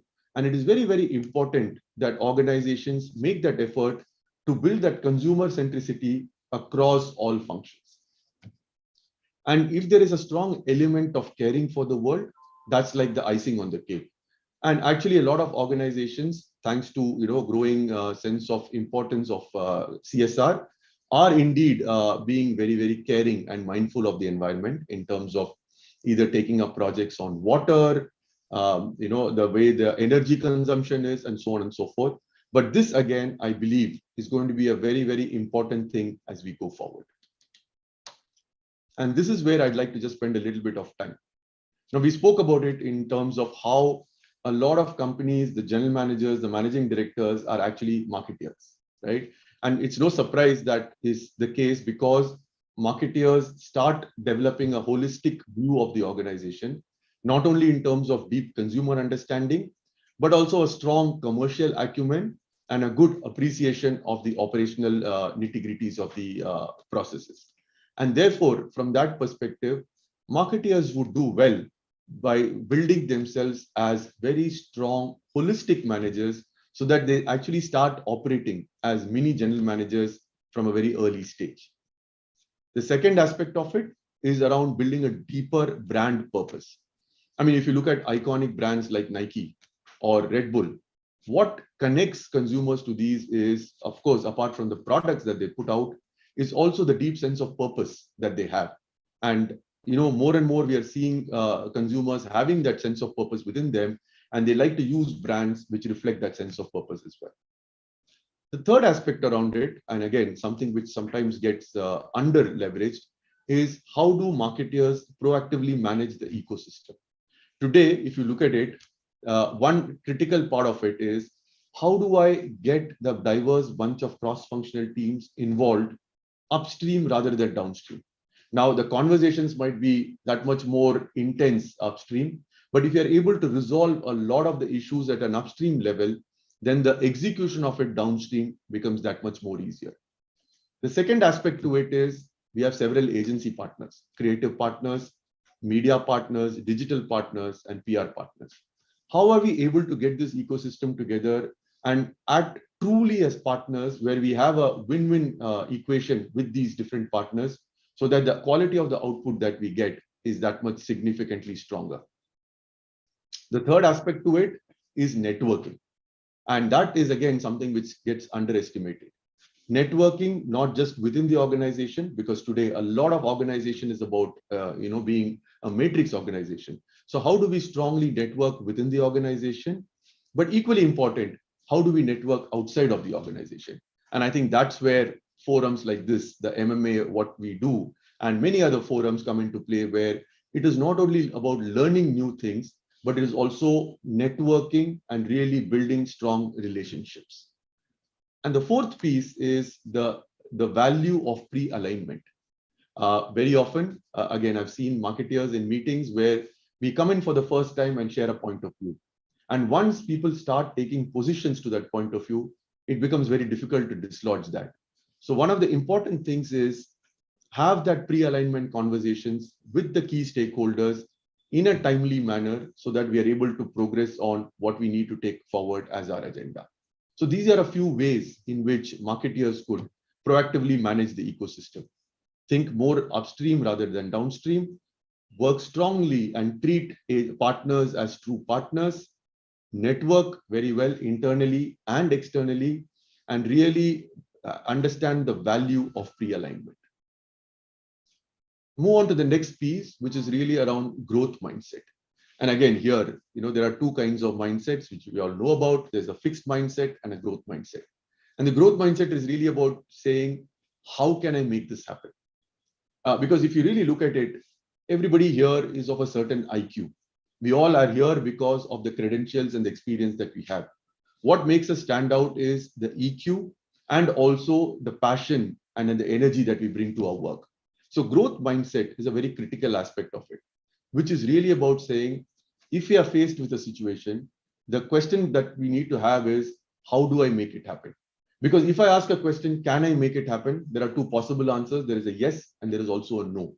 But how to make it happen is really about saying, guys, let's get together and see what kind of a solution that we can come up for this particular issue or for a particular problem.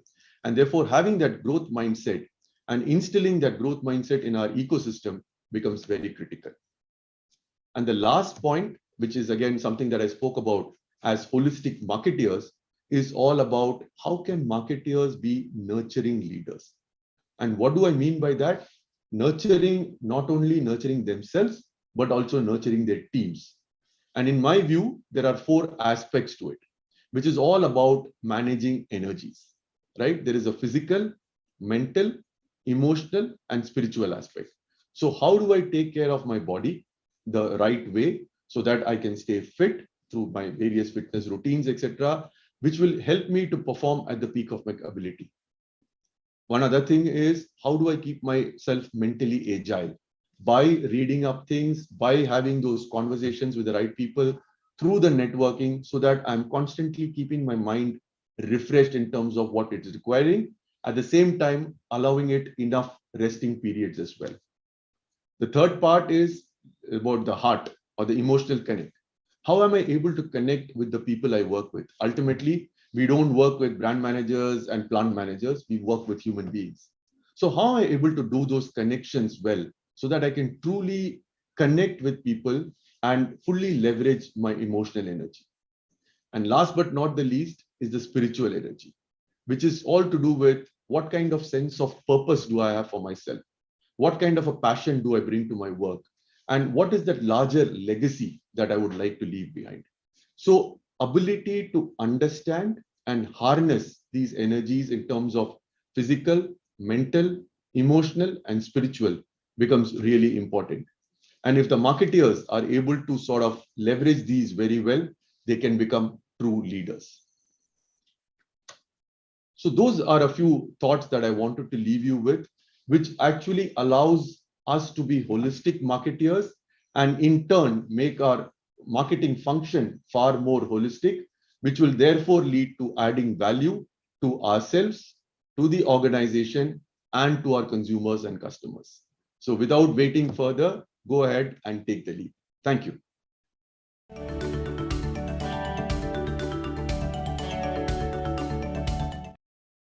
Thank you so much, Rajesh, for that very important and much needed segment on holistic marketing. Thank you. And I'm sure after listening to you, all our marketeers are all set, all geared up to take that lead. On that note, ladies and gentlemen, I have one very important announcement. Post our closing remarks, we are going to announce the names of the winners of the WMO quiz. So kindly stay tuned. And on that note, I take this honor to invite once again, for one last time, Ms. Monica Khurana, Country Head and Board Member, India, MMA Global India, for the closing remarks.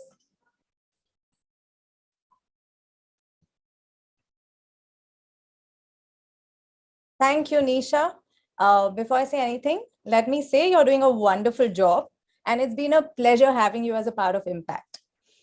Coming back to what I would want to say, so just a few bits from my side. Enough and more information has been shared over the last 2 days. So I'm going to stay away from more data, insights, content. I think we've done a fair bit of it.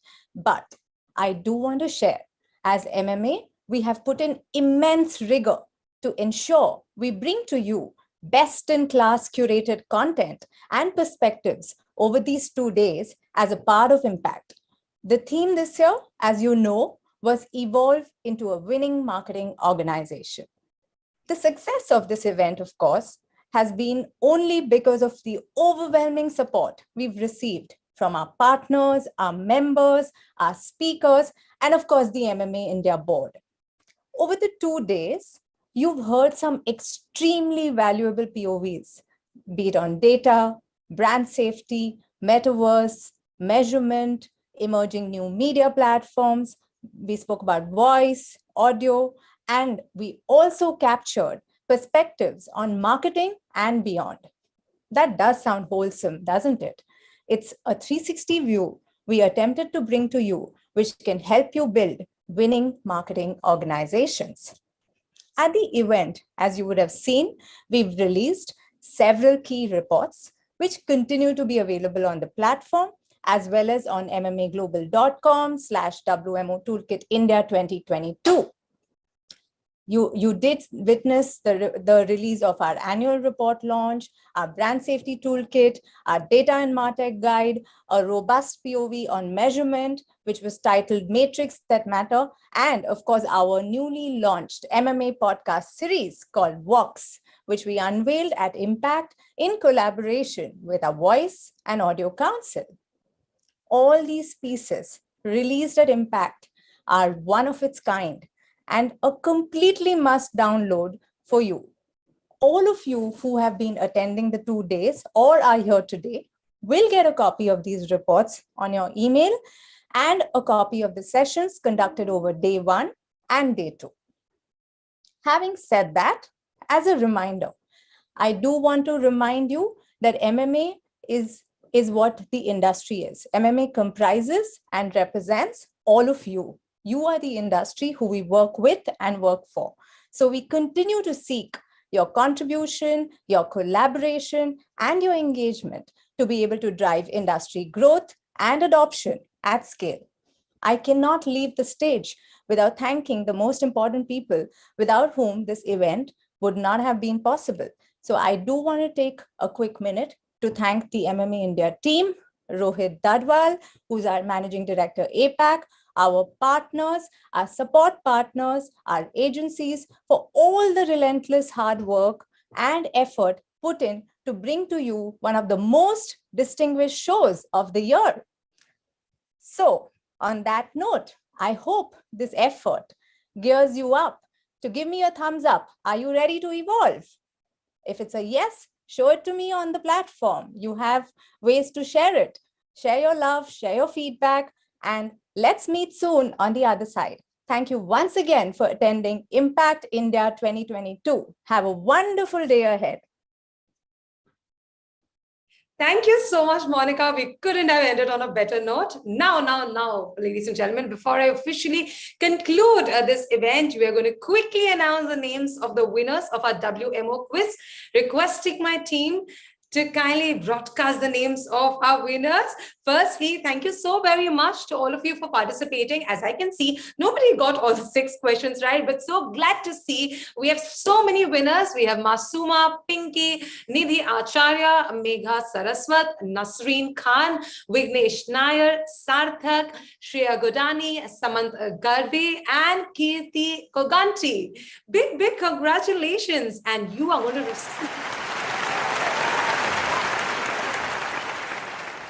Congratulations to each one of you. And of course, thank you so much for everyone else who participated and making this quiz a success. Thank you. Ladies and gentlemen, today was a continuation to day 1. Once again, reminding you the recordings of our sessions are available in the agenda of our platform. We hope you feel truly enriched and stimulated to start your journey towards building winning marketing organizations. The idea was to create a sense of urgency and bring alive the need to evolve. And we hope and we look forward to your feedback, and we hope to work closely with you on your path to building a winning marketing organizations. I would like to take a moment to thank all our speakers for their valuable time and making us aware about the key insights of the industry, helping us to understand how to keep pace with the expectations of today's tech-savvy yet socially digitally conscious consumers, as well as the evolving tech landscape. I'm sure you all have enjoyed all our virtual sessions, which were designed to help you enhance and build your modern marketing capabilities, which is an integral part of our theme this year. Let me once again remind you all that this event has been possible because of the support of our wonderful partners. Hence, on behalf of MMA India, I would like to thank our partners, our presenting partner, Flipkart Ads, program partners, Epic Games, Meta, Google, InmoBeGlance, mFilterit, corporate partners, Nielsen, RTB House, innovation partner, Zappats, gifting partner, Perfetti Van Mel, knowledge partner, Kantar, upskilling partner, Yangpu Executive Education, podcast partner, IVM Podcasts. I would also like to thank our support partners, Avian Media, Elves, Tailwind, Base, and Collective Heads. Also, of course, a big thank you to all our attendees, all our marketeers, all our delegates who took your time out from your busy schedules to attend all our sessions. Thank you so much for making MMA Impact India 2022 such a humongous success. Once again, reminding all of you to kindly download the complete WMO toolkit from the resources section, which is available in the lobby area.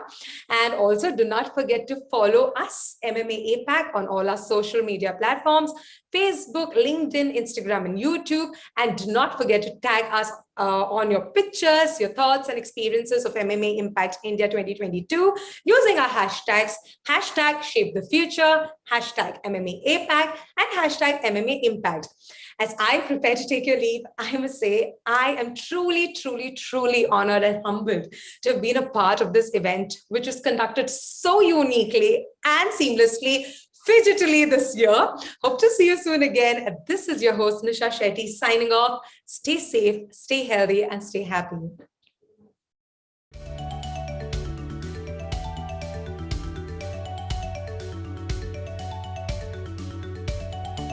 Deeper internet penetration has led to a paradigm shift in digital advertising and presents an amazing opportunity for advertisers. But knowing where and when to showcase ads can be a challenge. To solve this, our award-winning AI/ML ad stack, Xerxes, provides 360-degree digital marketing solutions with direct access to more than 25,000 plus apps globally and direct integration with major OEMs and premium mobile apps while maintaining high standards of brand safety and transparency. Zappats conceptualized Xerxes with a clear aim to simplify the ad tech and performance marketing to ensure maximum reach, impact, and ROI under one product. So how does Xerxes make things work? Our reliable tech stack offers access to deep insights while supporting multiple buying models and creatives. Our multiple targeting options help you reach potential customers and measure its effect on your brand awareness and ROI. Its unique attribution combines a multitude of unique third-party and first-party data points across interests, location, devices, telecom data, behavior etc. with user permissions. For maximum impact and reach, Xerxes helps businesses with the right advertisement creatives. Xerxes has also been backed by leading industry stars, and here are a few of our success stories of new generation businesses, e-commerce platforms, and unicorns. Redefine your brand performance via Xerxes. Get in touch today.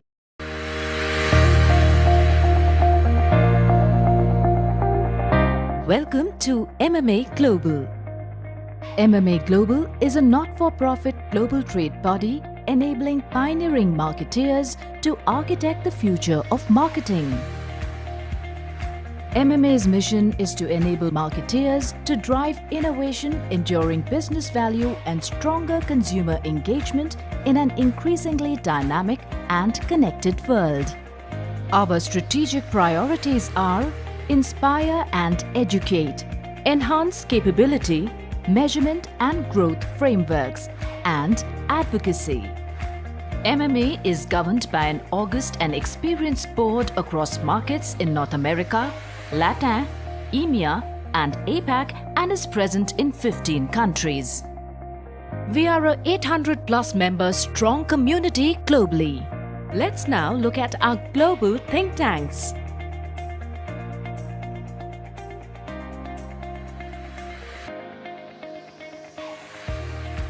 Now let's take a look at MMA India footprints. MMA India's member network comprises of organizations from across the ecosystem, being true to its philosophy of collaborating with all stakeholders to drive adoption at scale. Taking a look at the MMA India AMP community, which stands for Accelerating Modern Marketing Practices, is the perfect mix of industry experts and opinion leaders who have joined forces to further accelerate and evangelize modern marketing capabilities and know-how through councils and work streams. Now let's understand why become a member of MMA. Our programs and membership has remarkable benefits and privileges. Here are some of them. Join MMA India councils and drive industry growth by taking part in the development and execution of their charters. Access gated content on MMA's website. Leverage and participate in events to educate, evangelize, and network. Lead industry discussions and get recognized for your thought leadership. Contribute and author industry reports, white papers,